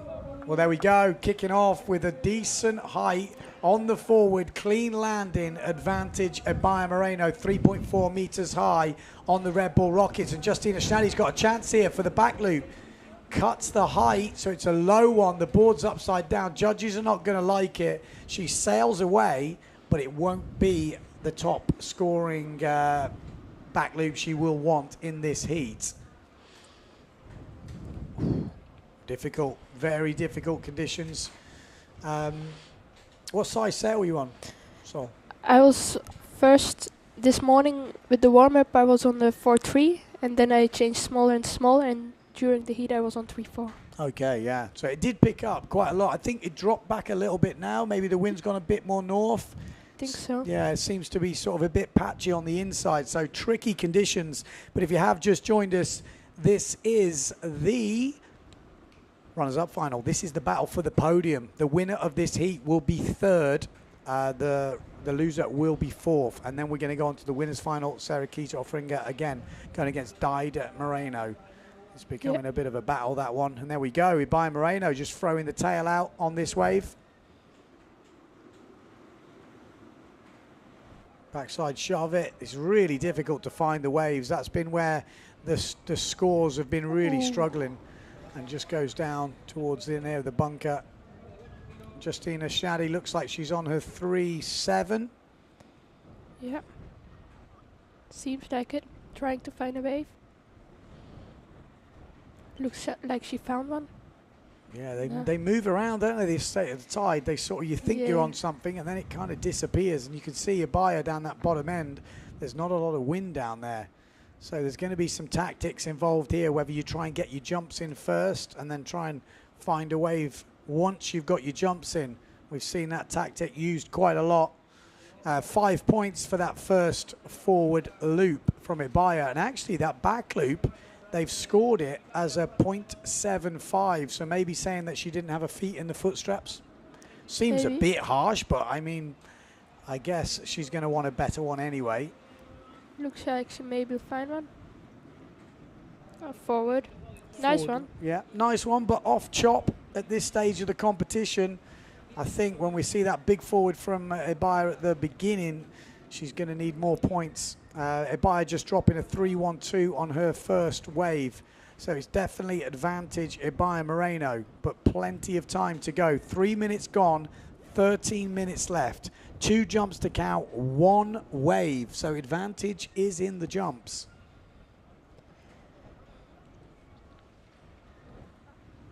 What's your next jump you're going to be working on, Sol? I'm already working a little bit on the back loops, but I don't really land them a lot. So I'm probably going to keep going with that one. Yeah, that's definitely a good one to have in the bag. Sure. Although not so easy when it's this windy. It's, it's a tricky move. Definitely easier with the lighter winds. So 2 riders upwind at the moment looking for a wave. That forward coming in at 3.5. So still trailing Justina Shaddy to Ebaya Moreno.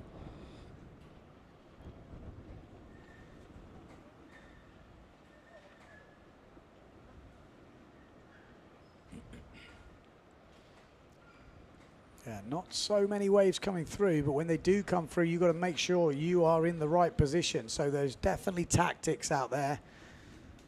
Sure. And sometimes the wave doesn't really have a good lineup. Yeah. It has like a little angle in it. Yeah, that's the problem. They're not sort of defined lines. So trying to find those ones that you can actually smack or press against are very difficult, and they can make you look a bit foolish sometimes. You get all head up, like, I'm going to smack this thing, and then it kind of drops back. So she's already coming to change. So maybe going to the 4-0.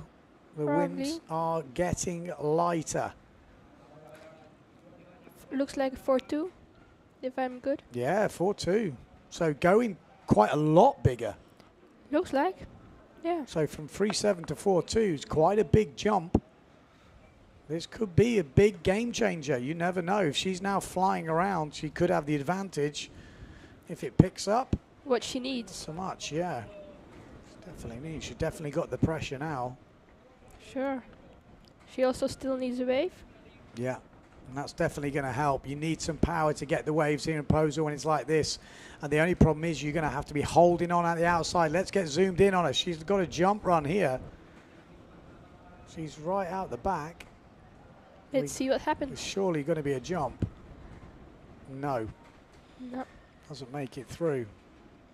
It's Ebaya Moreno on the inside.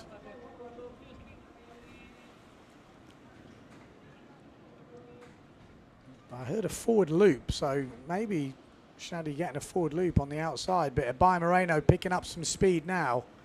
She's going to get a nice little section. Looks like a back loop. Nice landed one. Oh, no, just not really. No, doesn't make it. Going on what Shaddy scored for hers, even if she'd have sailed away from that then, it would have been in the low 0 point somethings. She's getting washed at the moment. Yeah. So 9:50 on the clock. Time is ticking down. They're talking of going into the men's double elimination after the women's final. Ebaya only got a half a point for that back loop. Yeah, which crash. Quite what we expected. Bam, there we go. Shaddy, that 4-2 definitely helping on the wave rides. You can see there's not a lot of pressure down there.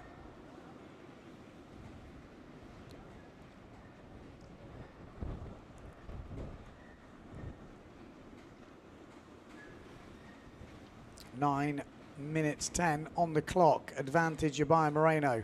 5 point forward. No second jump really at the moment, and a 3 point wave ride. Justina Shaddy puts in a 3 point wave ride. So she will be getting close now. Needs to find her jumping. Definitely lighter. That 4-2 is going to help. Sure. What size is Ebaya on? How's your eyesight? It's probably better than mine. Yeah, maybe I'll have a better look after. Here we go. Justina Shaddy, can she find a ramp? At the moment, for the wave rides, they're equal. Yeah. So it's the gems that are making it at the moment. Yeah, and she's definitely got that pretty solid back loop in her repertoire and the forward loop. So it's quite an evenly matched final in terms of moves, if she can match your buyer on the waves. So all to play for is a buyer. Becky didn't really get it. Yeah, foot are out the straps. So from what we've seen, as soon as your feet are out the straps, that will be scoring 0.75. That's what Shadi scored for her first back loop with the foot, feet out the strap. So I'm guessing it'll be the same. Probably, or something around that. 7:40 on the clock. Waiting for a few scores to drop. This could get quite nervy near the end of this, halfway through the heat. Yeah. Justina waving to shore. Not sure what she wants, but She's probably overpowered now. maybe. She's waving, she needs something. No, seems okay. Looked like she wanted to know what she still had to do.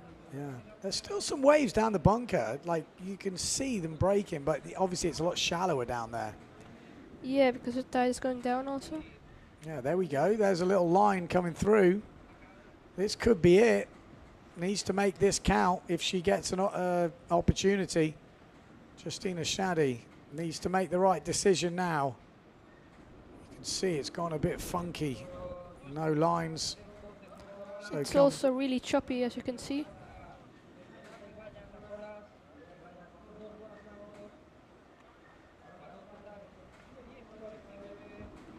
Ibaya looks like she's on a wave-ish. No, just a jibe. Oh, Bayer Moreno got 2.25 for that. So that's interesting, actually. Yeah. Surprised. Didn't expect that, actually. Oh, it's, well, I guess that will, I'll have to, maybe I missed something on the first one, but Ibaya's going to get surely a better jump than that as a second jump, but same for Shadi, so it shouldn't really make any difference. No. Okay, 6 minutes on the clock. Not so much action in this heat. I thought they might delay it a little bit, to be honest, because it wasn't looking great out there. But they want to get a result, trying to push it through. Yeah. In the beginning of the day, they also wanted to finish both double eliminations. Yeah. But I thought from the beginning that's not possible. There we go. Back loop. Same scenario as the Ibaya back loop. So, I mean, going on that, you would imagine it'll be a 2.25. I'm just kind of trying to work it out, but it hasn't worked out like that before. So let's see. 5 minutes on the clock.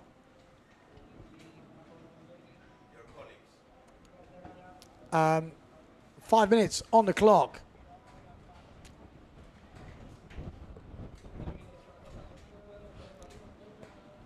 Ibaya Moreno. Making speed. She saw us, no? Nothing. Yeah. It looks so tricky out there, doesn't it, to find the right ramps. Although maybe she's going to get something now. She's a bit underpowered, looks like. Yeah, she's got not much juice. Just needs a bit of luck for it to sit up, and it does sit up. Needs to make it count, and does. And that will be a big difference maker. That is going to put her quite nicely in the lead now, ahead of Justina Shadi. That's a good. I was going to say that was a nice lip on that. Yeah. 4 minutes to go. It's slipping away from Shadi a little bit here, as we're waiting for that back loop score to drop, because that will change the scores. 6-3-8 for that back loop, and there you go. Big change. Ibaya Moreno leading by over 5 points, 5.5 points now. Yeah. Schneider needs some better jumps. Yeah. Ooh, Meanwhile, nice. Ibaya Moreno trying to work on the wave scores with 3 minutes 50 to go. She's definitely got the big advantage right now. Yeah. Just drops off the back of the wave though, so I don't think that'll be a massive scoring wave. Maybe because it's quite shallow out there. Yeah. Yeah, you never know if it's on purpose or not. Yeah, it looks to be proving difficult. 3 minutes 20 on the clock.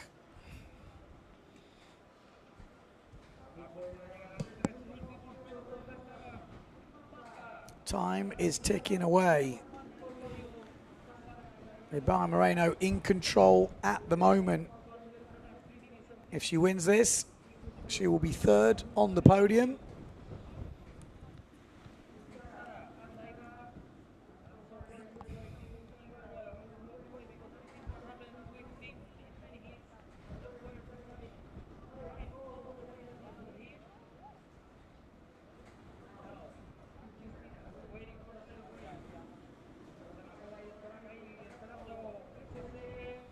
So this is going to be a tactical battle. Justina really needs some jumps.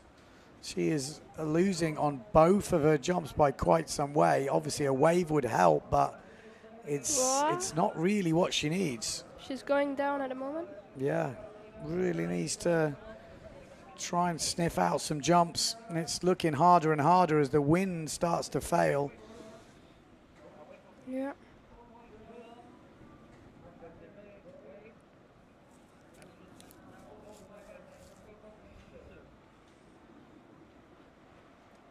Looks like Abaya will wait. Oh, back loop. No. Nah, it's not happening. It's not happening. It doesn't look like it will happen. No, 1 minute 50 to go. Ibarra Moreno in control of this runners-up final.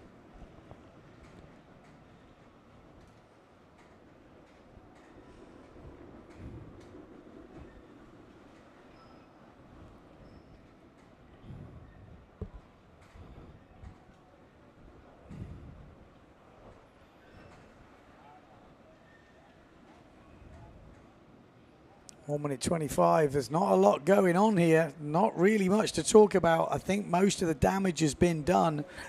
And I have to say, I think there's too much to do in the final stages of this heat. I don't think Justina Staddy's going to be able to get back in this.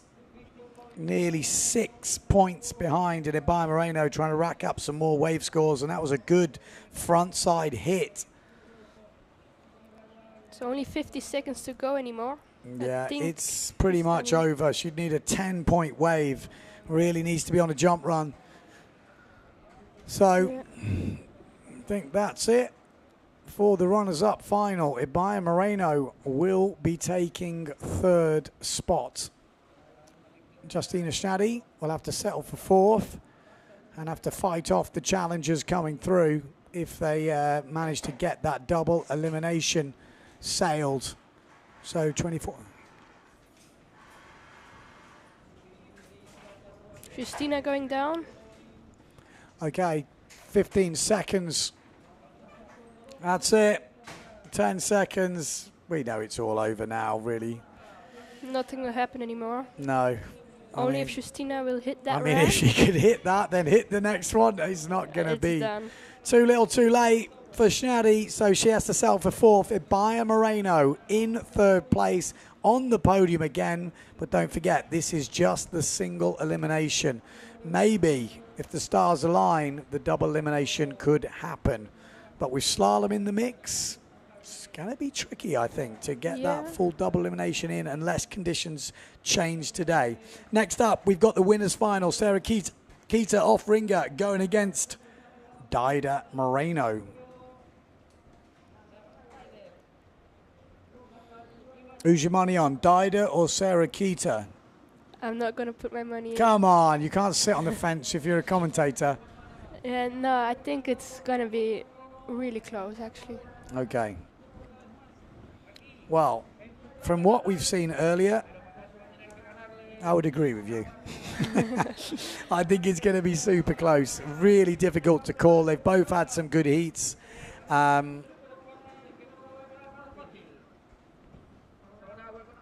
We'll see. 50 minutes until the start of the heat. There's definitely less wind on this inside. Here's just a few of the highlights from that heat. That was the way she started the heat. Right in front of Justina. Yeah. I think that made her nervous. Yeah, definitely kicked off with a bang.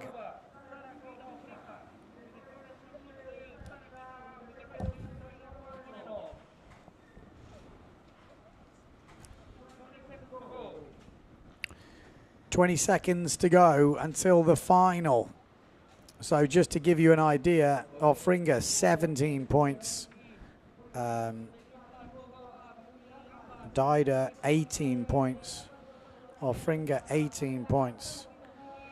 Dida 15 points. So it could change. Let's see. As the conditions got worse, Dida's maybe didn't have as much. Sarah Kita looked fiery, but I know Dida, she will step up when she needs to. She will.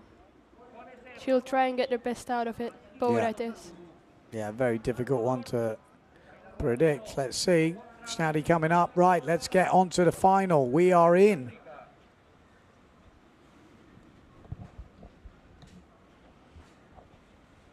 There was rumours, Dida was saying this could be her last competition. I don't believe it, but let's see. Here we go. So we've got Dida Moreno, 15 minutes on the clock. I think Dida already did a champ because she already has a 3.88 champ. Oh, we've already missed some. Okay.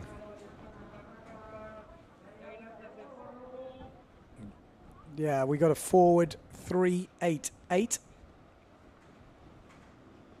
from Dida Moreno, but I'm sure that's not going to be a counting jump at the end of this heat. But let's see, flying down that bunker, let's get the cameras on both these riders. We've only got 2 riders in this, so let's get close-ups on both riders.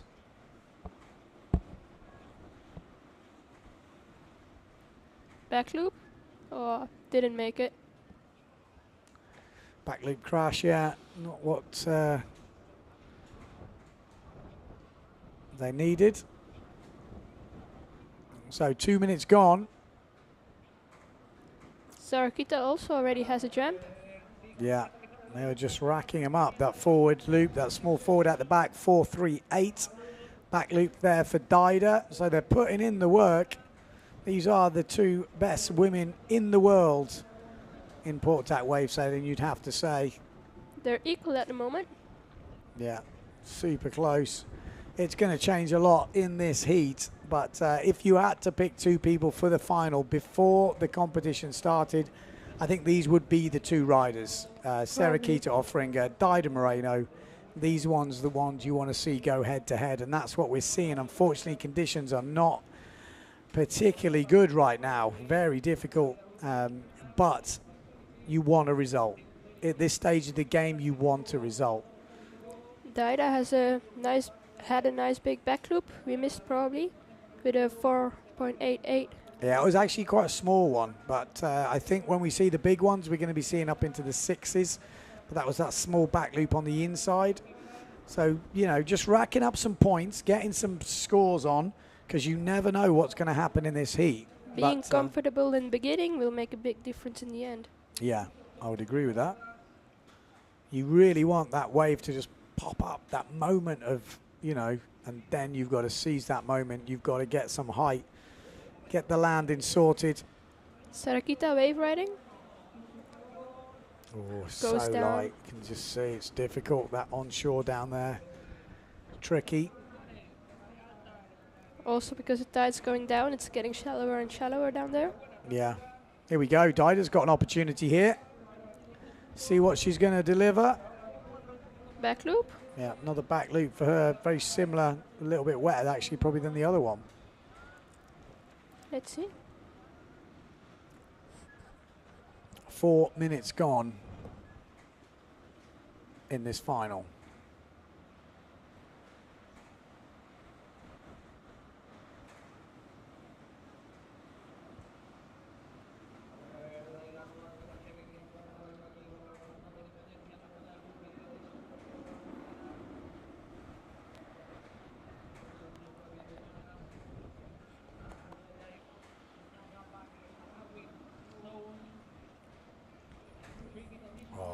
I mean, we are scraping the barrel here. This is, it's hard. You could see it in that runners-up final. It's difficult, not ideal conditions, but there are opportunities.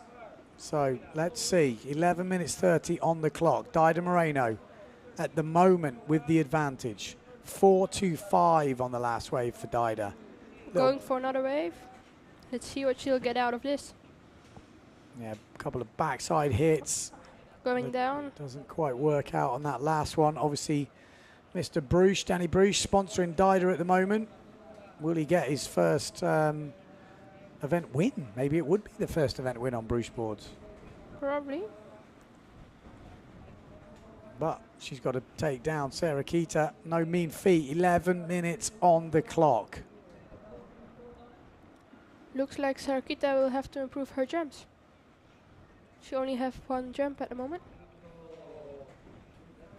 Yeah, still plenty of time to go. Just 5.5 minutes gone. Yeah. Let's see. 10:30 on the clock. Outside, Dida Moreno, what she's got. Little opportunities, not enough pressure. You can see she's struggling with a bit of power.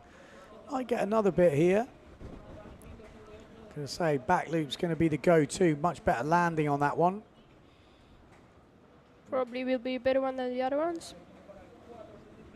Yeah, similar maybe to the first one, but we'll have to see what the judges think of it. Sarah Kita really struggling to find anything really. She just had a wave from 1.5, which is not enough to get Dida down.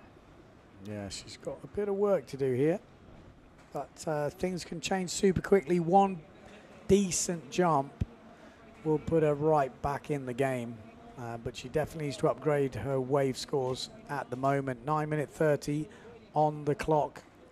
Dida's back loop turned out as a 5.88, which is better than the first ones. Much bigger upgrade that, 5.88. So she extends her lead at the top. Nearly 8 points clear, Dida, at the moment with a backside shove it and just going bogs down. it on that bottom turn there. But Dida Moreno in command of this heat right now.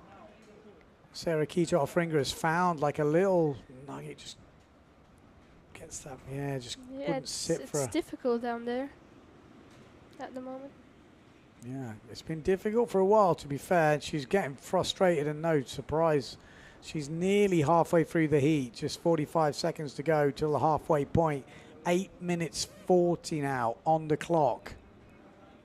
So you've got all that to go again, plus some. So plenty of time to change it. But there's the one-handed back loop, but goes down. Doesn't get the landing.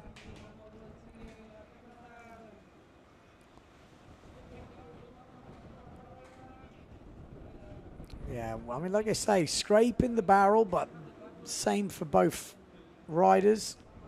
You've got to make the best of it. Here we go. Sarah Kita might get an opportunity now. You can see that wave behind Dida. That could jack up for her if she's got a bit of luck on her side here. Oh, Doesn't no. look like. Whoa, guys. No, other one. Where's Sarah? Probably went down or something. I can't find her anymore. There she is. Got an opportunity. Oh, she had to force that one. It's never good to force things. Yeah, well, she's made a couple like that, but really had to go for it then. I mean, time is running out. She knows she's not getting the opportunities, so you just have to do what you can. But it's going to kill the momentum. She's not getting the flow going at the moment. No. Dida Moreno still sitting on 13.5 points. Sarah Kita offering 7 points behind that. So huge mountain to climb, but you can imagine one jump worth 6.5. You know, little wave ride, she's back in the game. And that doesn't take that long. That takes less than 2 minutes. So with 7 minutes on the clock, still all to play for, but the momentum has to change pretty soon. Yeah. And she'll be knowing. Dida at the back. Bit of struggling, looks like. Yeah, not much pressure. So Sarah Kita.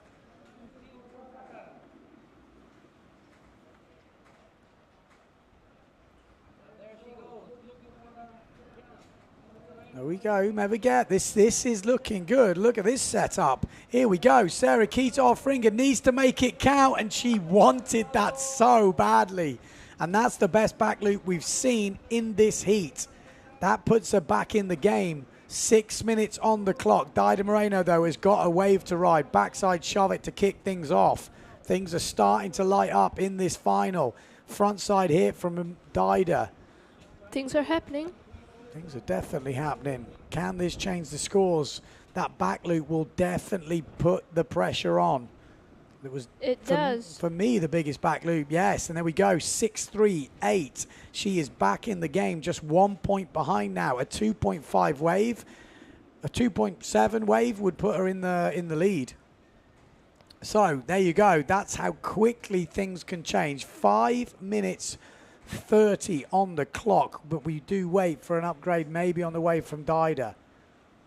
Yes, and we do, a 4.5, so extends the lead. 2 points the gap now. Sarah Kita Offringer needs to find a 3.5 on a wave. That is really small, though. If she can find a wave, that 3.5 could go really quickly, and this will be on with 5 minutes to go. Sarah Kita Offringer is back right now. Needs to find that front side hit. She does, kind of. Yeah, needs more on it than that, though, to get some bigger points.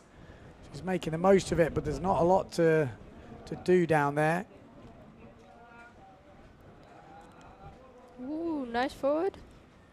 That probably will upgrade her forward loop. She's got a 3.88 for her first forward, which I would say wasn't as good as that one. So we might see an upgrade of points, and we're going to get another ramp here. So things are starting to move. And there you go, Dido with 2 little stall forwards on that last run. I'm sure we're going to see an upgrade of the second jump from Sarah Kita if she gets the opportunity. Pretty sure about that. Yeah, 4 minutes 20 on the clock. A 4.38 for that last forward, so we do see an upgrade. It's getting harder and harder for Sarah Kita to get up. Yeah, there's only a point in it. She just needs a 4-point wave or a high threes, and she is right in the game. This is going to come right down to the wire. 4 minutes to go. Sarah Kita Offringer against Dido Moreno in the single elimination final here in Gran Canaria on day number 2. The conditions are definitely not as big as we saw yesterday, but the girls are fighting it out. Just 1 point, just over 1 point in it. Sarah Kita had a back loop, we saw probably, with a 6.62, which also improves her scores. Yeah, that was the one that did it. 3 minutes 15 on the clock. Sarah Kita, just shy of 4 points on a wave, would give her the lead right now. An upgrade on the forward loop would help the cause as well. Or maybe we see that tweaked out push loop if she gets the opportunity. 3 minutes on the clock. She wants to upgrade the wave score.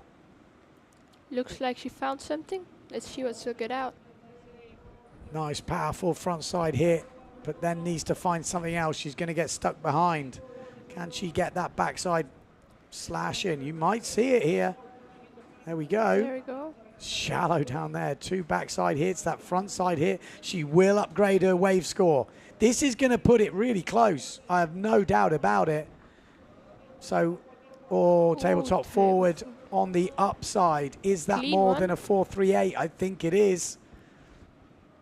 So we'll see an upgrade on the forward loop, which will put it further away from Sarah Kita, even if that wave score does drop. As a 3.5, it was down to 0.25, but you've got to think that a Dido is going to upgrade on that tabletop forward that she's just done. So we'll wait for that score to drop. Sarah Kita needs that push loop. Let's keep your eye on Sarah Kita on the right-hand side of your screen.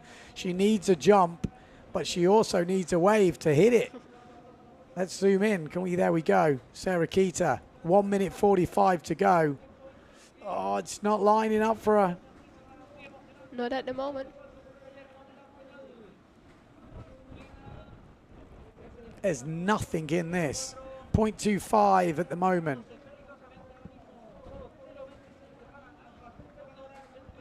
.120 on the clock. just a 4.7 forward. I say just, you'd need to do something pretty decent.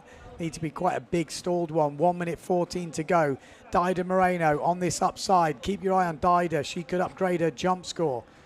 I don't think Sarah Keita's going to ride a wave right now unless something pops up. Or maybe it will. Oh, she goes for the backside 3. And a back loop from Dida. That's not going to change anything.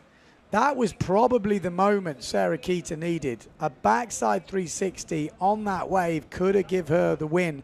And Dida has got a jump run now. Are we going to see the stall? Tabletop, forward, it was bigger. Has she just sealed the win? Has she just sealed the win with 30 seconds to go?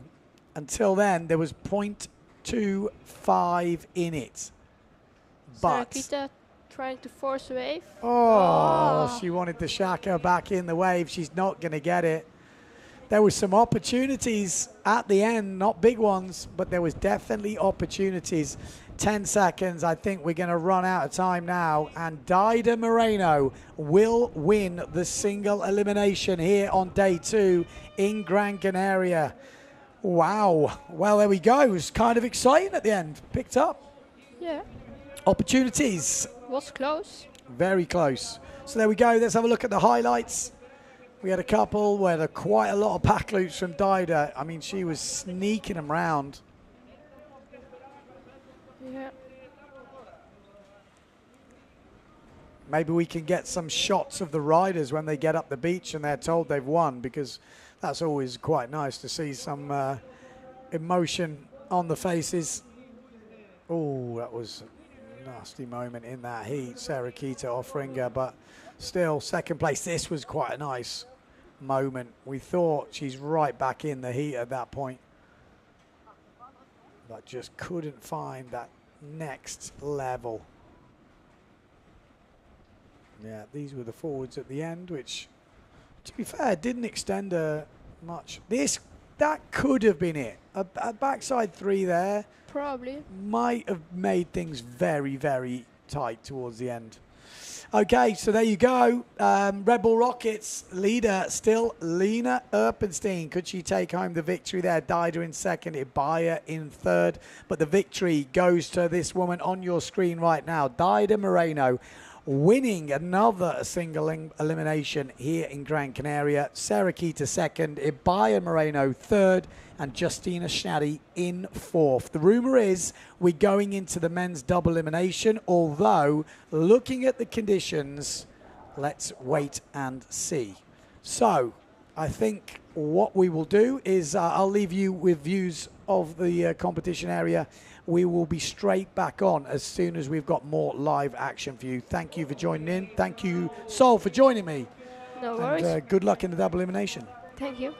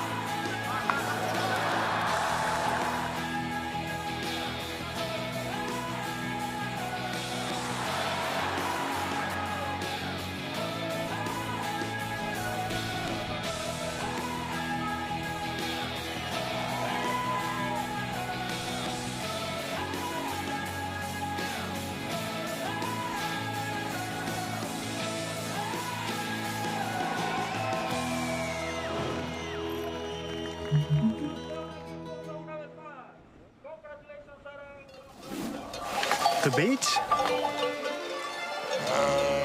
When was the last time you tried something new? Could I do this every day? Yep. Could I cross the island hiking? Yep. Or riding, if you want. help you, sir? Oui, bonjour madame.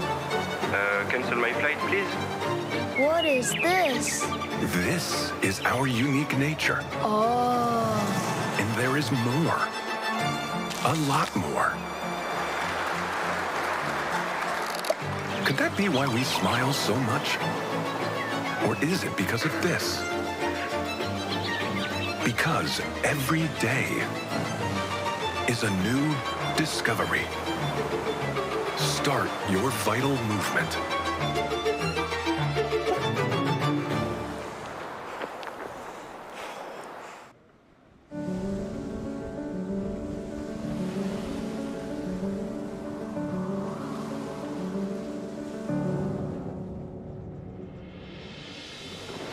Ocho islas para disfrutarlas sin prisas.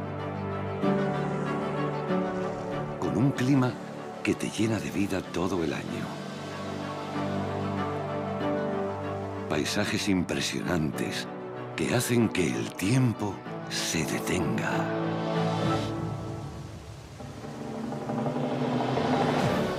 Una gastronomía deliciosa y vinos que no existen en ningún otro lugar del mundo. Para brindar por la vida. Pasear a tu ritmo entre pueblos llenos de encanto. Descubrir un patrimonio cultural único. Tradiciones locales que despiertan la curiosidad. Y alojamientos donde te sentirás como en casa o incluso mejor. Y todo con la tranquilidad de estar en la Unión Europea, con una cobertura sanitaria de calidad y buenas conexiones desde los principales aeropuertos de Europa. ¿Te imaginas disfrutar de un mes, o 2, o 3 en estas islas? Un paréntesis vital en el mejor clima del mundo.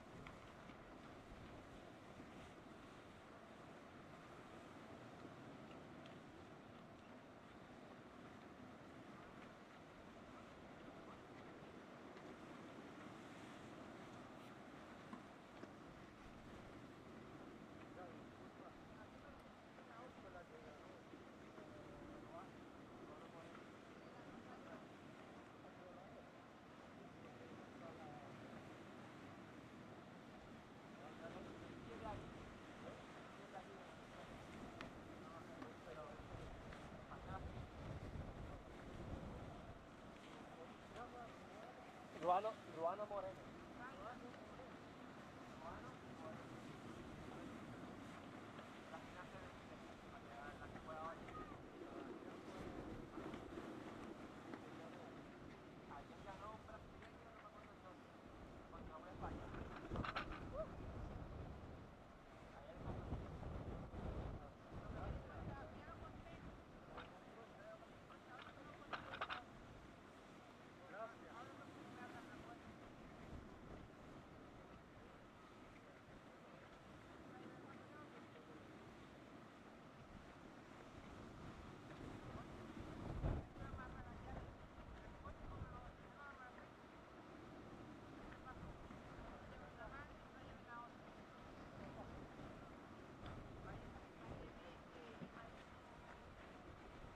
Hola, sí.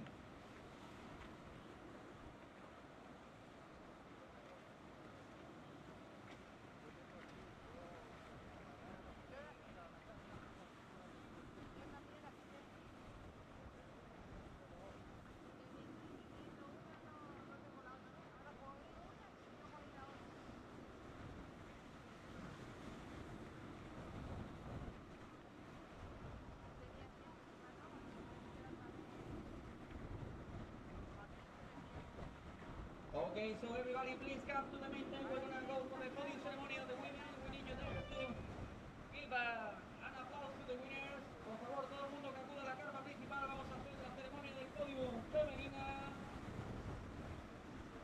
And after the podium, we'll go with the double of the promen. Después de la ceremonia de podium femenina, empezaremos la doble masculina.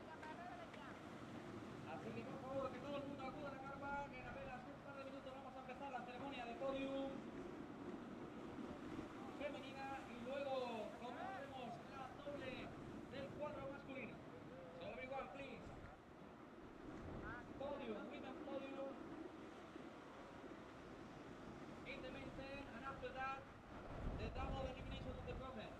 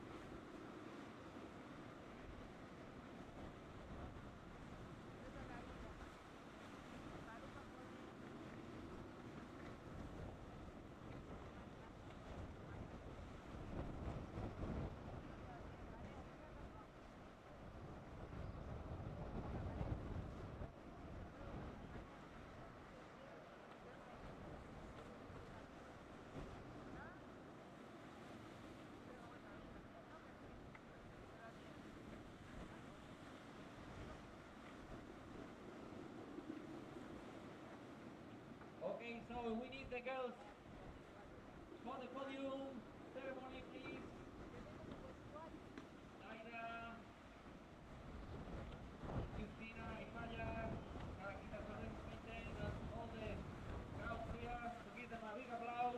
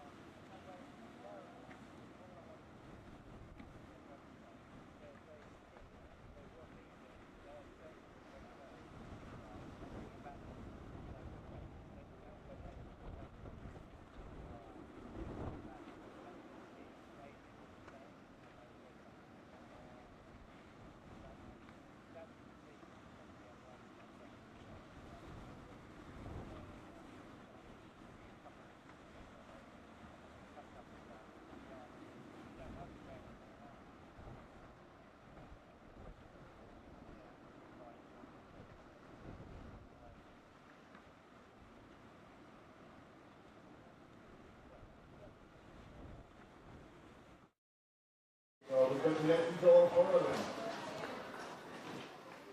And in representation of the PWA, Rich Page, the tour manager. Yeah, I think Phil summed that up pretty well. He didn't just work perfect, but all the guys that I put on ahead of the show just proves quite how high the levels come in the sport, both the men and the women.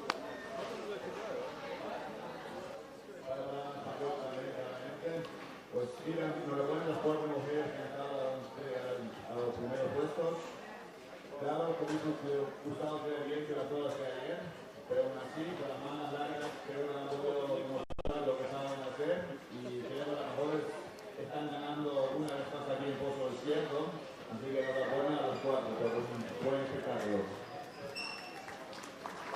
Bueno, un fuerte aplauso. Y sin más dilación, vamos a ganar en cuarta posición. Fue segunda el año pasado del circuito mundial y ha estado muy cerquita, compitiendo muy bien la Ryder de Pola en fourth position, Justina Suñali.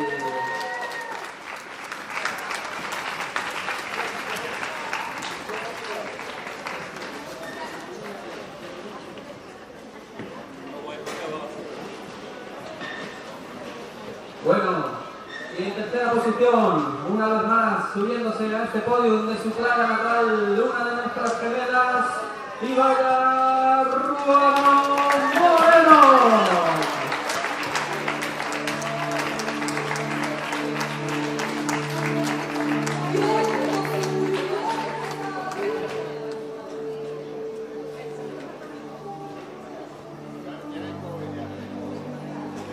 Bueno, la defensora del título mundial del año pasado, luchando en una final ajustadísima, dándole emoción desde la isla de Aruba, en segunda posición, Sara Quitao Rivas.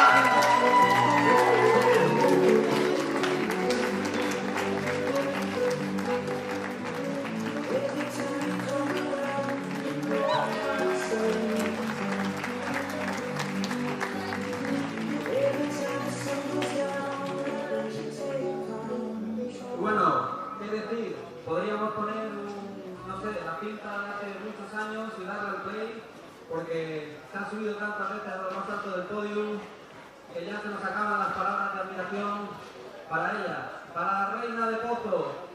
En primera posición, una vez más, de Queen of Pozo, Daida Ruano.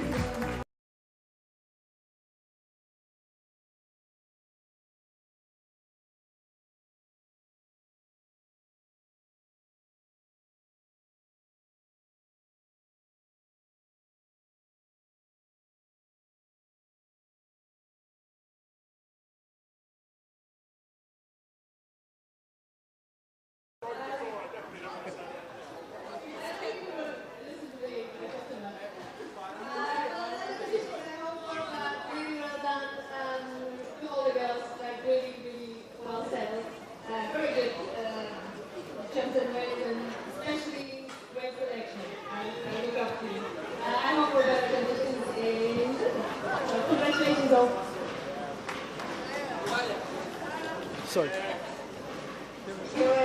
Yo estoy súper contenta de estar subida aquí, no me lo esperaba, la verdad que realmente llevo mucho tiempo sin poder entrenar en Pozo por diferentes razones, pero bueno, muy orgullosa de ver aquí en lo más alto y en tercer lugar para mí es un puesto increíble, así que muy contenta.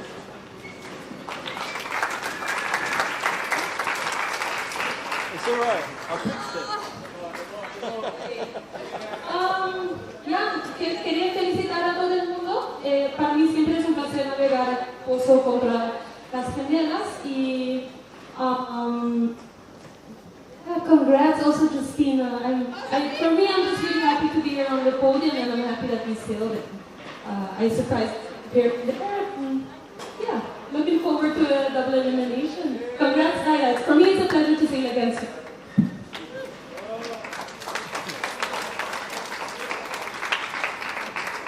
Bueno, quiero agradecer a la organización por los esfuerzos que han hecho para montar este show, este mundial.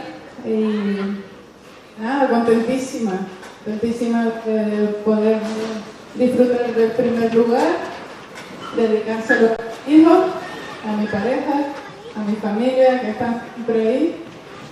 Y nada, también las condiciones no eran lo mejor de Pozo, pero esperamos poder hacer la doble eliminatoria y tener más diversión en el agua. Gracias.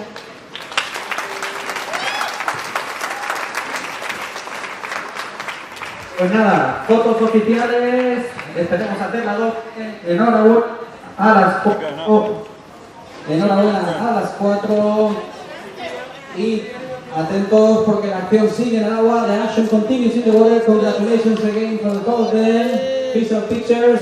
And remember, we're going to start the double of the men. And hopefully we will be able to complete the double of the women as well. So see you on the beach. That continues here in Pozo.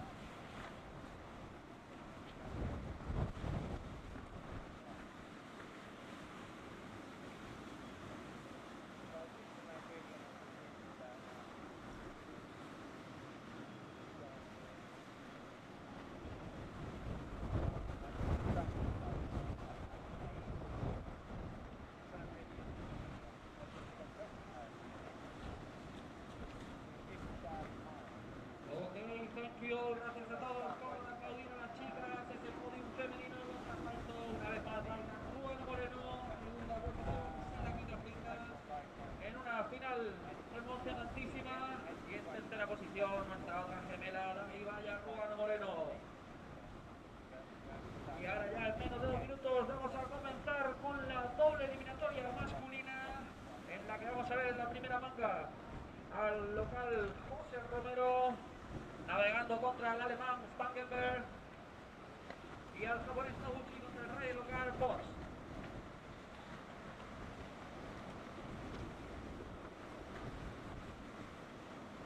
And I'm going to have to be quiet for a couple of minutes for the interviews. All the riders, please clear the water. We're about to start. Please, por favor, todos los navegantes que están entrando necesitan salir del agua. I'm gonna have to be quiet for a couple of minutes for the interview. So please, in the water, all the riders, todo el mundo por favor, fuera del agua.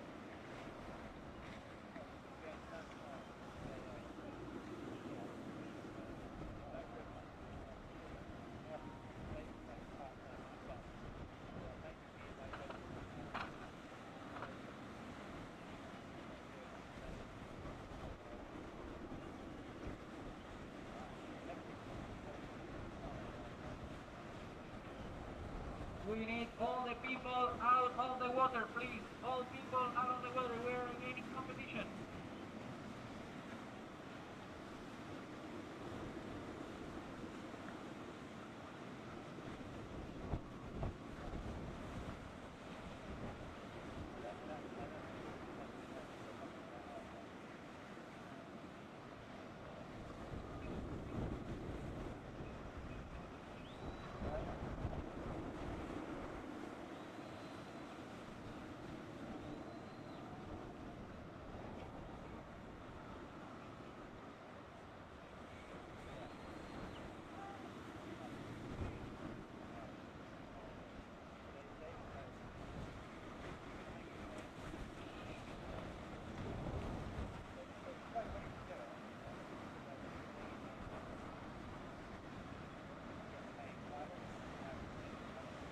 Okay, please, all the people, you need to clear the water. We're in competition.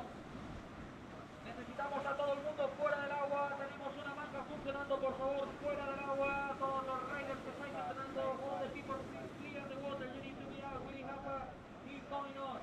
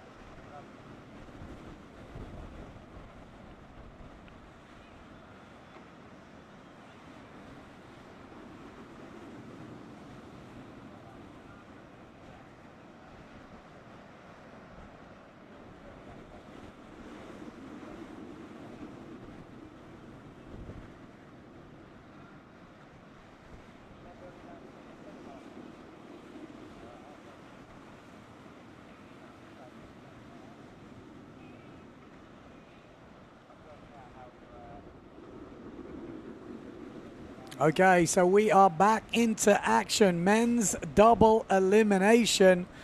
And they're throwing down the moves already.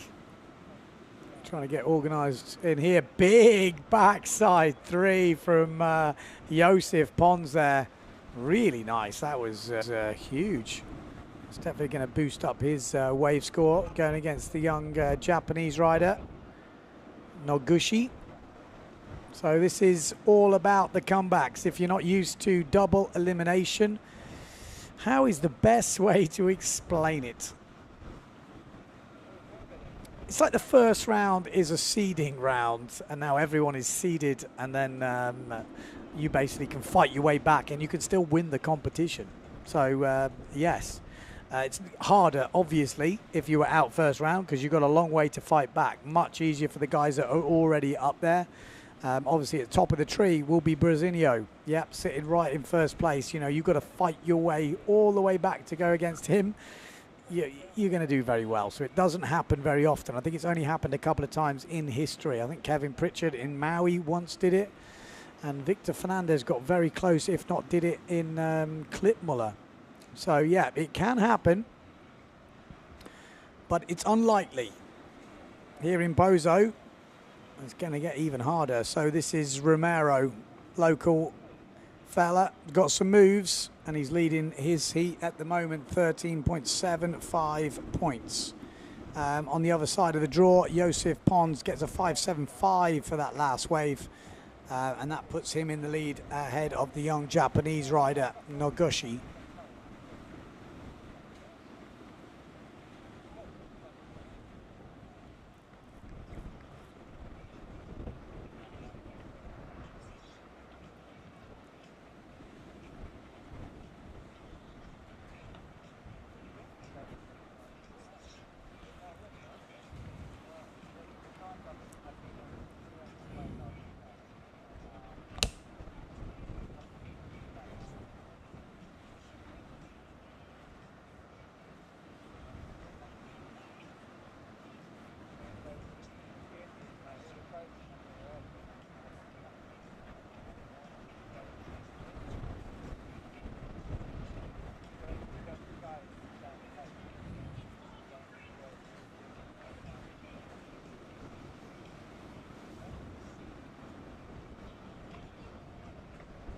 Here we go, Josef Pons, table forward, boshing out the moves. He wants to come back in this double elimination, no doubt about it, and he's going the right way about it. I think the plan is to get through this first round of the double elimination.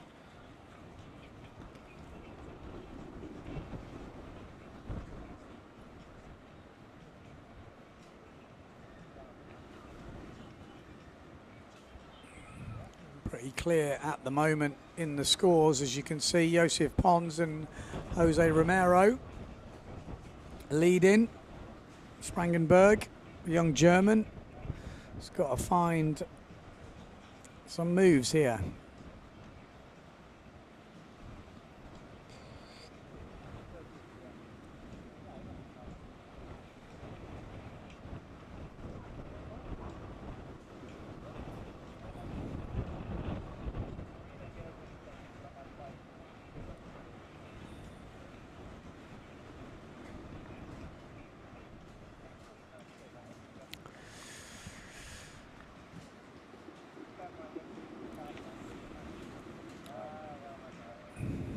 Second day here in Gran Canaria, and we have definitely we've got a long week ahead of us.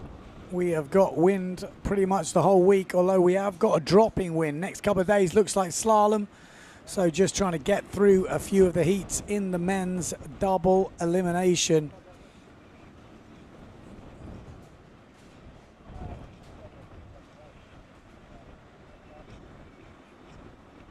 Seven minutes on the clock. Josef Pons flying around, maybe on something like a 4.5. Wants to double. Oh, I mean, how did he make that? Just generate so much power out of so little. Impressive stuff from Josef Pons.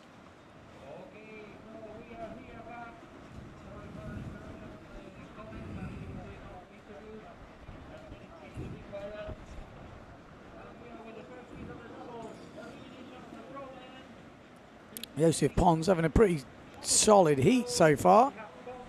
5.75 on the wave. He's got a 5.75 on the forward, just put in that double. I'm sure we're going to see some good points thrown at that. Yep, 7 points. So Nagoshi, I think, already with 6 minutes left to go, he's in a bit of trouble here.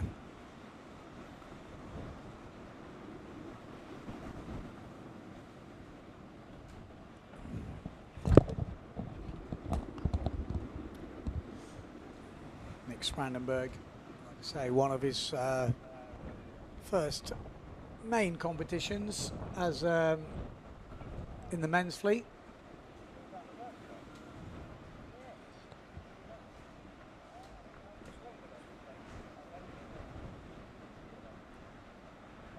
Nagoshi, he is the crazy double man, that is for sure. Keep your eye on him. He's already tried one. It's less than ideal conditions, as you saw in the women's heats, but there's definitely been a few moves being thrown down now, so maybe a little bit of increase in the wind. Here he is. What's he got for us? Are we going to see the... Oh, we're going to go for a back loop.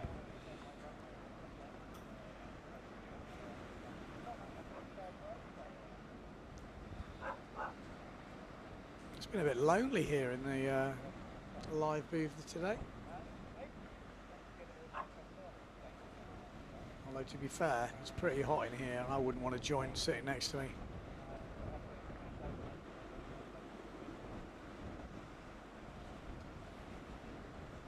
Oh dear, Jose Romero's got a slight problem with the top of his sail by the looks of it.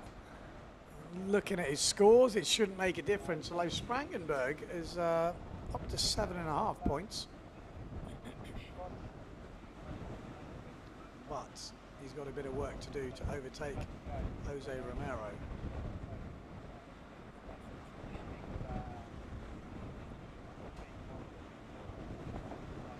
Joseph Pons coming in. We're going to see that backside three. Of course we are. It's big as well. Too big. Sounds pretty flat. If you are just joining us, you've missed the single elimination for the women. Daida Moreno wins again. Yes, she's still top of the tree. Sarah Kita in second place. Third place, Ibaya Moreno. And then fourth place, Justina Schnadi. We've now started with the double elimination for the men. Second day here in Gran Canaria. And we have got a long week ahead of us. Slalom the next 3 days. So forgive me for not going super crazy in this double elimination. I'm trying to save the vocal cords a little bit, but if he goes for a double now, I might let out a little shriek. Oh, good. He didn't. Control forward from Nagoshi.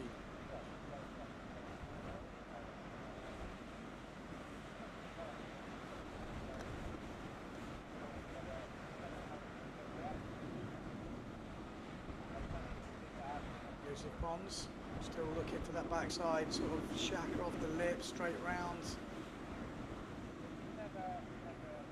It's going to be the go-to move in these kind of backside conditions.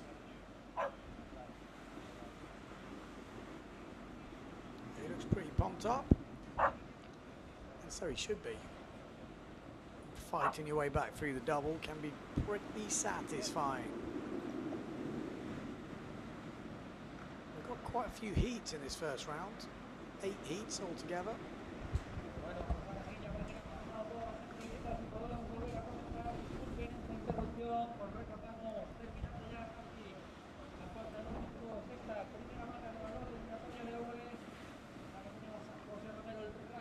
There'll be some interesting matchups. I think we're going to see Baptiste Clarec in the last heat of the, looks like will be the last heat of the day, heat number 33, going up against Henry Kohlberg from Germany. Rukin versus Runes. It's going to be an interesting one as well. Angio van der Eycken. There's a few interesting matchups.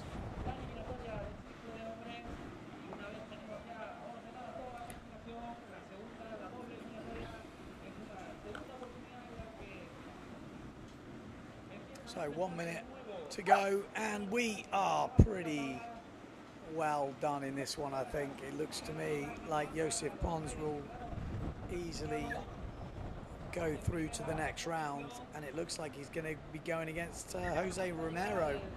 Romero leading his side of the draw.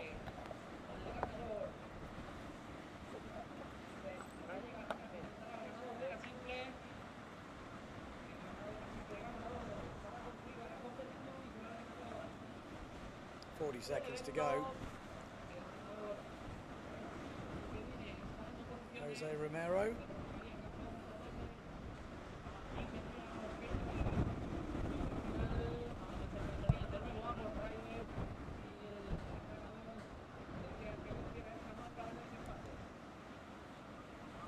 Ponzi, what's he got for us? I mean, he's already had the double. It doesn't look like he's got much left with 10 seconds to go. Just jibing, tacking round, I should say.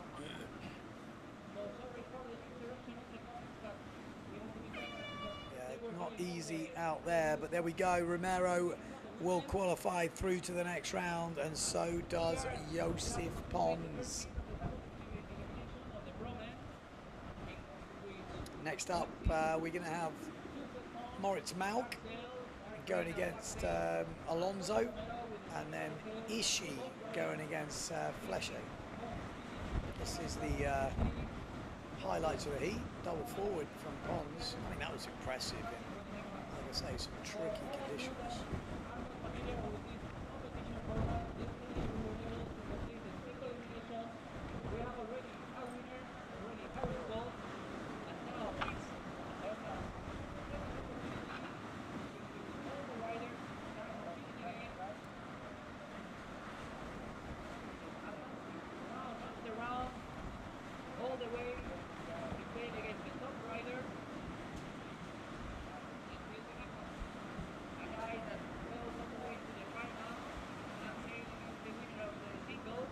Does look like there's a bit of breeze out there now. A few little lines coming in. Lower tide. So I don't know how long it's going to last for, but it looks like it's not a bad state. Put some jumps in.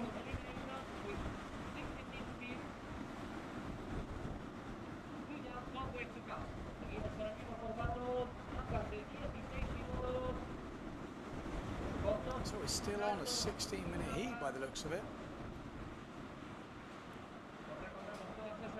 Here we go, on for the jump run with 20 seconds to go. I mean, if that clock's right, it looks like these guys are early. Maybe the clock is not right, because it seems quite early. But in saying that, that's a gun sale, so maybe it's just a few people going out for a warm-up, just to confuse the camera guys. Here we go, here's the real crew. This is Fleche, custom sales. Moritz Malk riding on the inside. He's probably going to have done something crazy. Looks like he made it as well. So Moritz already pulled off something on the inside on his first wave.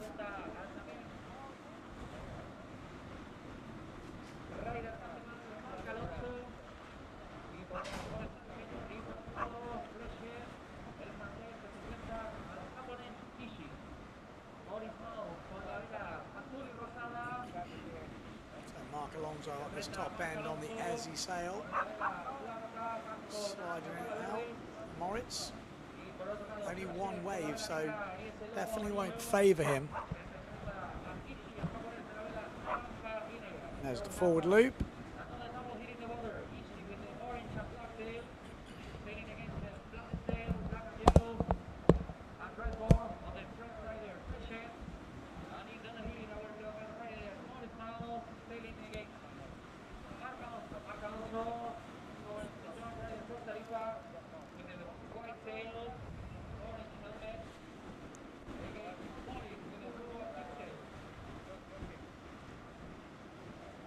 Oh, there we go. Nice backy down that bottom end from Fleche up this top end as well. Ishii's going to get a little moment here. Oh, just couldn't get the kick. You can see, just couldn't get it. Looks like Hayata Ishii. Push loop. Keeping it smooth.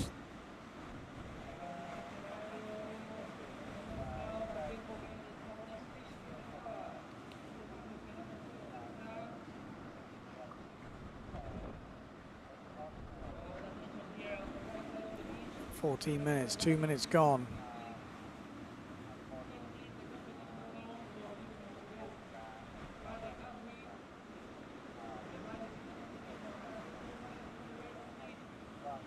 Definitely lacking a bit of power in the commentary booth. We need a co-commentator in here, especially on these early rounds, long heats.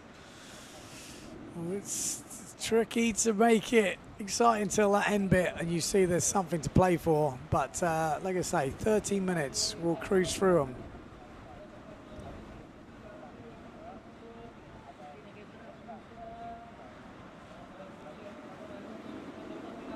Flachet from France.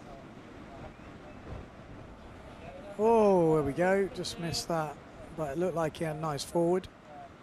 Meanwhile, Moritz is still riding that wave. He got a 4 for his first one. Oh, Hayata Ishii with just a clean forward. Yeah, 4 for his first wave from Moritz. Forward loop from Mark. Hayata looking like another jump coming up.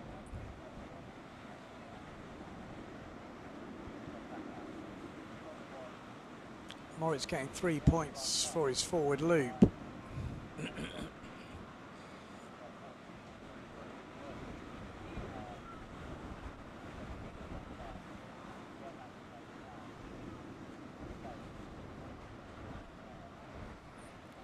12 minutes on the clock.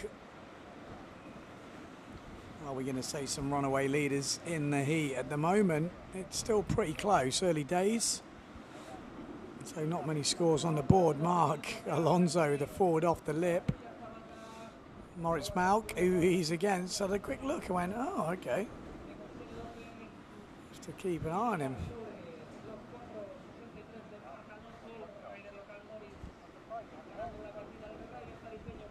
Hayata Ishii, bang. Bang.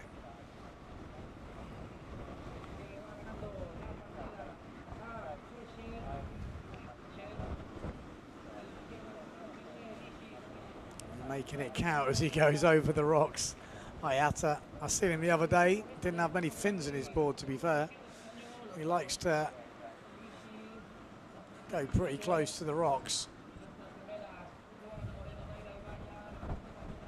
Does anybody know the sponsor on Flachet's sail? Did someone say it was a bed company, or am I just making things up? Or a pillow or a mattress company or something. Here we go, Mark Alonso. Looking like he means business, hunting something down.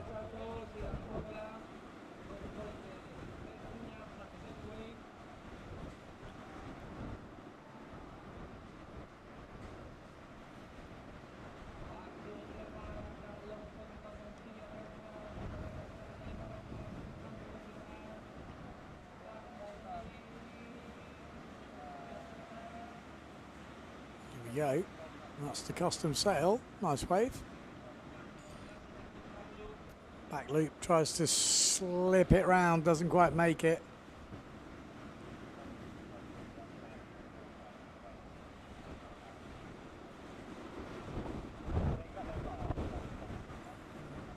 It's definitely a little bit different to the action we were seeing yesterday.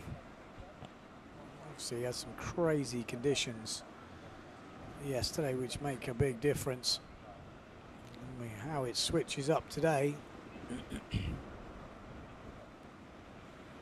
Forward loop off the lip from Hayata. A lot of young crew coming through at the moment with some real big skills. I think in the next few years we're really going to see a bit of a change as they come through and put in some more work. The talent is definitely there. The motivation is definitely there.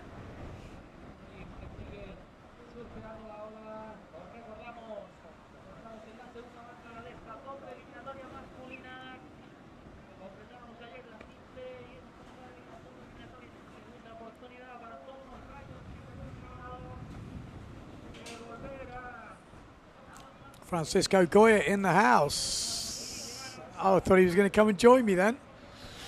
That might have been a good moment.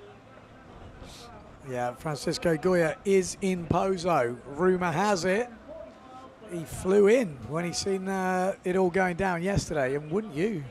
Wouldn't you? Two of your riders in the final. No doubt about it.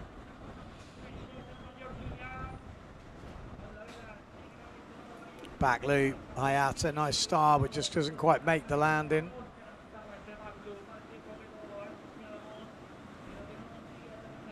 Yeah, definitely a Hot Sales Maui sale from Flesche, but I'm just interested on the actual sponsor. I think they're custom made for an actual company. I think it's like a bed or a pillow company or something crazy. I could be wrong. Maurice Malk looks a little underpowered. He likes to be super powered up for his waves. His biggest score so far is his first wave, and he's leading at the moment ahead of this man, Mark Alonso.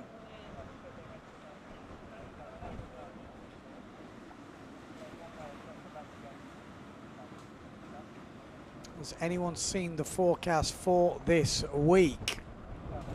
I'm scared to look, because definitely I remember the first day was going to be one of the better days. Although Monday, tomorrow looks like we're going to have some decent breeze. It does look like there's a bit of cloud around, which might make a difference, but let's see.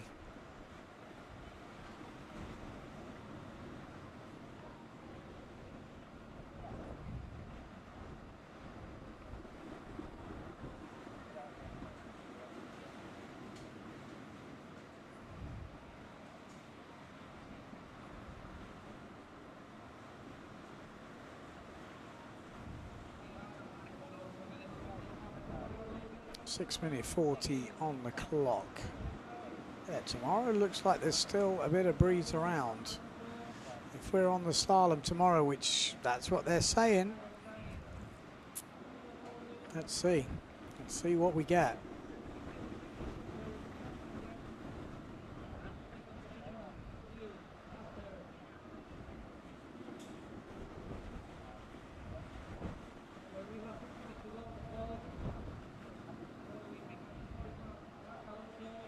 .6 minutes on the clock, and at the moment Moritz Malk leading, Hayata Ishii leading. Still lots of things can change really quickly. Flesche, if he puts a second good jump in, he's right back in the game. 6-point jump, he's leading, or very close to 6.2, 6.3 jump, and he's there. So, you know, although they might look like they're quite far off at the moment, things can change super quick. Mark is actually very similar. If he puts in big jump score, could happen. But you've got to find the ramp. Here we go, 5 minutes 20 on the clock.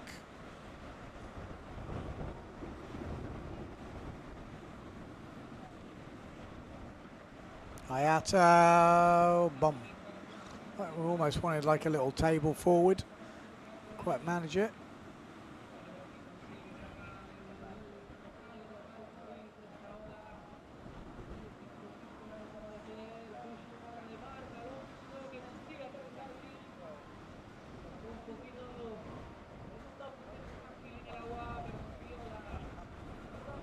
Lovely little tack there by Hayata. Mark Alonso. It's minimal conditions, isn't it? It really is. There's not a lot on offer. But this is almost looking like the best we're going to have it, which is a bit of a shame, I won't lie. Things can change, though, on the forecast.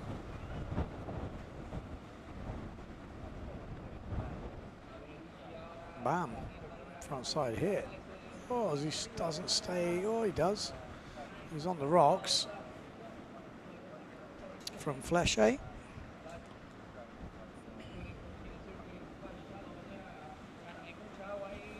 Front side 360 from Moritz Malk. What's he got on the end of this? Needs to finish it with something. I think that will be one of the better scoring waves we've seen.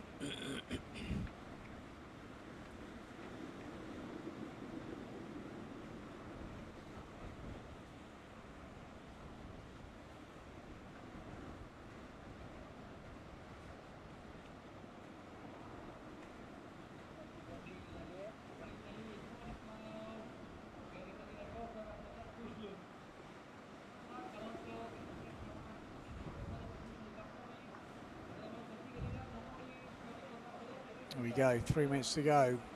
Mark Alonso got plenty of speed.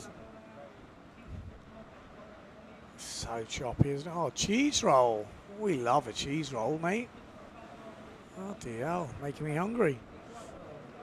That looked tasty. Underrated, I think, the cheese roll.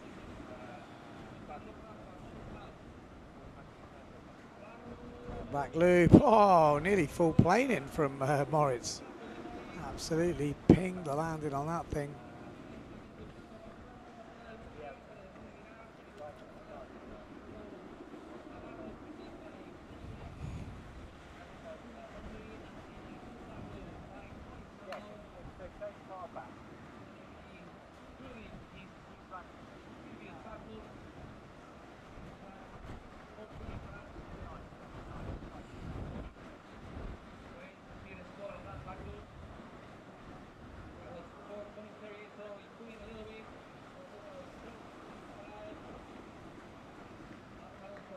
Oh, that was a decent tabletop.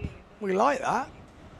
Tell you what, he's had a few nice moves. I mean, I don't know how much they're going to be scoring, but oh, that was also nice. Bigger cheese roll just goes down.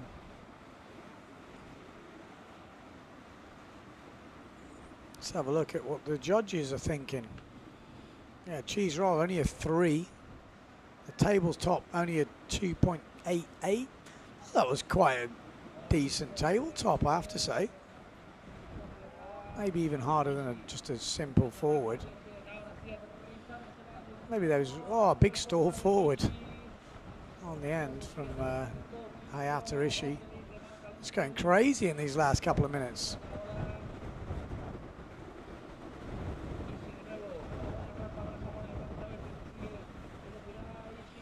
There's life just been injected into this heat. I think it was on the verge of being cancelled, but maybe now with a bit of life in it, it might still carry on. Let's see. Back leap from Moritz Mount, but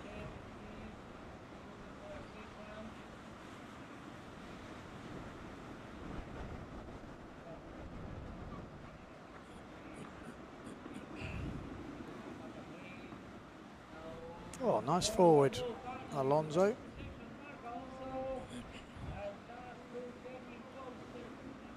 He's definitely getting, he's put a good run together here. Maybe the score's not reflecting it, but I think it's basically where his wave is. That frontside 360 from Moritz getting a 5, and that is where he's struggling on the waves. But actually, jumps-wise, he's not really getting the score. He needs the back loop. The back loop for Moritz, 4.38, is what's done the damage. On the other side of the draw, Fletcher has not got enough to take down Hayata Ishii. Ishii gets it. Moritz gets it. They will face off in the next round. And they're very close on points, 12.5 to 12.49. So it will be a close run thing, I think, that next heat.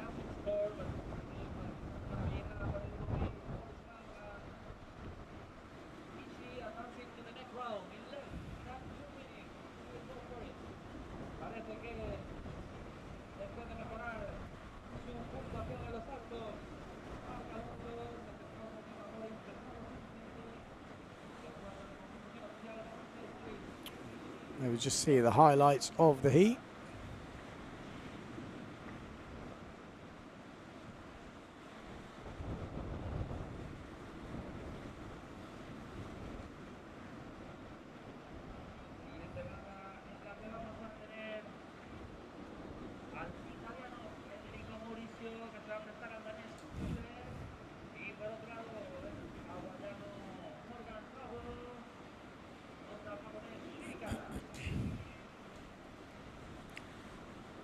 come. Oh. Yeah, the back loop still one of the moves that everyone wants to land. It's still not easy, especially when you got to force it just a little bit. Oh, loving the cheese. Loving the cheese. Even bigger cheese. Boom.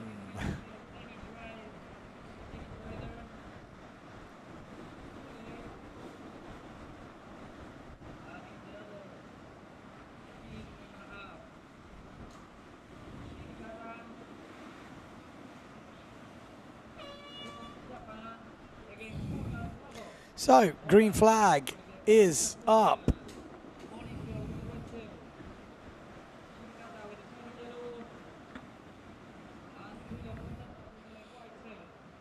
Action coming in. Get us in there close. Let's see what's going on there. Oh, forward loops going off. Let's close in, boys. Oh. That's where all the action was. That might be it for a while.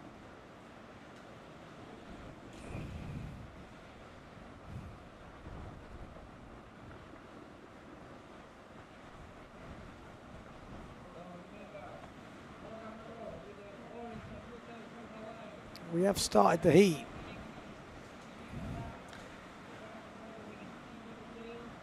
Okay, 15 minutes on the clock, 1 minute gone.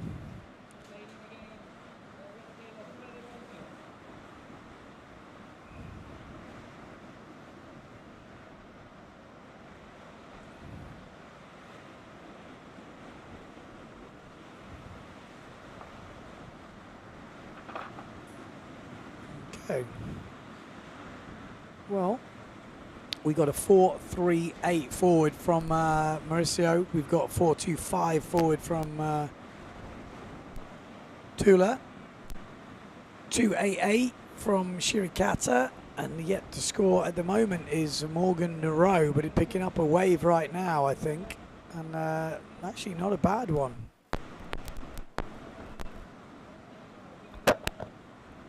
Actually, that looks like it might be Mauricio.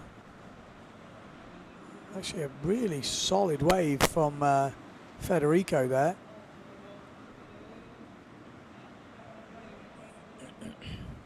Jump on the outside coming up as Tula just finishes off that wave. Morgan Nero in the background.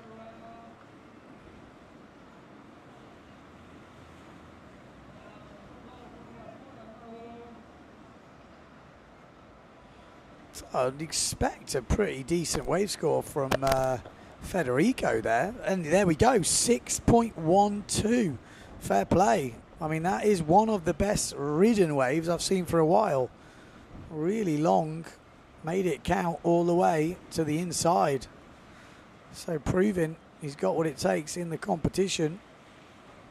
4 points for Simon Tula's wave. And a 4.38 for Morgan Nero.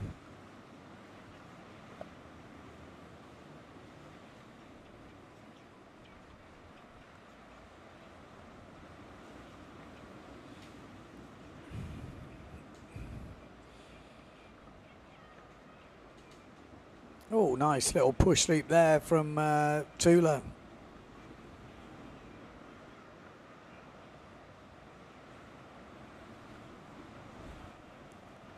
$12.40 on the clock.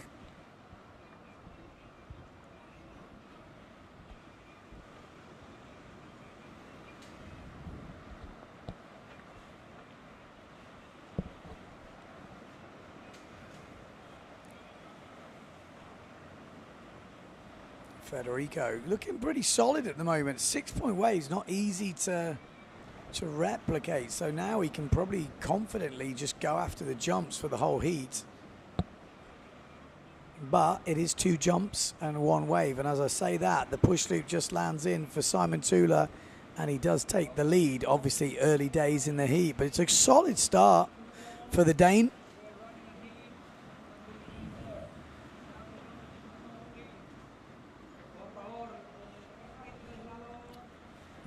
Morgan Nero has gone into the lead on his side. 4 point forward, just dropping in. Shirikata, a bit of work to do, but not a bad wave with a 4.25. This is Federico. Mauricio.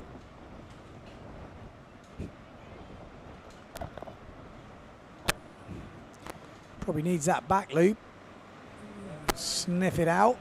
Oh, he's got a nice ramp lining up here. It is lining up for him. No, it's not. Take it back. Oh, maybe it is. Oh, a little one-hander. Doesn't make it round.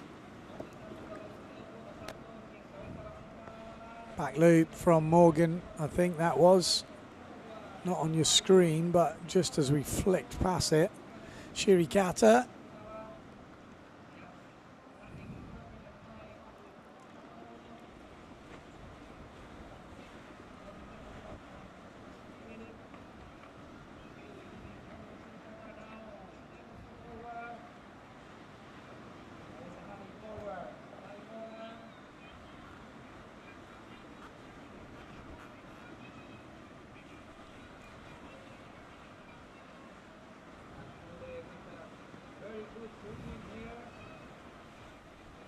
So 10 minutes on the clock, 6 minutes gone. Advantage Simon Tula at the moment. 6 points for his last wave for Simon Tula, so he's evened it out against Mauricio. Actually, Mauricio's got 6.88. I was going to say that first wave from him would take some beating, but maybe the conditions of getting a bit better. Nice backside slash out there for Morgan Nero.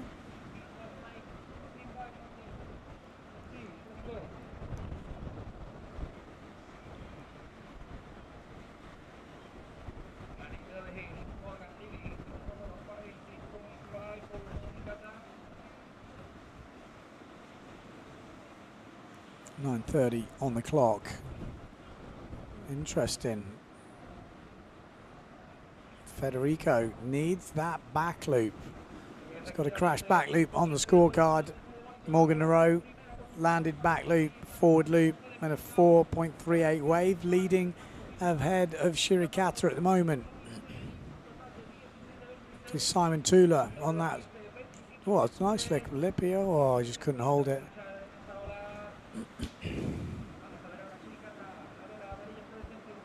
Shirikata back loop. Nice.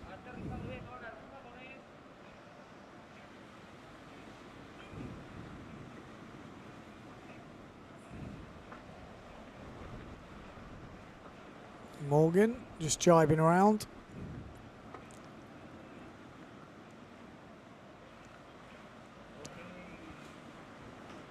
Eight minutes 30 on the clock. Morgan Nero just kicking off a wave on the outside as he bottom turns into it.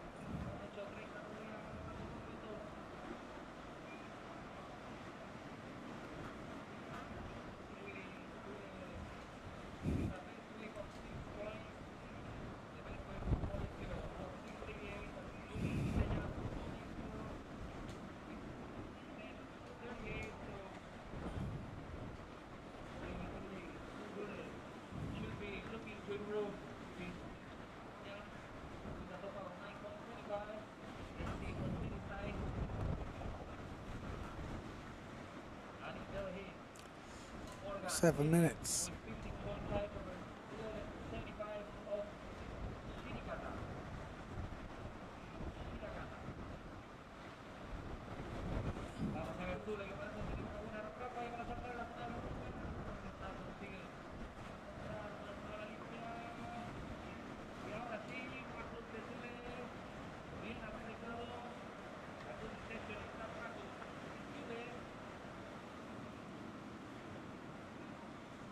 Ooh, just not quite making that one.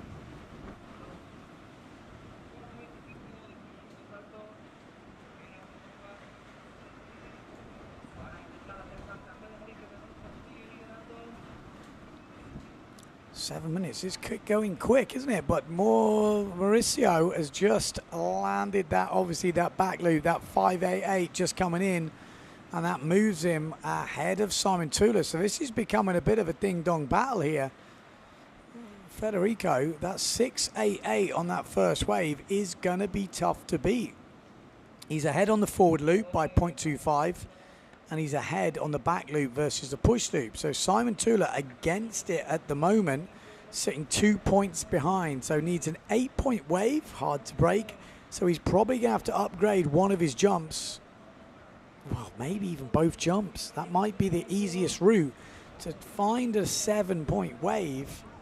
Well, you never know, but it's going to be tricky.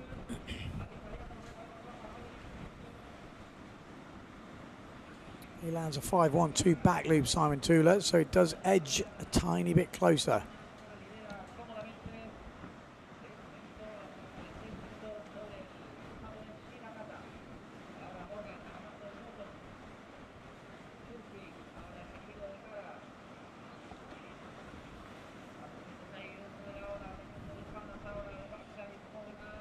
Here we go, Tula, what's he got for us? Out the back, stall forwards. There's a few lines coming in now.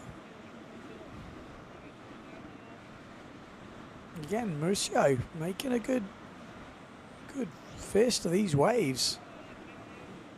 If it was 2 waves, you'd put him right up there.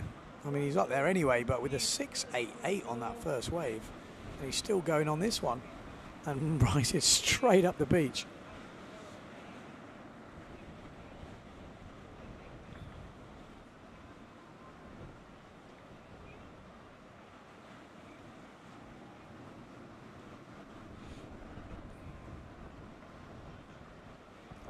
Five minutes on the clock, well, just under. You see JC, John Carter, in the water with the yellow housing. He's having a little swim. Let's hope no one lands on him. Still a bit of work to do. Time's ticking down. Federico, Mauricio, looking pretty solid right now.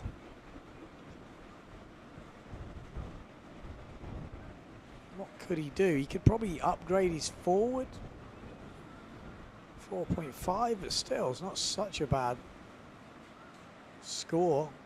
I think he's right up there. 17 points is a pretty solid heat.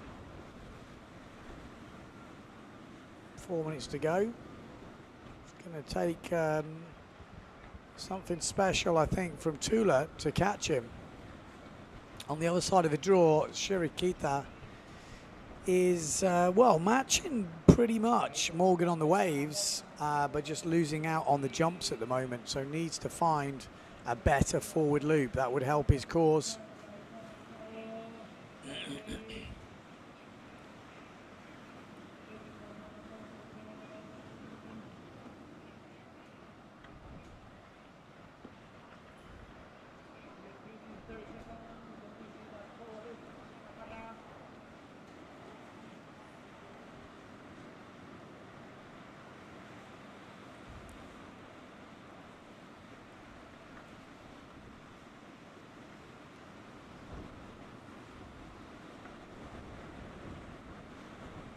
.310 on the clock.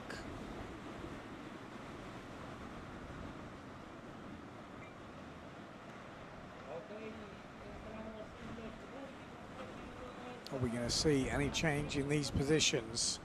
You never know. If we get some waves to come through, Simon Tula, this is a man that can change something. Going to need to upgrade a jump. Looks like he's ready for war.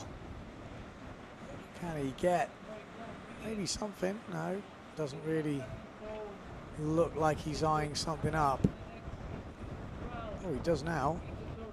No, doesn't happen. Good front side hit from Morgan Nero. Federico, Mauricio in control right now. Morgan Nero in control. Japan and Denmark need to get a move on. Find some action, get these points closer.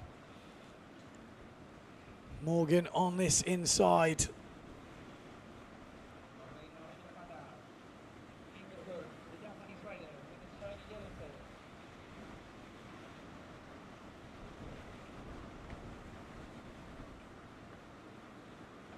150 on the clock.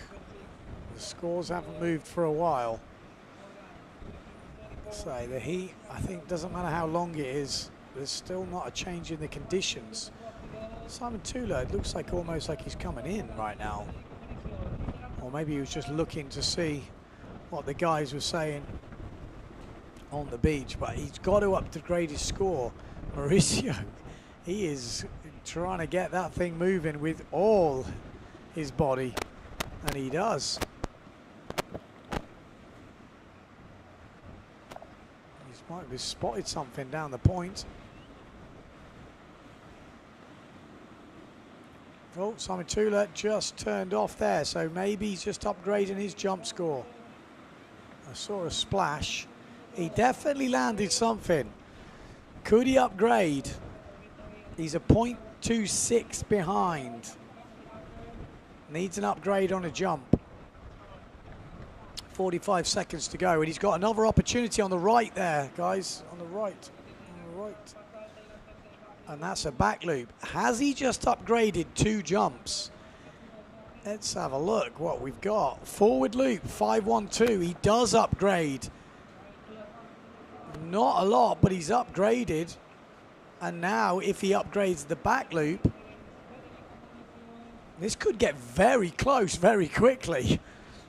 With 15 seconds to go, Simon Tula might just be in the game here.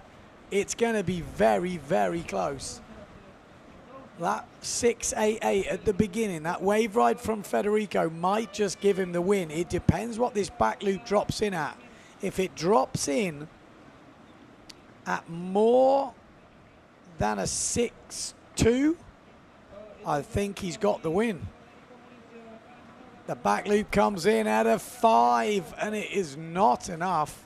So the back loop comes in at a 5. Federico will make it into the next round, and he's go against Morgan Nero. Shirikata, actually not a bad effort in the end, but not enough to take down Morgan Nero. And those two will face off, Morgan Nero, Mauricio, in the next round.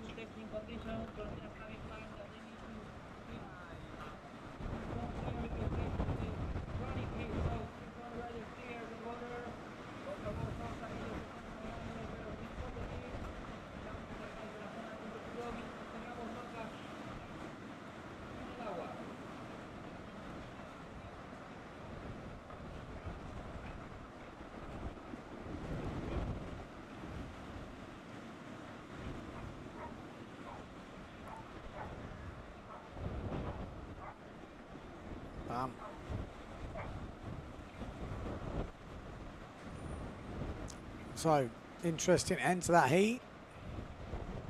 In the end, it didn't really change much.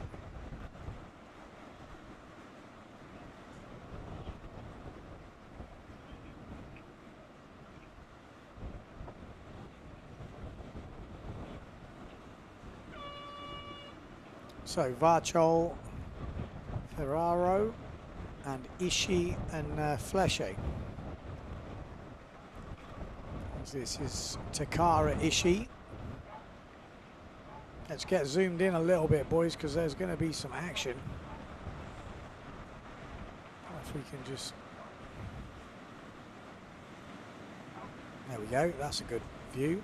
There we got forward loop from Ishii. Table forward from Ferraro.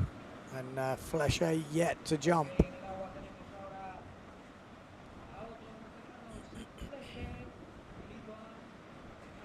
Back loop from Adam Varchol. Another forward loop from Ferraro.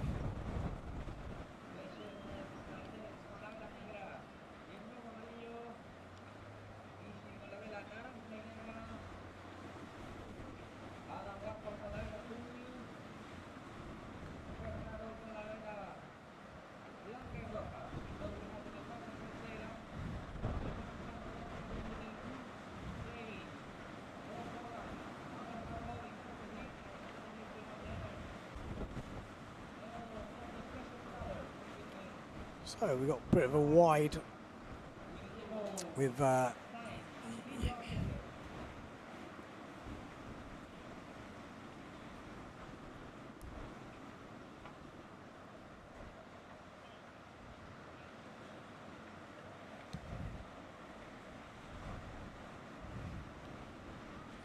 Joel, come on, let's see what you got.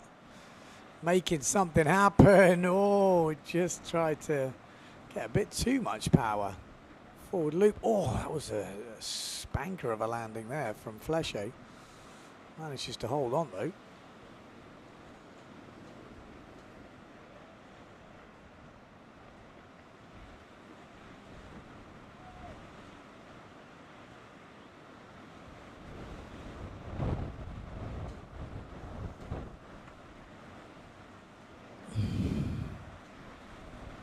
So 5 o'clock local time.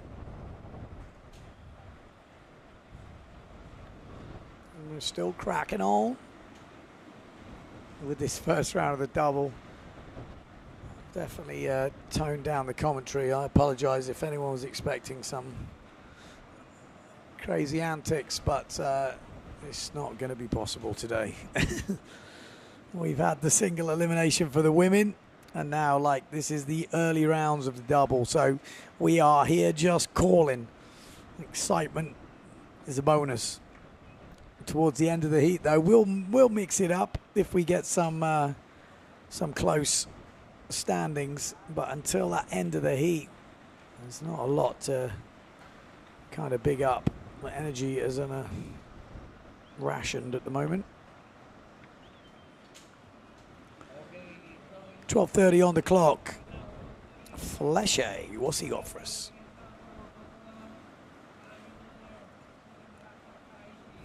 Did we ever find out what that sponsor was?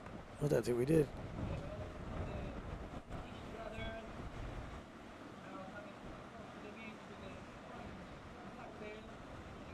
Oh, like a push loop, back loop. What size sails are they on? I'm just seeing that in the comments from Lutz. Earlier on, the women at the end of their heats, some of them were on 4.2s.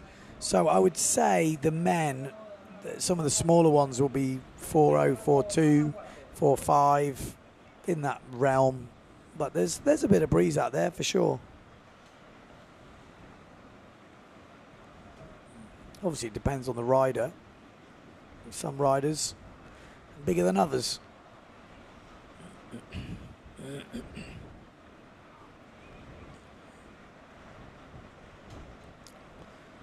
Varchol leading right now, but it's a close run match. This looks like a better wave though. Might change things a little bit. Just a little bit ahead, or 1 point ahead on the jumps. But that's definitely a bigger wave. 5.88 from Ishii on his forward, and 4.25 for his push loop. Ahead of Fleche from France. So Japan and Poland leading it out. Italy and France got a bit of stuff to do. And there we go. France has just done something. Back loop from Fleche.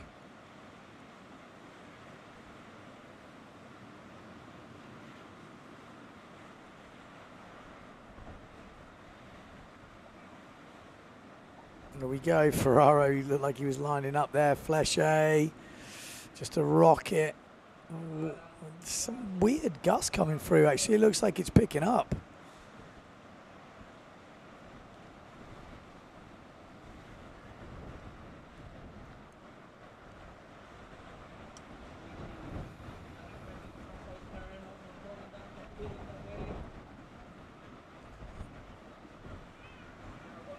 Backside slash from Takara Ishii.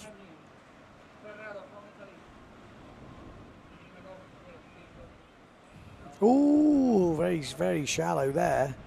Nearly reversed his board straight into that rock.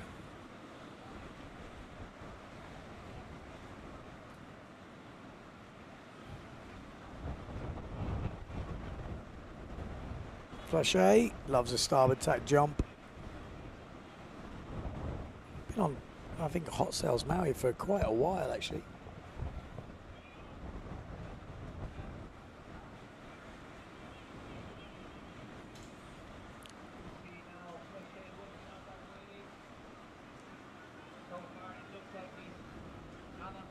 Engel. There you go. Engel. Anyone in France know what Engel is? Someone do some homework. That's what it says on his sail.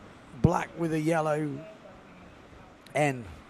Engel. Oh, stall forward from Takara Ishii. Looks solid. Back loop from Varchol.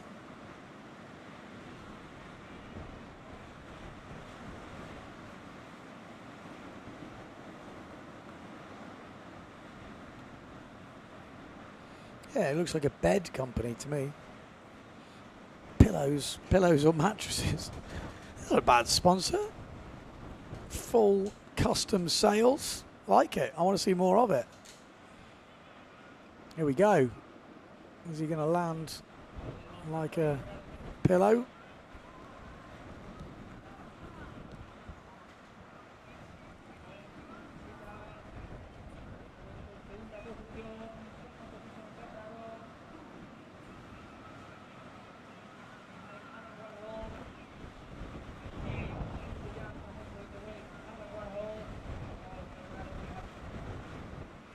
Ferraro, young Italian rider. He looks a bit like Bernd Rodiger. I think that was the same thing last year. Everyone was like, oh, Bern's here. I was like, is he? Oh, no, it's Ferraro. Oh, that was lovely. Adam Varchol, really nice. Oh, table forward from Ferraro as well. That was lovely. A bit wet on the landing, but Varchol, good front hit there. Really nice. 15 points. Bomb, nice slash as well into front side. I'd say that's quite a good wave from Varchol. Again, long time of doing not a lot, but from what we've seen, there's a nice little backside slash.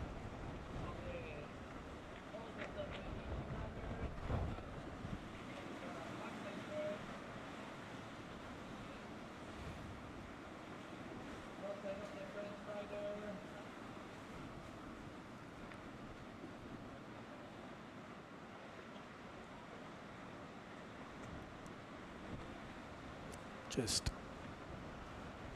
oh, forward loop from Varchol. Looks on it at the moment.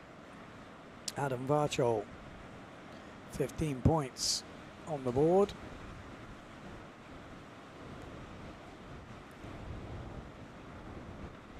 Money upgrade on that forward, I'm not sure. Have to wait and see. But Ferraro just needs to find something extra on the waves.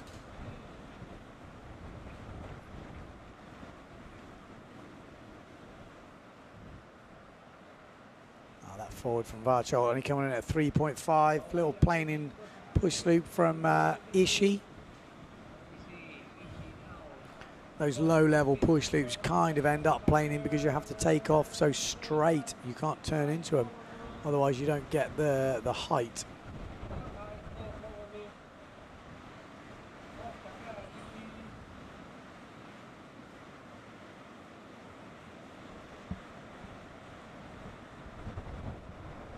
So 5:30 on the clock.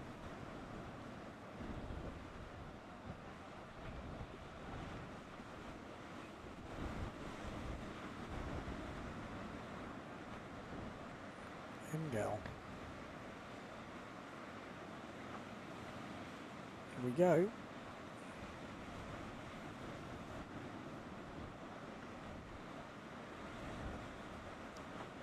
Can he turn it around? He's got a few points to make up. Flechet. He's only 3 points behind, so he's not like crazy behind. He has been known to throw down a double or two on starboard tack. I'm not quite sure about port tack, but it's only the other way round. Well, that's what he might be telling himself.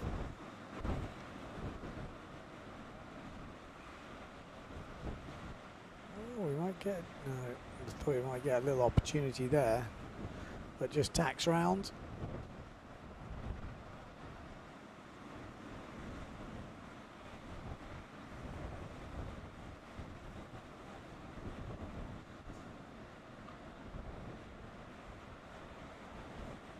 We should make some predictions of who's going to fight their way back in the double elimination. Can Baptiste Clarec fight his way back? He's got a long way back, but after winning Fiji, you kind of want to see him fight his way back here. Takara Ishii. Bam, 360, there we go. That's the way to finish the heat. I say finish it, we've got 3 minutes and 30 seconds left. But that will be, I think, his best wave score. Puts even more pressure on Fleche.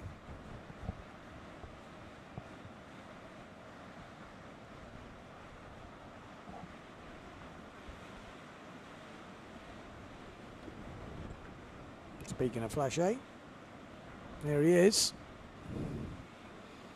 Oh.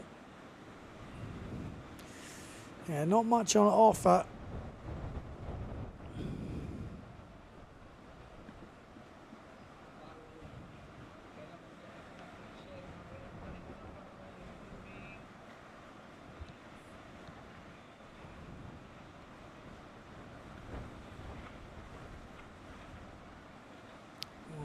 Looking at the scores, what have we got? We got about 3 points in it on the one side. Can he make it up? 5.5 wave, so Ferraro's got some work to do there.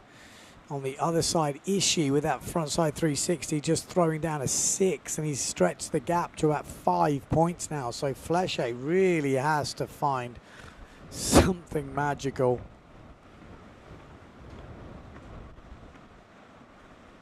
And there's a forward off the lip to start things off. Now needs to go to town. Backside little slash. Front side. Maybe his best wave. Maybe his best wave. But there's a lot of work to do after that frontside 360 from Ishii.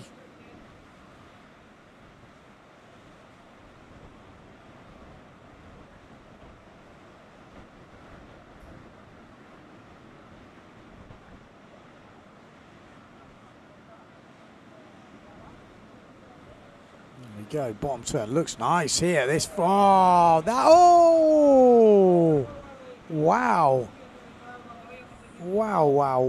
that was lining up beautifully. Little bowly section, but Varchol doesn't quite get it right. It looked like Ishii going for a double in the background. It was a lovely little bowly section.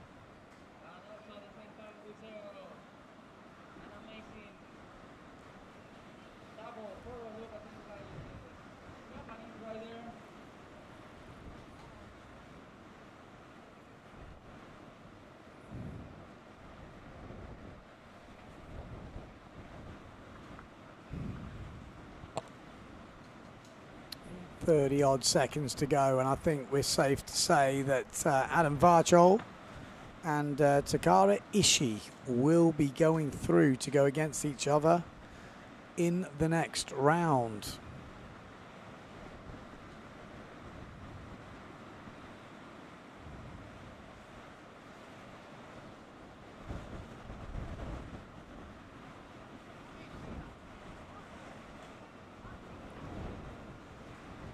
Five seconds to go. Okay, there we go. Let's check out the highlights.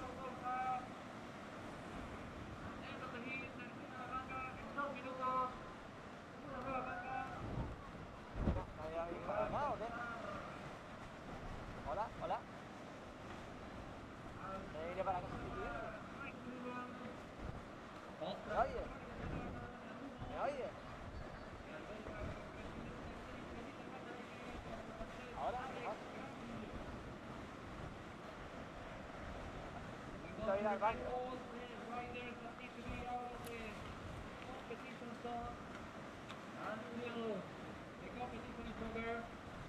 We have four more hits to go, so please stay out.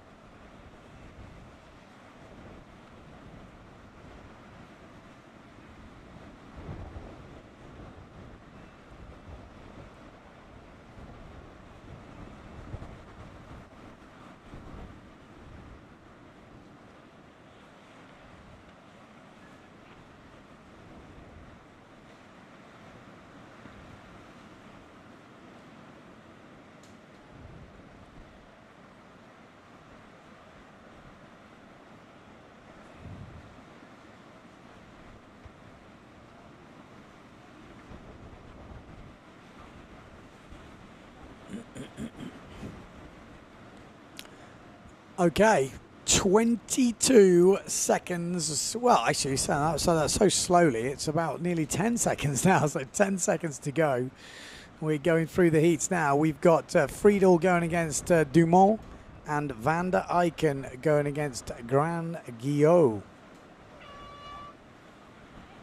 Here we go, straight into the action. This should be an interesting heat, this one. So zoom in a little bit. Table forward almost from Friedel there. We've got the webcam view on.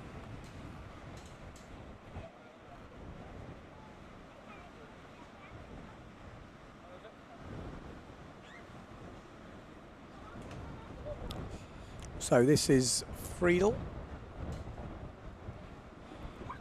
On the outside is Dumont on the RRD. Forward loop up the top end from Gran Guillot. And then Dieter van der Eycken on the inside. Forward loop from Gran Guillot.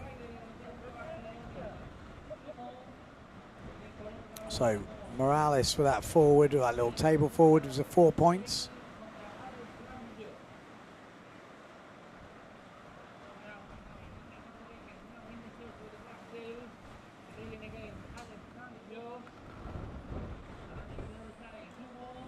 Dieter van der Eycken trying to work something.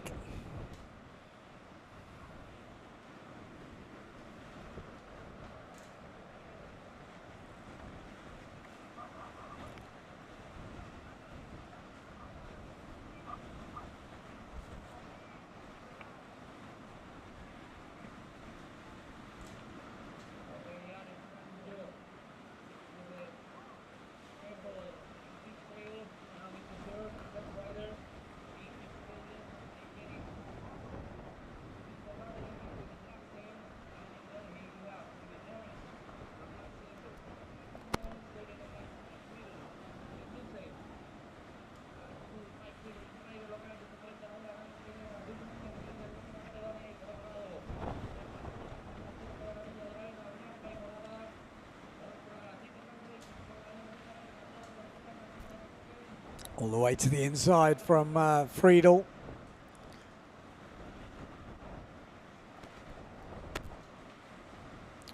.13:40 on the clock.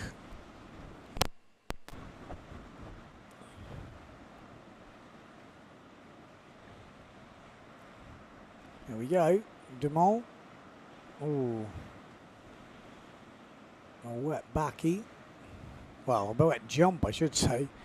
Gran Guillot, one-footed backy. Nice style on that one. Stretches it out.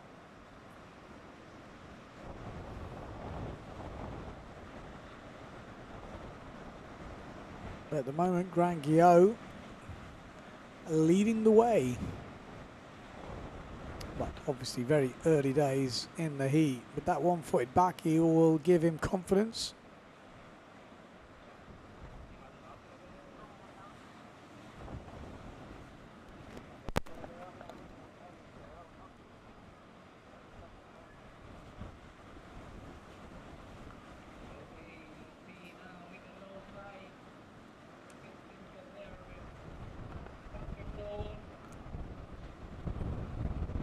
Dieter van der Eycken, what's he got for us? He's trying to sniff out something. Has he found something? If it is, it's going to be a bit of chop. It is. Forward loop. Just put something in the bag. He hasn't got one jump so far, so that will be the first jump. Grand Guillaume, nice sort of sweeping backside into front side.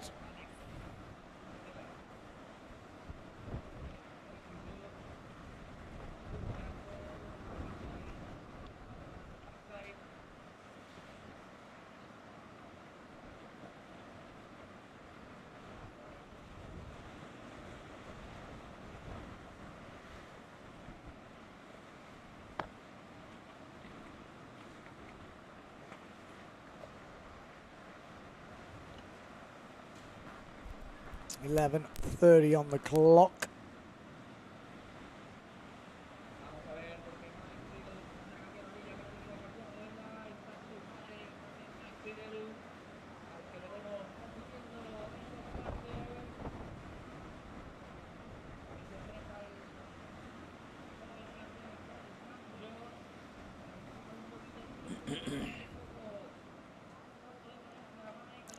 There we go, Grand Guillaume. Has he spotted something? Can he make something happen here? He's got the one-footed backy. Not going to be... Yeah, that's 6.25 for that one-footed backy. We haven't seen many, so I think rewarded fairly there. Friedel leading on the other side of the draw.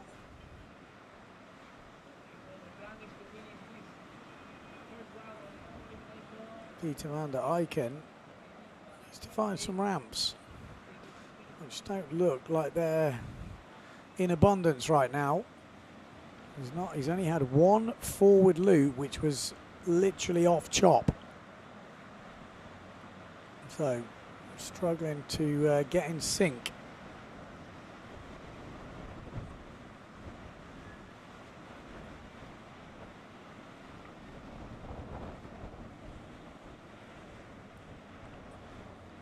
Grand Guillaume is actually finding a bit of rhythm. He's having a look around.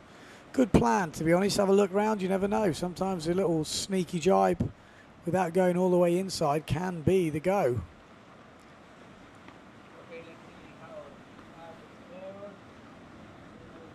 It's going all the way up by the looks of it.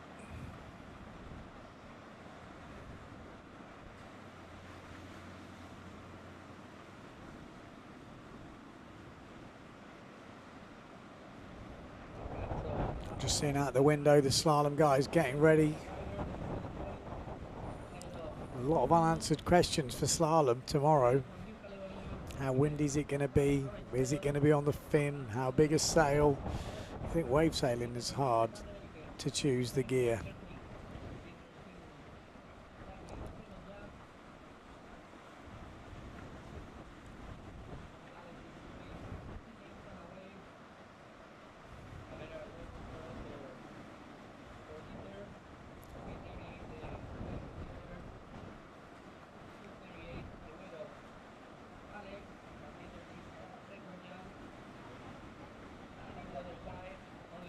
Minutes 40 on the clock.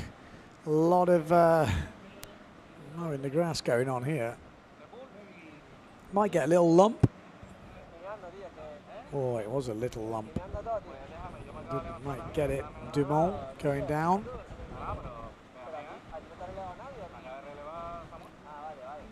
Looks like Morgan Rowe washing off his kit. He's done for the day. It's Grand Guillaume. It's got the measure of Dieter van der Eycken right now. This would be a great result for the young Frenchman. But it's early days in this heat. We've just got to the halfway stage. Friedel at the moment leading.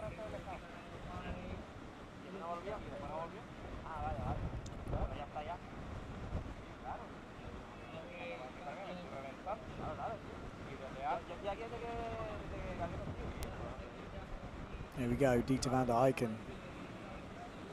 Trying to sniff something out, come on. Yeah, It's struggle now. It feels like it's that state of tide. This kind of steep chop that you're jumping off. And there we go. There's a steep bit of chop. Puts a back loop in. Definitely wasn't a wave, that's for sure.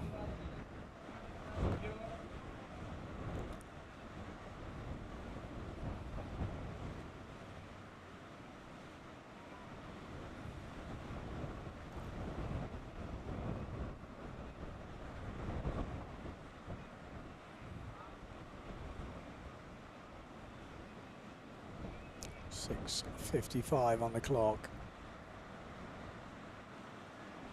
Still Friedel leading ahead of Dumont. Dumont really struggling in this heat so far. Nice turn from Van der Eycken there. Could this get him back in the game? No, it can't.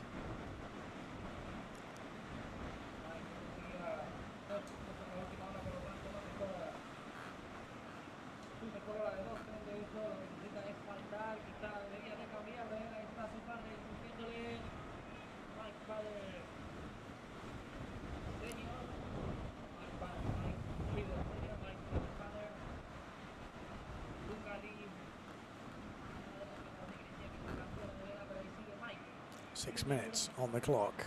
Still advantage Gran Canaria, but it's very close now. That back loop 4-5, so moves Dieter van der Eycken within striking distance.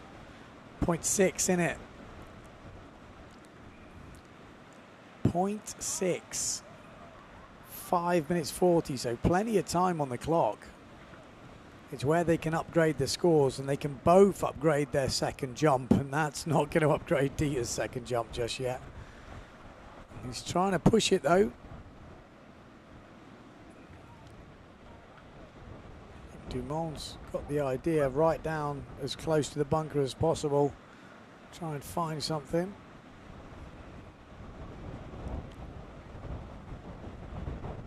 Time slowly edging away. 5 minutes left in the heat.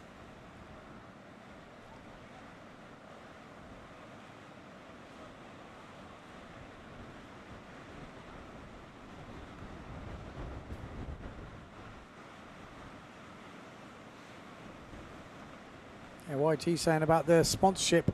Yeah, back in the day it was cigarettes and alcohol. That was when the money was in the sport.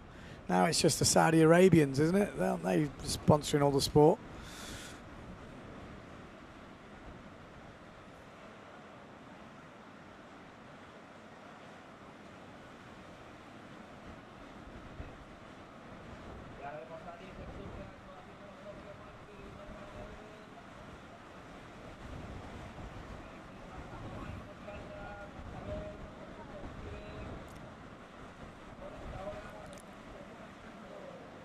Gran Canaria still leading. Friedel still leading. 4 minutes to go. Another minute ticks by. Dumont feels like he's out of it, but it wouldn't take a lot for him to get in it. The points are so low in that heat. A backlead would definitely help his cause. Yeah, that will in fact put Dumont in first place, that back loop. So it just goes to show how pretty minimal the conditions are, and Dieter van der Eycken hits the nose on an under-rotated push loop. Super shallow right now. It's very tough to look at these conditions.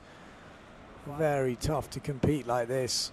They're doing their best, but this is scraping the barrel. Still throwing down the moves. Still the best man in these conditions will win. But Dumont with a 4-point back loop takes the lead now by 0.5. Front side hit. He's only got a 2-point wave as well, so probably this might even improve on that. So Friedel needs a bit of work to do. At the same time, Dieter van der Eycken has just scored a 4.75 wave, and he goes into the lead by 0.25 with 2 minutes and 20 on the clock. Gran Canaria is in a bit of trouble now. In fact, he's not. He's just put a 3.38 on the waves, and now he's back in the lead by 7.5. So it is a real close battle between the Belgian and French rider at the moment. Gran Canaria is still leading. Dieter van der Eycken desperately needs to upgrade his second jump. 1 minute 50 on the clock. This is going to come right down to the wire. 3.25 for Dumont's last wave. He's gone even further into the lead.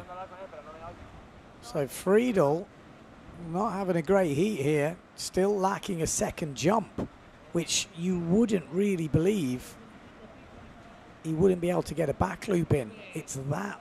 I mean, he's crashed 3. It's uncharacteristically, a back loop is kind of bread and butter, even in the small conditions. 1:10 on the clock. Here we go. We could upgrade. He's got plenty of power here, Alex Gran Canaria, but he hasn't got a wave. Dieter van der Eycken. Oh, this looks good. Oh, it looks so good. He got probably too excited. That was bowling up right there. Wanted the 360, I think. 45 seconds to go. 40 seconds to go. Gran Canaria got his foot in the next round. Dieter van der Eycken is probably going to have a half a jump run. Keep your eye on that black sail on the inside. On the other side of the draw, he has landed his back loop. It's only a 3.25, but it's enough to put him in the lead by 1 point. So it's going off. Keep your eye on the black sail. Dieter van der Eycken, 15 seconds to go. What was that? Was that a push loop? Was that a planing push loop? I saw the end of it. If it was, that could be enough. In fact, that will be enough. If Gran Canaria, if that's what it was. We saw the end of it. Let's wait and see, but there could be a whole change at the end of this heat. And there we go. Push loop coming at 3.75. He ends up taking the heat in the last move, in the last seconds. Dieter van der Eycken gets it by 0.25. On the other side of the draw, it looks like Friedel Morales with a 4-point last wave takes the win as well on the other side. So there you go. It was actually quite an exciting heat right there. Dieter by the skin of his teeth there. Slippery little customer, Dieter van der Eycken, but didn't give up, and that's what got him through in the end.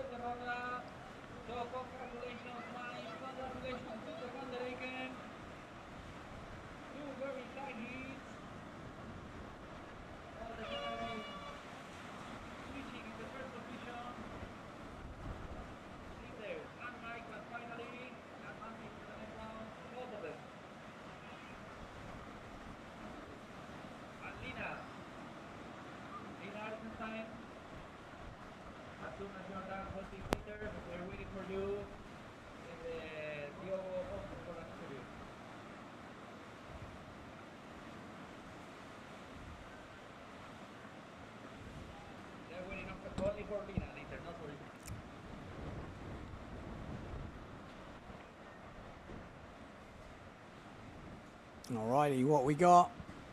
Who we got? Back loop, looks like Sugi. Looks like we got Mr. Smooth in here. Table forward. Not mega tweak, but still stylish.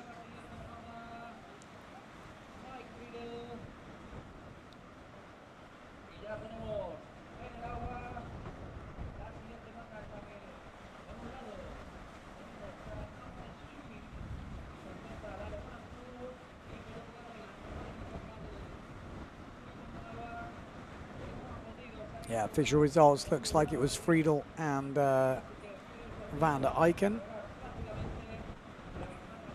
In this heat, we've got Chapuis going against Alba and Sugi going against Smooth. This is Takuma Sugi.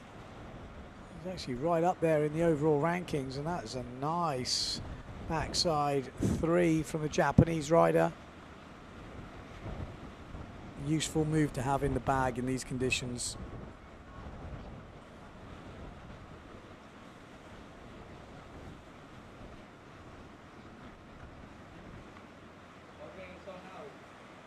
Smooth. Trying to manufacture something out of not a lot. Doing a good job, really. 4.88 for that first back loop from Sugi.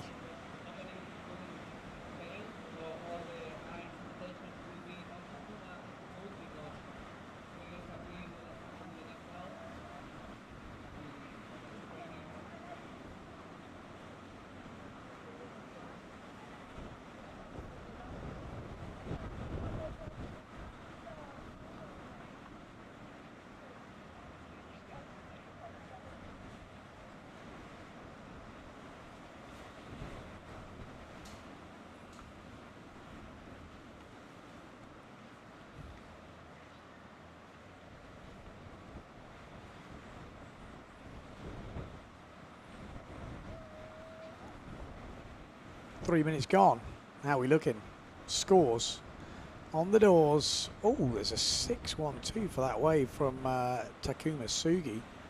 So that is going to hamper Mr. Smooth's plans for domination in this heat.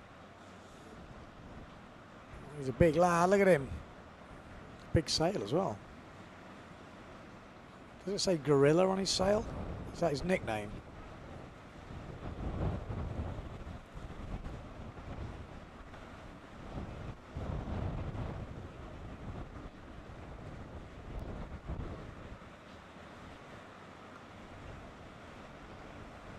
Sugi, what have you got for us?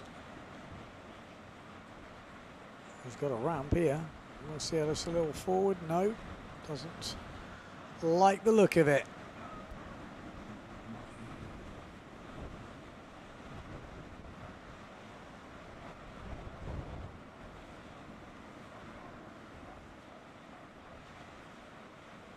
Bam.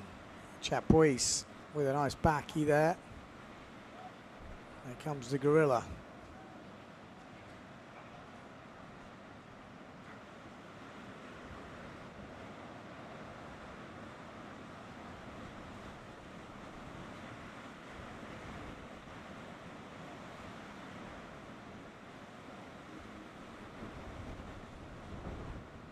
Oh, nice backside slash there from Takuma. Oh, he's having it.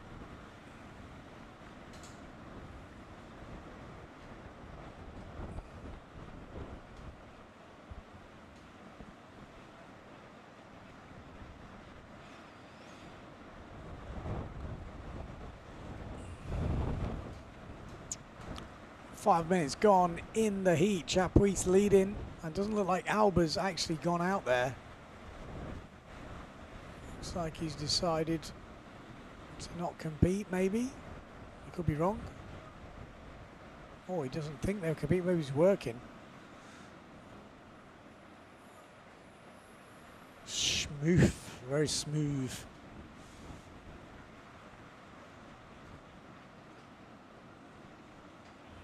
Nice wave from Smooth. Chucking up some spray.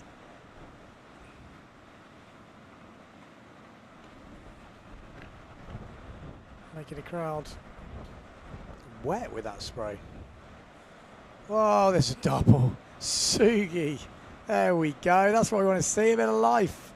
He, yeah. Smooth is in a bit of trouble here. He's got a difficult first round draw in Takuma Sugi because he's put down a 6-1-2 on his first wave. He's just thrown down a double. He's got the back loop. Smooth's in trouble.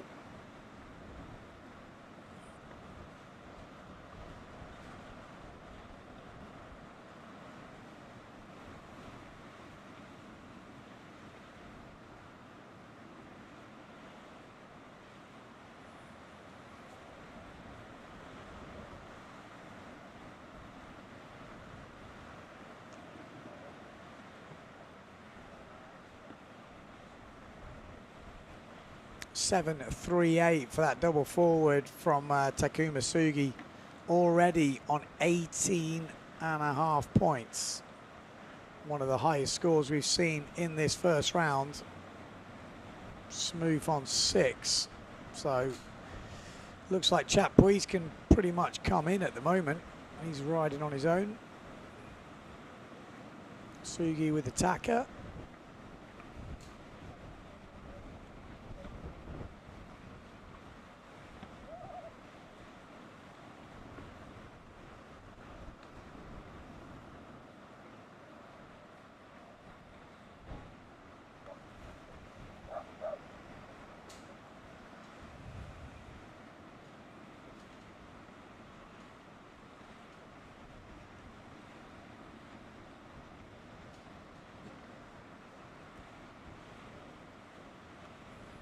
$8.20.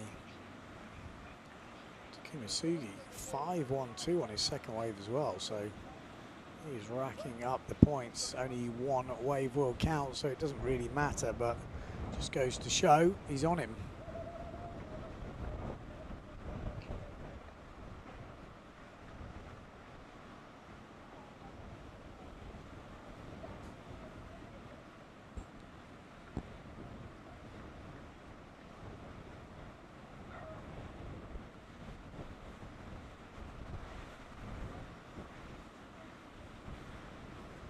Sugi hunting.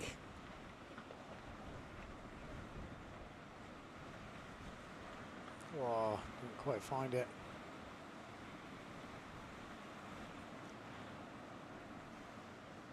Smooth, not finding anything. 7 minutes, so over halfway through this heat. Takuma Sugi already over 18 points, so like I said, Smooth has got to find something special. Can he do it? I say it'd be a tough ask. From what we've seen so far, this could be one of the highest scoring heats of the round. Chapuis having a bit of a free sail out there with Alba not turning up.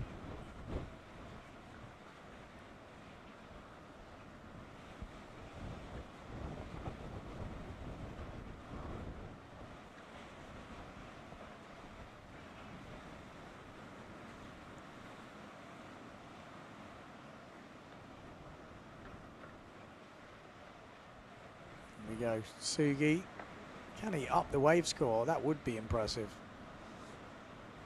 He'll fin out, freestyle hop, 6 minutes to go.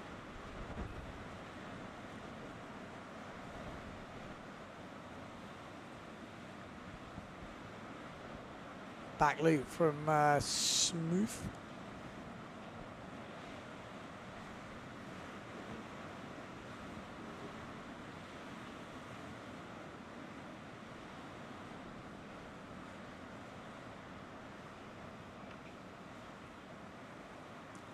So needs to upgrade his wave. Smooth, only 2.62.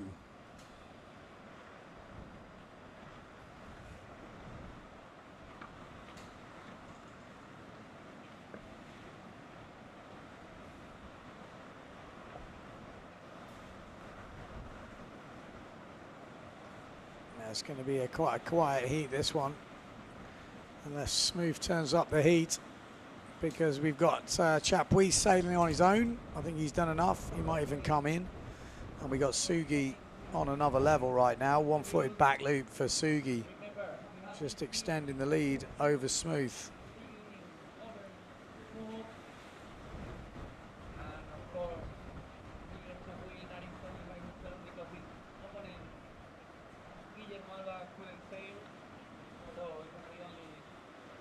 Oof, one-handed back loop from Chapuis.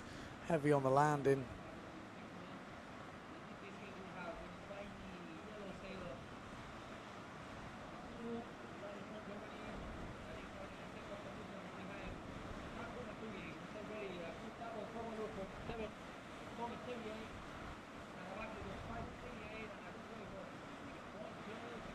Here we go. Oh, Smooth's got a nice run now. He needs to pull out the double.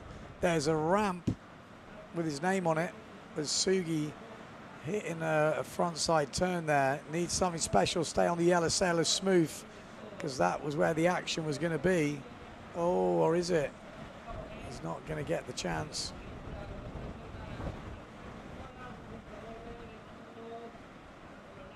Bum.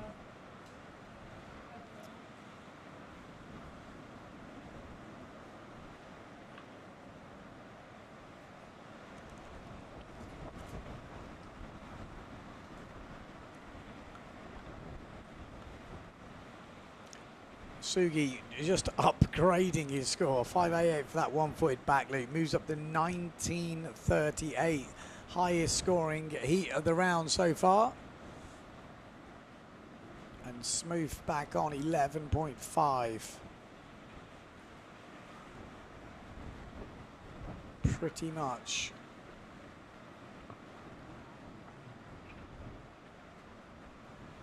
Needs a 9 or something like that.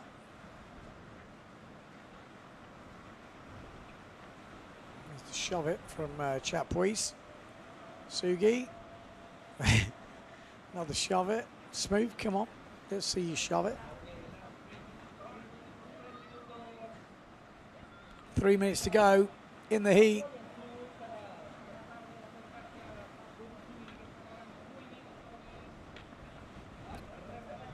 Smooth all alone on the inside. Can he make it happen? There is a little wave coming. Look at that in the background. Keep your eye on the yellow sail of Smooth. Let's stay on Smooth, because this is who can change this heat. He needs a double. Has he got it?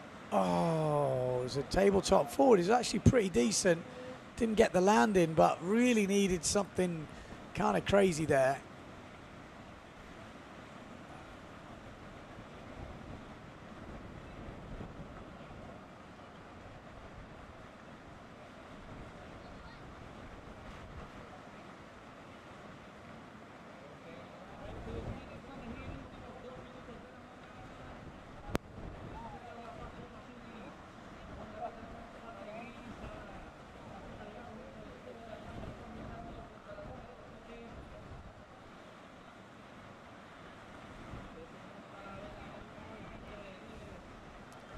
.140.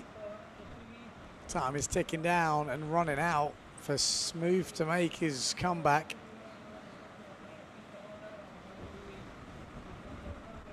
In fact, what's Sugi got up his sleeve here? Tweak push loop from Sugi. I don't think it's going to upgrade his score. But he's had a very solid heat, Sugi. 6 points for his last wave as well. Just 1 minute left in this heat.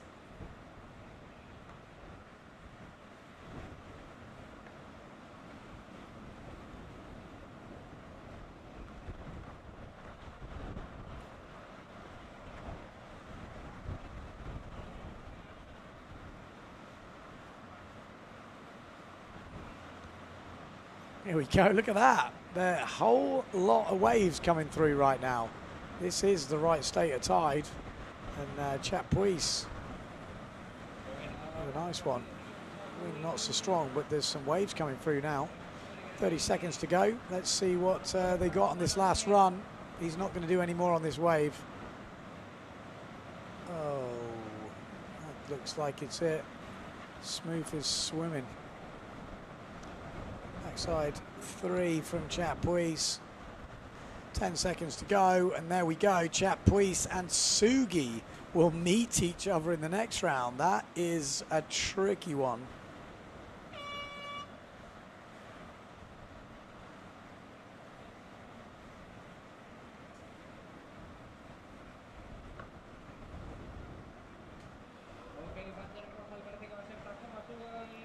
Highlights of the round coming up.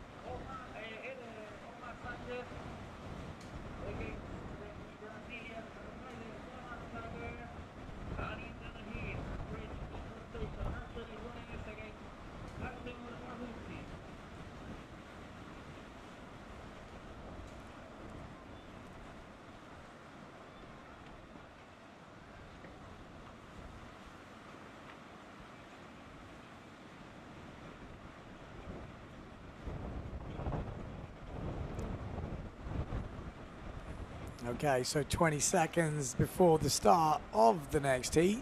First round of double elimination. So just 2 heats left to sail. We've got Sanchez versus Tiger and Ruenes against Arukin. That should be a pretty big battle, that one. Battle of the Frenchies. And then last heat, I think, of the day is Clarec versus Henry Kohlberg.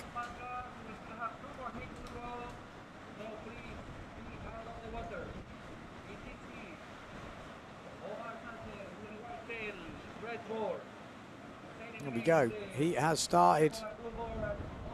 2 heats left to go. Check the action. There's not much, to be fair. Although we might get something now. Quite far away, but...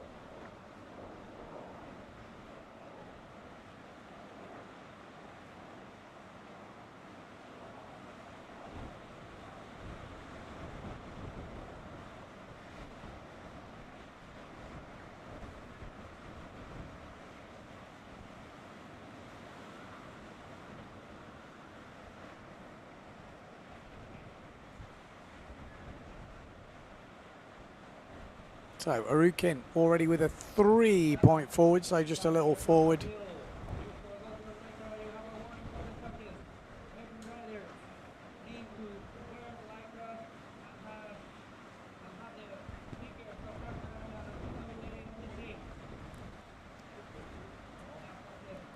Two minutes gone.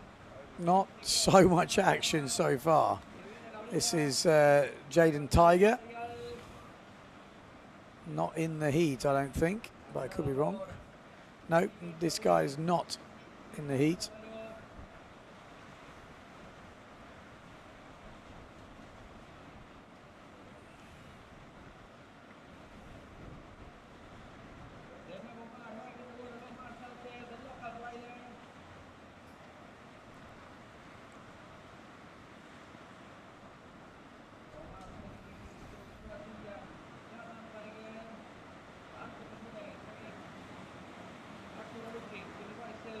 Jaden Tiger from Brazil.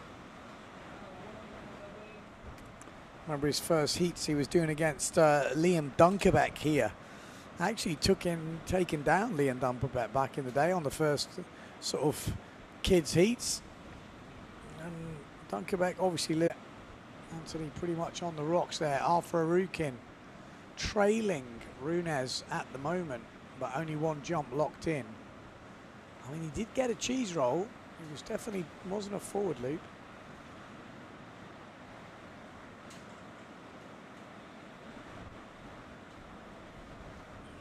Less than 10 minutes to go in this heat. Just one more heat after this to go. Man-on-man heat next.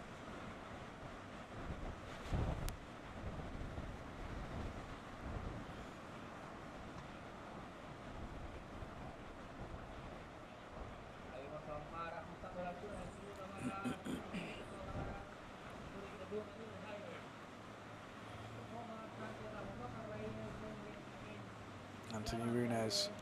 Oh, here we go, Jaden Tiger. Tweet push loop. Oh, back loop. Just doesn't make it. Runes.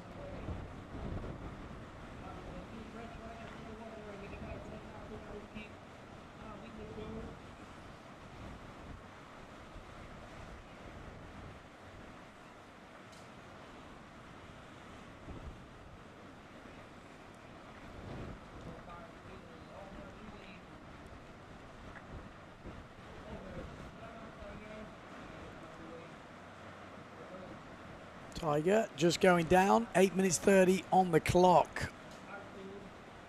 Omar Sanchez at the moment still looking for that second jump. Oh, he's going to get it here. Push loop, had to squeeze it round, but that'll do. Double from Arukin and lands it. Super nice. Didn't think he had enough room there, but impressive stuff from Arukin.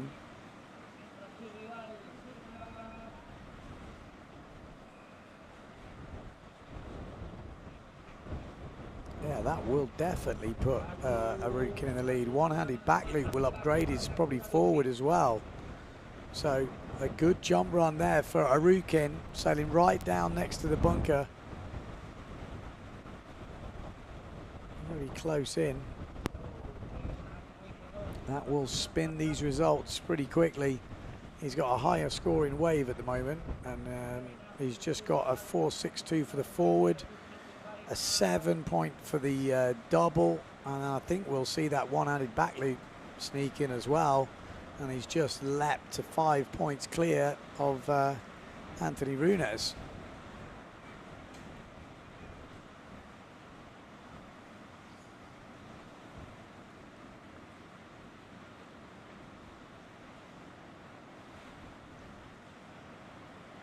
Yeah, 5.62 for the back loop coming in as well.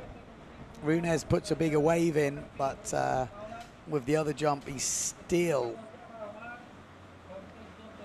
4.5 points, 4.25 points, the difference. So he's got some big upgrading to do. Anthony Runes in a bit of trouble here, needs to upgrade his jumps. 6 minutes on the clock though, so still time.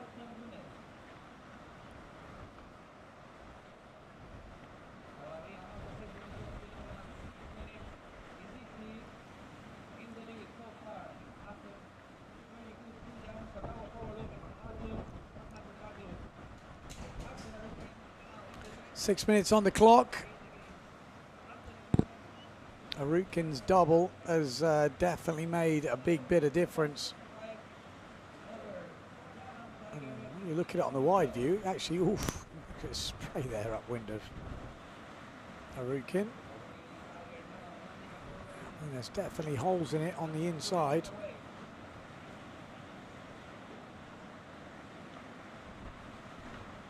Anthony looking to find something. Not quite making it happen at the moment. Artur Arukin behind him. Backside shove it. Outside hit. They're still going.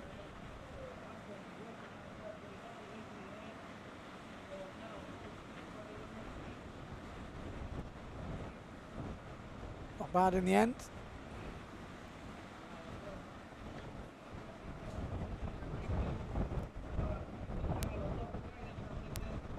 Omar Sanchez with that push loop dropping in, obviously 4.75, 5.25 on his last wave, goes up to 15.75. Bit of a gap between him and Jaden Tiger.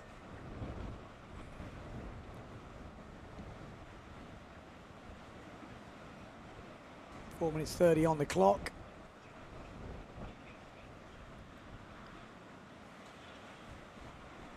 .575 for that last wave from Artur Arukin.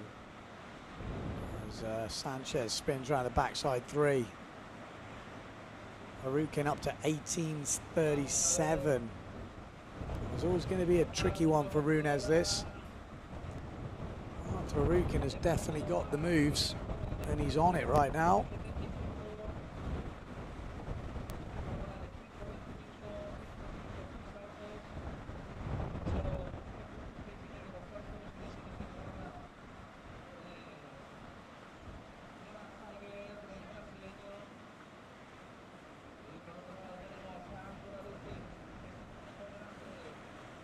.345 on the clock. Jaden Tiger upwind. Wants the pushy tweak. Doesn't get it.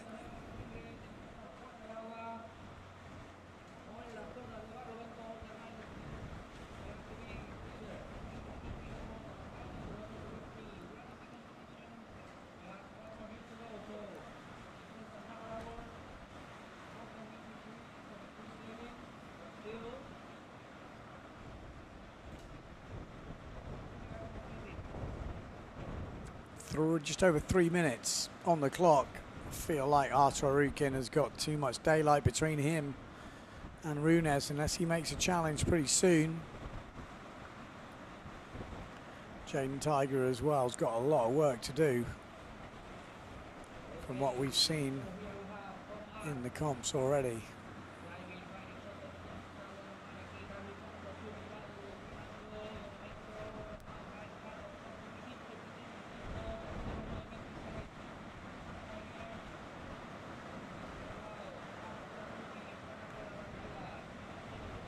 Oh, down the pit there. Runes, 2:30.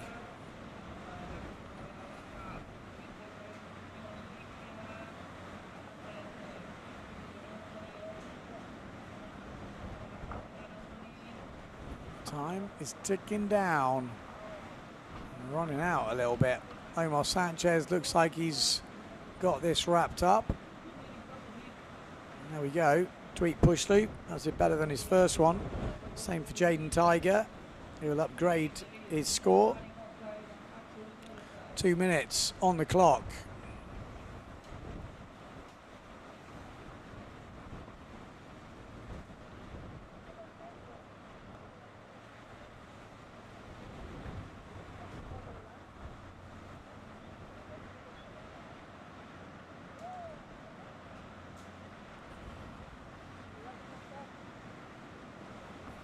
Score, changing the scores. Yeah, that push loop coming out 4.5 for Jaden Tiger, 5.5 for Omar Sanchez, so extends his lead a little bit. He's up to 16.5 points, Omar Sanchez. Forward loop for Artur Arukin. Don't think that's going to change anything. 1 minute on the clock.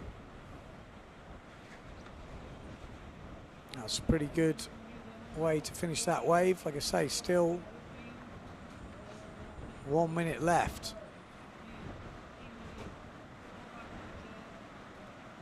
Don't see anything changing in this heat in the last minute.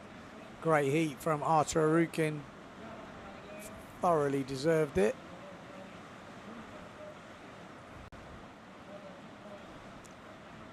Jaden Tiger just haven't got enough moves, I feel. Omar Sanchez, local boy. Is just a little bit too much for him. 20 seconds to go.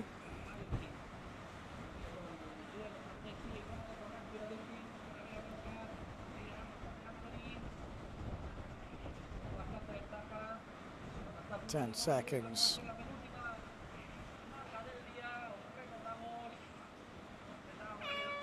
There we go. It's over, Red Rover. Okay, one heat left to go. It's a two-man heat. Baptiste Clarec, Fiji champion, going against Henry Kohlberg from Germany.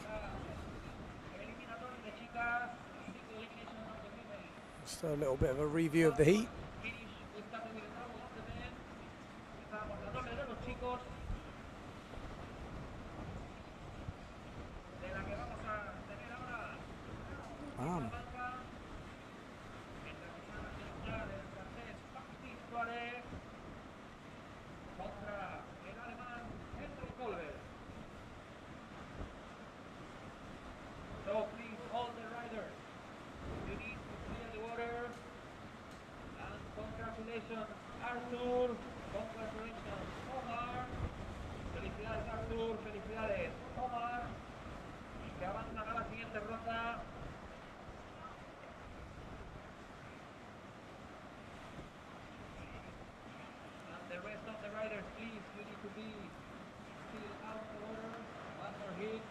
Okay, one more heat, two riders, 30 seconds to the start.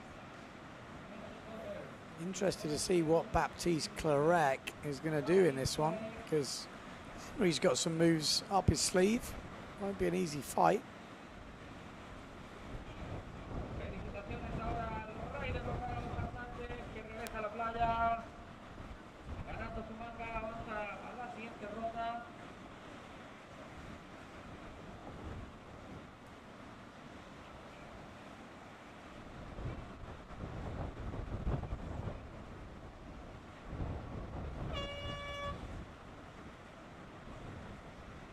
Here we go. Heading out, let's zoom in. We got two riders. There's a forward loop from Baptiste Clarec. There's one of them, that's Henry Kohlberg.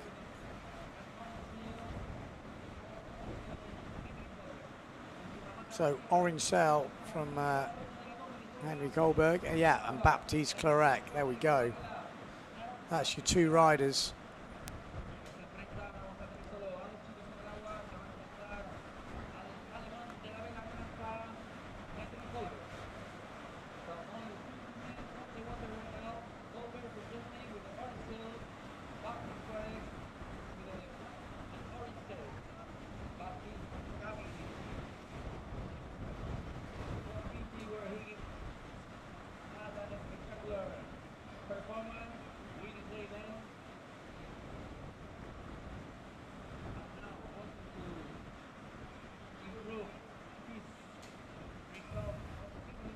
So just waiting for the live scoring to switch over. This is Baptiste, far and away from the crazy waves in Fiji, but we had some crazy conditions yesterday.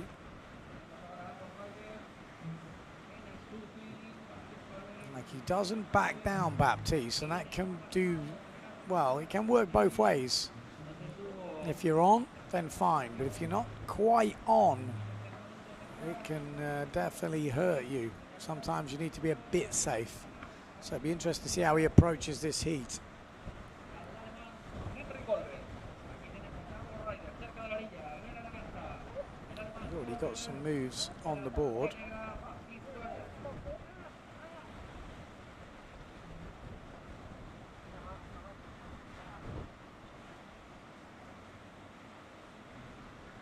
Here we go. Henry Kohlberg before looked like he was ready for something. Here he goes. Has he spotted something? Will he get? Yes. Here we go. Oh, was that a double? Was it a forward? I would guess it's a double, because we've already seen a forward from Baptiste. Maybe it was a higher forward. We'll have to wait and see.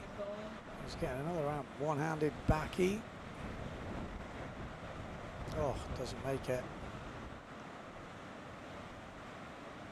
It was a double forward, scoring just a 3.38.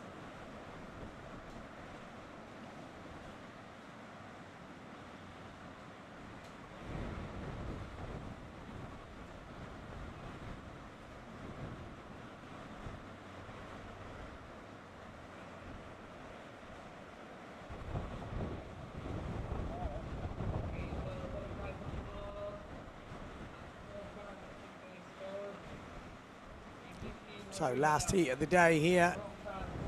Baptiste Clarec. Henry Goldberg.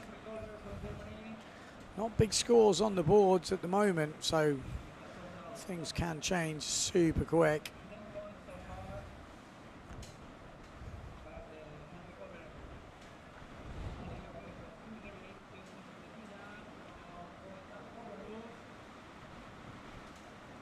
Forward loop from Henry.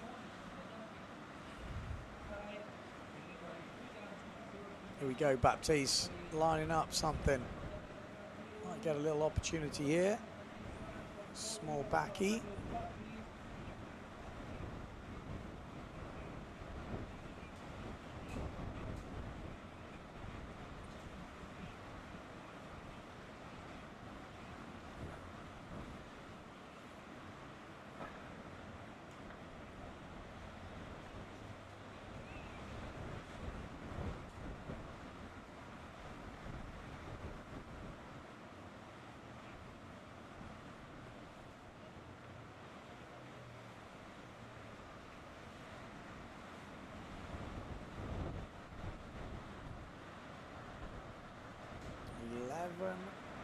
.20 on the clock.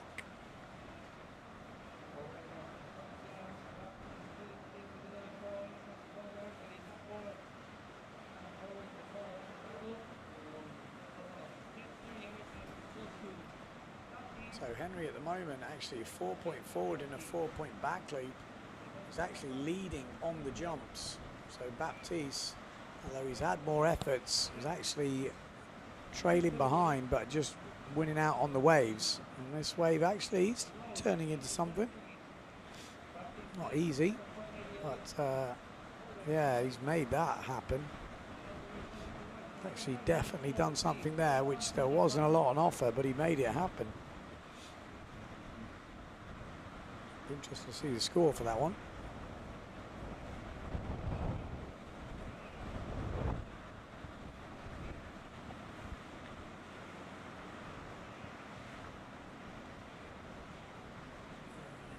Oh, just drove it straight underwater. 375 for that last wave from Baptiste. But made it happen. That extra point maybe could be something. Really needs to upgrade his forward. Just a 3.5 for that.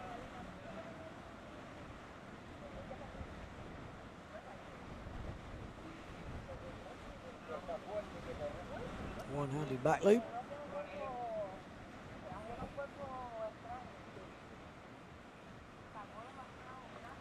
Henry's got a bit of a double on him, so you never know. You might think he's got to throw it down.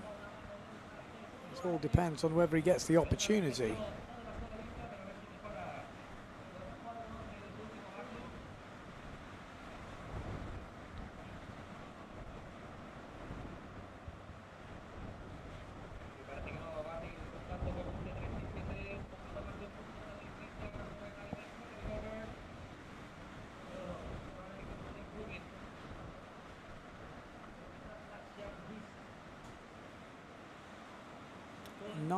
Minutes on the clock.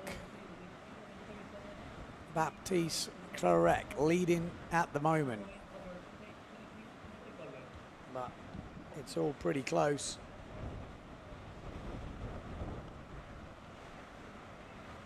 There we go, this might do something. Wanted the table forward, but it's all right. Should upgrade his 3.5 forward actually.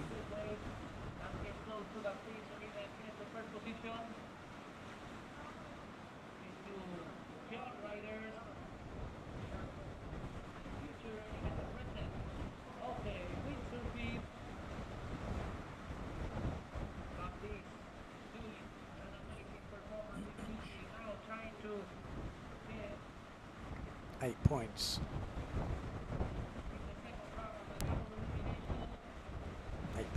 8 minutes on the clock.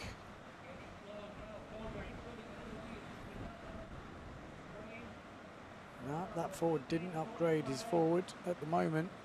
So Henry still in contention. About just less than a point behind. Will we see the double?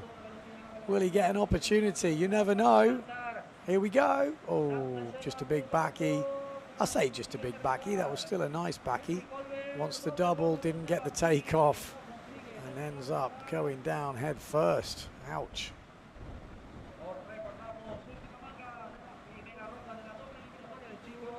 That back loop will definitely upgrade the score, and we might see these two get mighty close right now.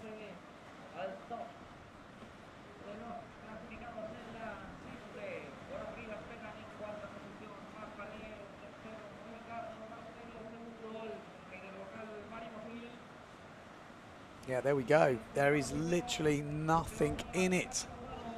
0.12, so tiniest of margins now. Henry Kohlberg needs to upgrade his waves. He's actually leading on the jumps by 1 point, but he's behind on the waves. So with just a 2.62 on his waves, can be easily upgraded. Baptiste, though, can update his jumps as well. So with 6 minutes to go, this could get exciting.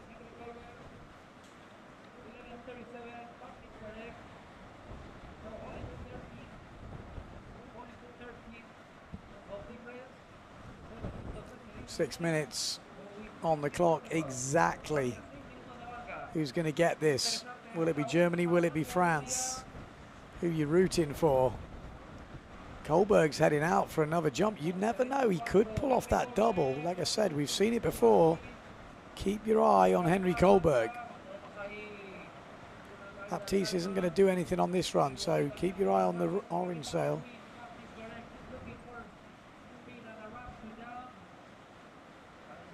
Oh, he's in the water, so obviously he didn't make whatever he went for. Baptiste now heading out. He needs to update his jumps.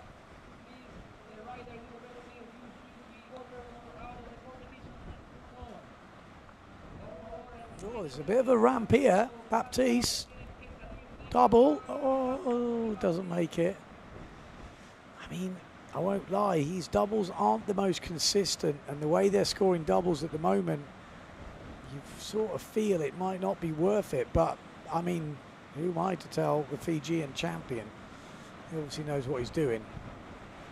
But he doesn't want to waste too many ramps, because he's only got a 3.5 forward, which he really could do with upgrading, and quickly, with 4 minutes 30 to go. Tweak push loop, something like that, might be that extra point, just give him a little bit more wriggle room. 2.62 coming in on the last wave from Henry Kohlberg, puts him in the lead, and here's the double from Kohlberg, and it goes very wrong. Leaning too far back on that one as he went for it. But Kohlberg is leading, again, by minuscule of margins. Baptiste needs to upgrade his jumps quickly. He's got a 3.5 forward and a 4.12 back loop. I mean, pretty low scoring jumps for Baptiste. Henry got a low scoring wave, 2.62. So things can change here. Let's get in there, because we have got some action coming on this run. Baptiste Clarec is going for the jump. Keep your eye on Baptiste. Well, oh, he tacked. Okay. That was an aggressive tack if ever I've seen one.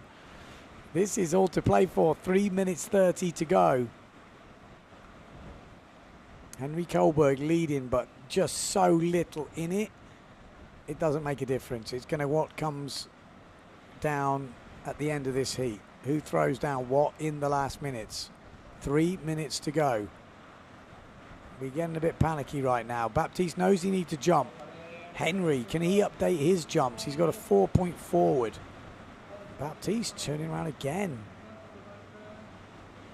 I mean, Henry really needs a wave. That would maybe give him that extra points he needs. Time is ticking slowly down. 2 minutes 45. Baptiste looking for that jump run. It can change so quick when it's just a jump you need. 3.5 forward.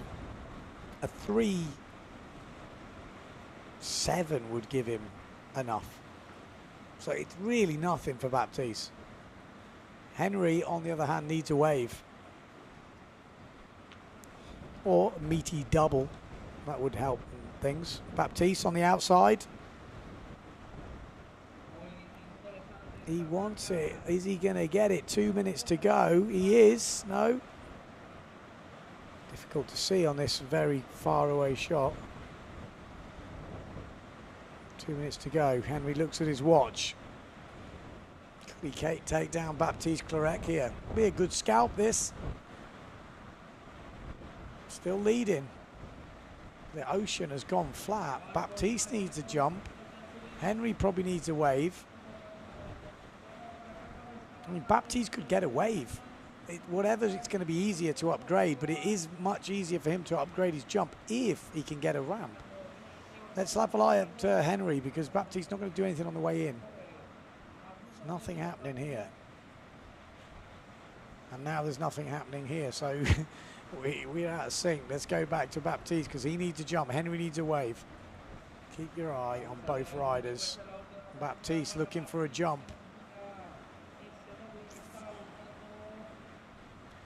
1 minute, 10 seconds. Here we go. Can he find something? It literally needs to be nothing. Back loop, landed clean. He's already got a back loop 4.88. If that's above a 5, yes. But what we've seen back loop scoring, I don't think it is. Oh no, he's got a 4.12 back loop.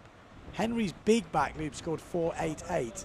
This would only need to be a 4.5 to put him in the lead. It's that close. It was quite small though.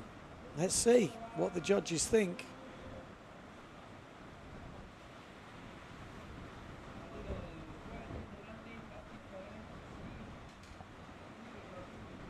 Okay. 20 seconds to go in this heat. That back loop coming in at 3.88, and the push loop's not enough. I think this is Henry Kohlberg, and he's actually got a decent frontside hit on the last wave. So this could be the German going through to the next round. This wave will count, and this could be his best wave of the heat. Henry Kohlberg, I think, has just taken down Baptiste Clarec, and this was a great way to finish the heat. Yeah, that's his best wave of the heat, and that's going to put him home and dry. Great heat, actually, from Henry Kohlberg. Baptiste Clarec, not so much. Those doubles really cost him. So let's just refresh the scores, but by my maths, we're looking at the highlights. That was that first forward, scoring a 4. That one-handed back loop. There, these are the ones that kind of cost him. That was a decent back. He got him 4.88. Okay, so that was a. Okay, so there you go. That was a good crash from.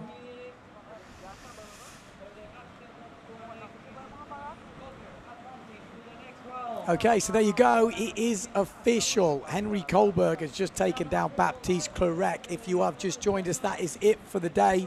Double elimination. We will be carrying on at some other point. It sounds like tomorrow we're talking about slalom for the next 3 days. We obviously had the women's winners today. Daida Moreno winning out once again over Sarah Kita Offringer. Ibaya Moreno beating Justina Shaddy in that runners-up final. So a long day of competition. That's it for us here. Join us tomorrow for some slalom action.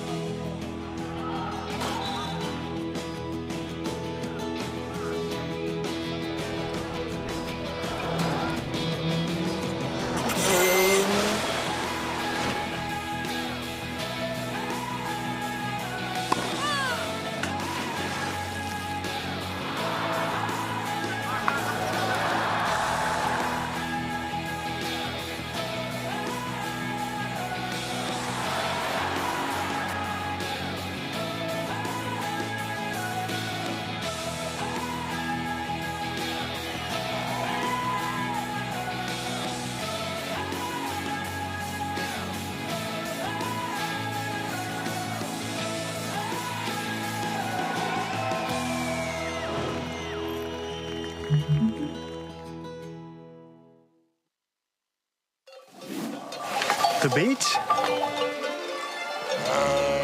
When was the last time you tried something new? Could I do this every day? Yep. Could I cross the island hiking? Yep. Or riding, if you want. Hello, how can I help you, sir? Oui, bonjour madame. Cancel my flight, please. What is this? This is our unique nature. Oh. And there is more. A lot more. Could that be why we smile so much? Or is it because of this? Because every day is a new discovery. Start your vital movement.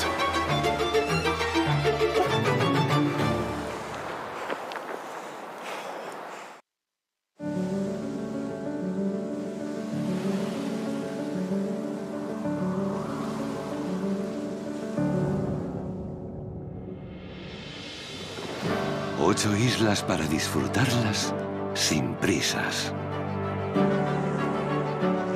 Con un clima que te llena de vida todo el año. Paisajes impresionantes que hacen que el tiempo se detenga.